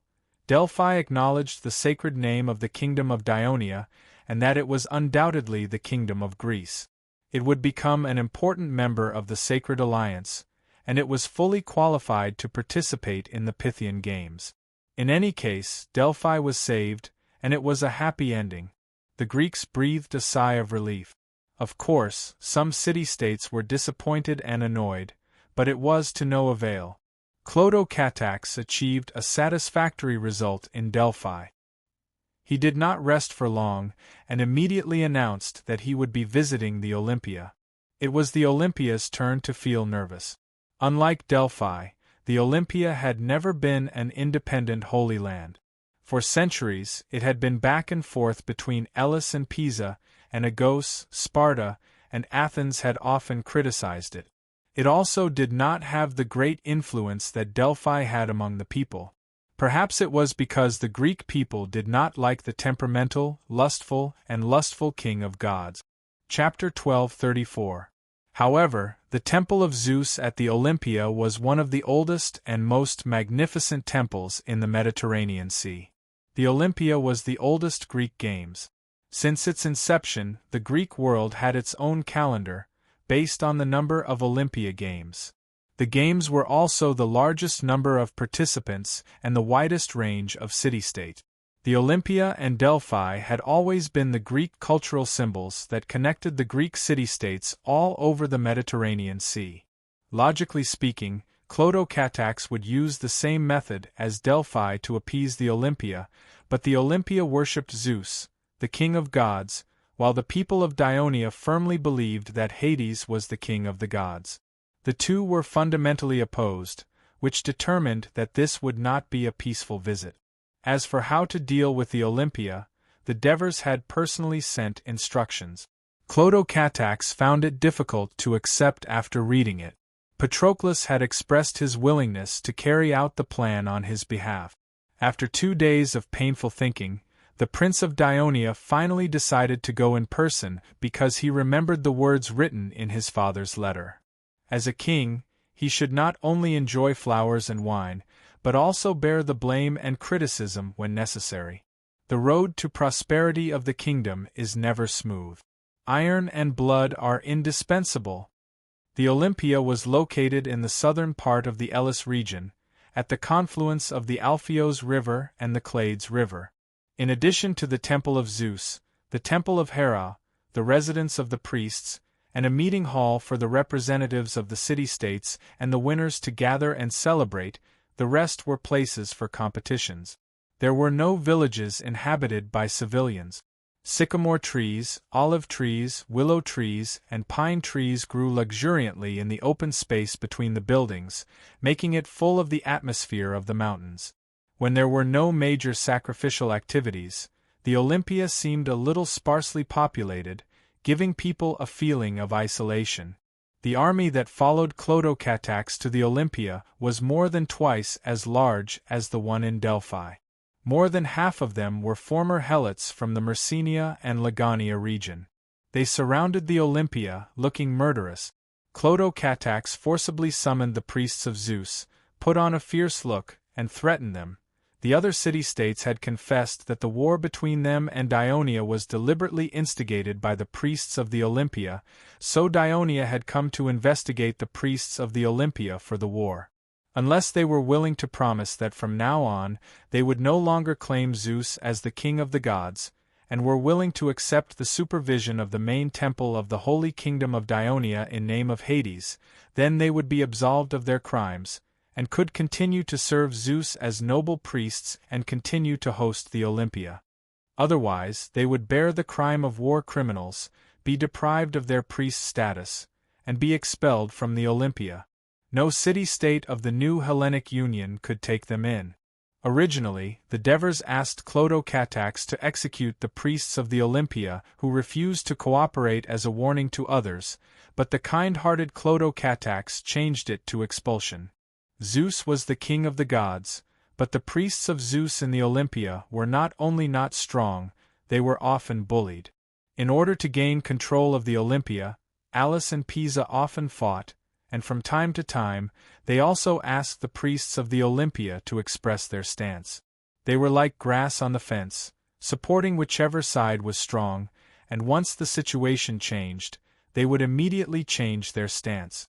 It was the same when the Olympia was held. In the past, when Alice and Sparta had a conflict, Alice used her status as the owner of the Olympia to expel the Sparta athletes, not allowing them to participate in the competition, and the priests did not dare to oppose. Soon after, Sparta led the army to the Olympia and expelled the Alice people, and then announced that all the results of the competition will be invalid until the Olympia is reheld. The priests also said yes. Such ridiculous things had happened many times in the past. It was precisely because of this situation that Clodocatax dared to accept this task, because he felt that in such an environment, the priests of the Olympia who had been subservient for a long time should not have many tough bones. His judgment was not wrong. Except for a few young priests who were expelled because of their firm opposition, the other priests chose to submit. Since then, the two holy lands of the Greek mainland, Delphi and Olympia, like the other Greek mainland city-states, had also submitted to the holy kingdom of Dionia. On this day, after Timotheus led the fleet to patrol the near east coast and returned to Tyre, he found the messenger of the king of Persia waiting at the dock as soon as he disembarked. "The king wants to see me?" "Yes, the king has something important to discuss with you," the messenger said with a solemn expression. "May I ask what is the important matter?" Timotheus could not help but ask again. "Don't ask too much. Hurry up and follow us to see the king," the messenger urged impatiently. Timotheus looked at the arrogant messenger and the team of Persia royal guards in gorgeous armor behind him. He could not help but curse in his heart. The pure Persian nobles are all so annoying, treating the Greeks like barbarians. Timotheus had lived in Persia for many years, so he was already used to it. Even though he had some doubts, he did not hesitate to follow the messenger to the camp of the king of Persia. The king of Persia's camp was located in Damascus, east of Phoenicia. However, it was not in a town but in a camp. However, the bustling scene of thousands of soldiers gathered here was no longer there, as the main force of Persia had been fighting in Egypt for nearly 2 months. Only the king of Persia and his family, attendants, and ministers were still here. Although there were 10,000 elite undead soldiers guarding the camp, it was still too little compared to the huge camp. At a glance, there were only empty tents everywhere. Timotheus could not help but think, if the Egyptians sent a surprise army to bypass the main force of Persia and ambush this camp, they could burn it to ashes with a single fire. Timotheus quickly suppressed this strange thought because they were already near the center of the camp, guarded by burly, well-equipped undead soldiers. They always looked at anyone who tried to enter the camp with suspicion. Even with the messenger leading the way, Timotheus still had to go through several strict checks before he was allowed to enter the camp of the king of Persia. The king of Persia's tent stood in the center of the camp like a mansion. Just the exterior was decorated magnificently, and the royal flag of Persia was erected high in front of it, a golden eagle.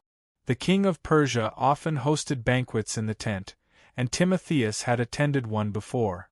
Sumptuous food, graceful dancers, beautiful music, it was memorable. However, at that time, Timotheus still felt a little uneasy. He felt that the king of Persia was a little too optimistic about the war, as though he could conquer Egypt in no time. Timotheus's premonition was right. The war had been going on for nearly 2 months, and the huge army had been blocked at the east bank of the Nile River. The warships of the navy had not found the opportunity to break through the forts and water gates at the mouth of the Nile River and enter the core area of the Nile Delta. At that moment, he heard a roar coming from the tent, and he immediately felt uneasy. Could it be that the king of Persia had called him here because he had been the commander of the fleet for 2 months and had not achieved any great results? Was he going to reprimand him? The more Timotheus thought about it, the more guilty he felt. He even felt that the royal guards outside the tent were looking at him strangely. "Your Majesty, I have brought the navy commander Timotheus. Tie up this Greek who is trying to rebel," Artaxerxes roared. The well-prepared guards immediately pressed Timotheus to the ground, tied him up, and dragged him in front of Artaxerxes. Trying to rebel? Timotheus was dumbfounded as he became a prisoner, and he could only scream in panic. "Accused?" Artaxerxes roared angrily. "Aleobazenes has rebelled. He had planned this long ago, so he had you bring so few troops here to deceive me. I was really blind to have appointed you as the commander of the Persia fleet. In the end, you deliberately delayed the war and wasted 2 months of my time, giving that rebel enough time to prepare. Damn Greek barbarians, and I trusted you so much." The more Artaxerxes spoke, the angrier he became. He stepped forward and kicked Timotheus to the ground. "Drag him out and behead him." The guards stepped forward and dragged Timotheus out by his hair. Timotheus endured the pain and cried out in sorrow, "Aleobazenes framed me." He knew that he had no chance of survival, so he simply shouted, "Artaxerxes, you are a stupid and incompetent king. No wonder your brother wants to usurp the throne, and your ministers want to rebel. As long as you are on the throne, Persia will never be at peace. Kill him! Kill him!" Artaxerxes flew into a rage. A moment later, the head of Timotheus was presented to Artaxerxes. Artaxerxes was still angry and said with hatred, "Cut off his hands and send them to Aleobazenes together with his head." This was because Artaxerxes remembered that this was how he dealt with his brother Cyrus the Younger's body. He was so angry that his mother, who loved Cyrus the Younger, fell seriously ill. He even believed that the rebellion in Asia Minor was caused by his brother. Back then, his father appointed Cyrus the Younger as the military governor of western Persia. As a result, Cyrus the Younger, who was good at winning people's support, not only used the financial resources of Asia Minor to hire a group of Greeks to fight for him, but he also obtained the support of almost all the governors and nobles in Asia Minor.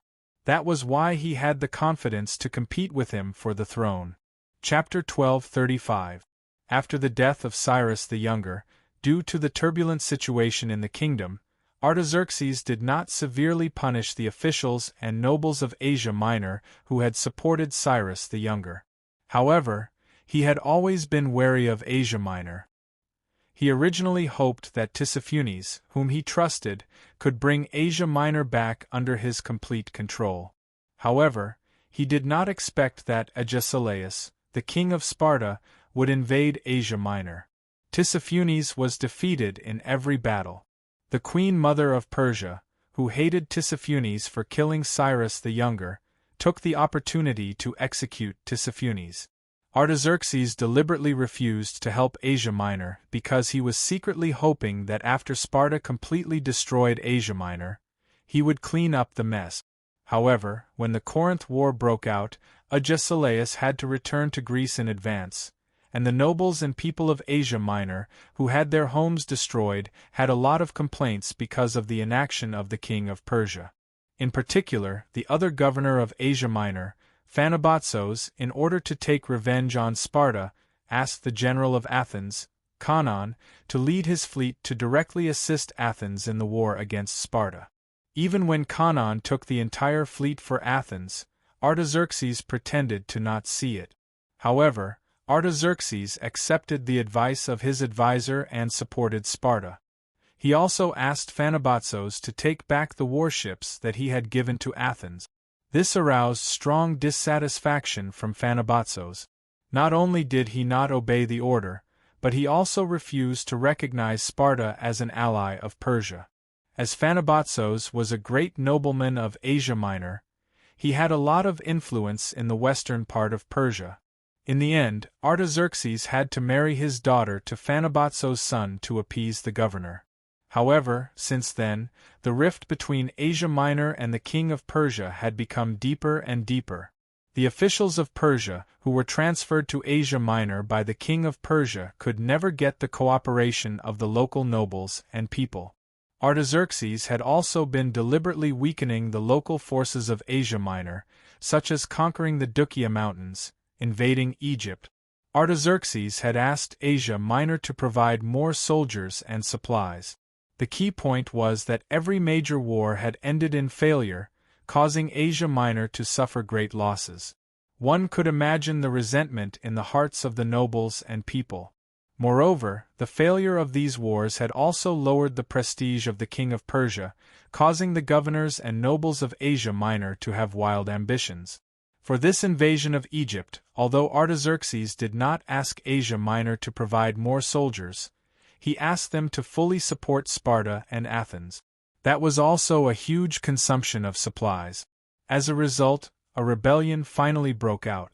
Not only Phrygia rebelled, but Lydia, Mysia, Cilicia, Bithynia, Lycia, Pisidia, most of the eastern and western parts of Asia Minor rebelled, and it even affected Syria.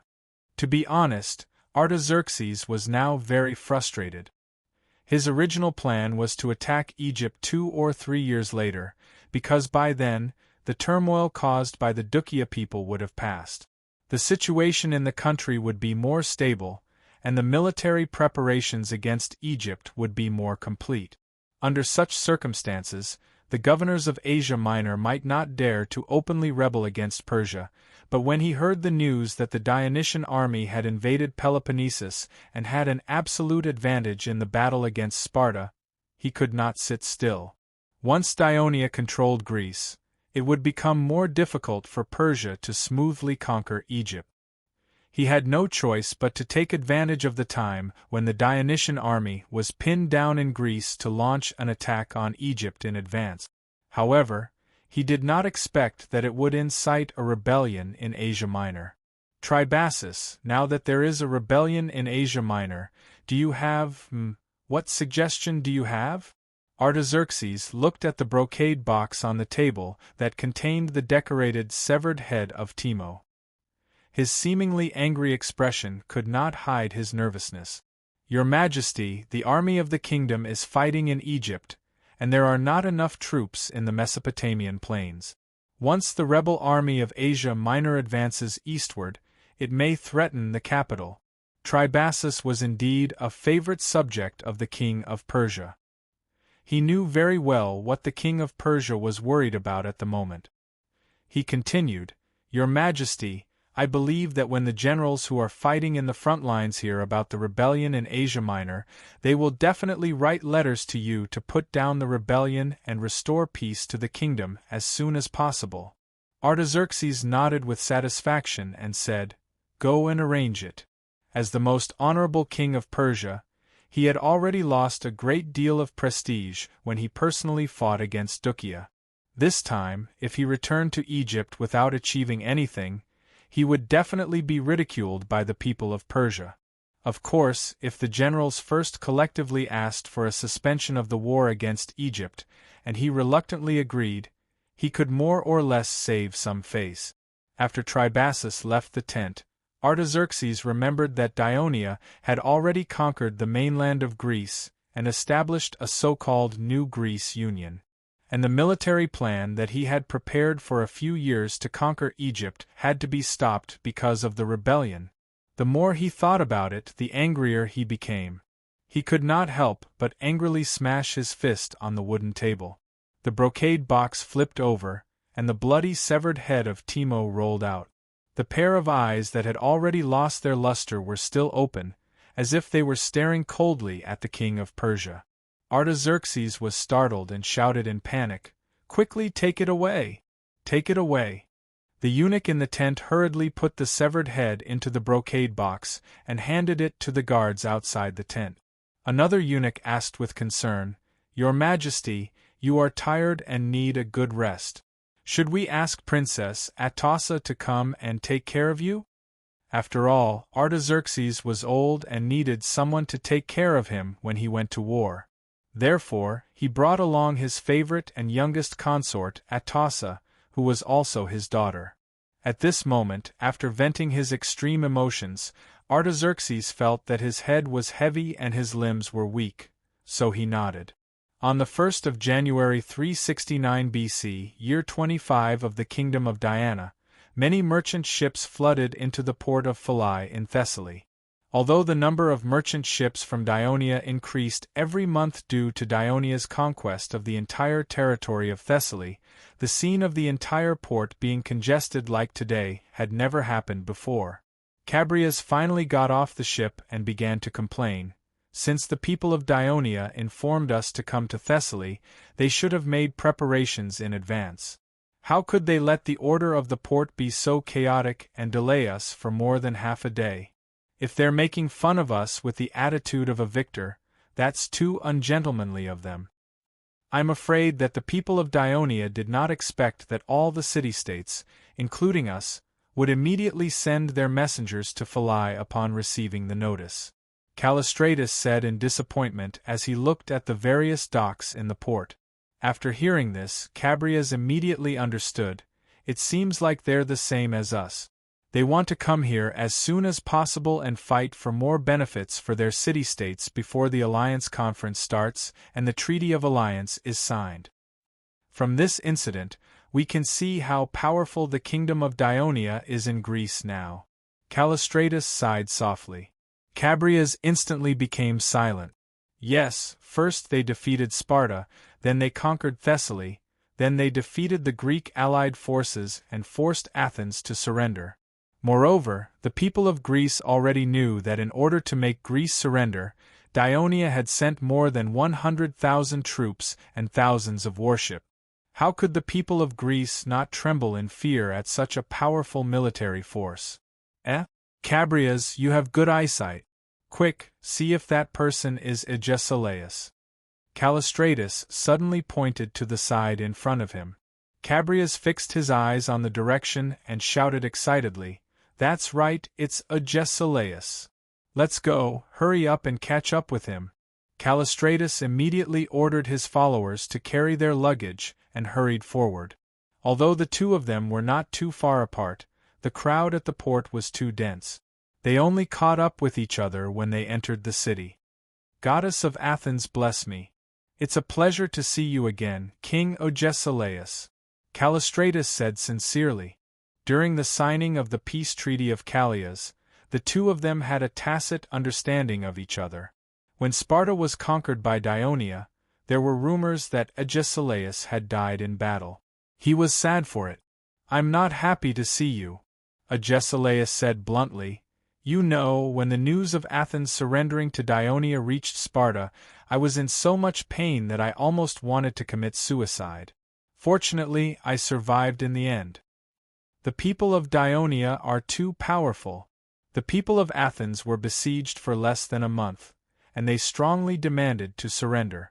If we didn't agree, I'm afraid the people's anger would be vented on us." Callistratus recalled the scene at that time and was still a little worried. He could not help but say, for a city of Dionia that was only built for a few decades to become so powerful, Sparta is partly responsible for this. As the most powerful city-state in Greece, you should have strangled them in the cradle long ago instead of letting them grow. Otherwise, there wouldn't be today's disaster. How can you blame us for this? Agesilaus retorted in dissatisfaction. If it wasn't for the people of Athens playing tricks behind the scenes and inciting Corinth and Thebes to go against us again and again, so that we couldn't deal with Dionia at all, how could it be today? In the end, it's all the fault of Athens. Seeing that the two of them were about to quarrel, Chabrias quickly stepped forward to calm them down. "Please calm down. There's no point in arguing about this now. Whether it's Athens or Sparta, they are just fish on the chopping board of Dionia." Upon hearing this, the two of them were immediately discouraged. Athens and Sparta had been fighting for decades, and there were countless casualties. The hegemony of Greece was eventually usurped by a foreign upstart, and all their ambitions and dreams were in vain.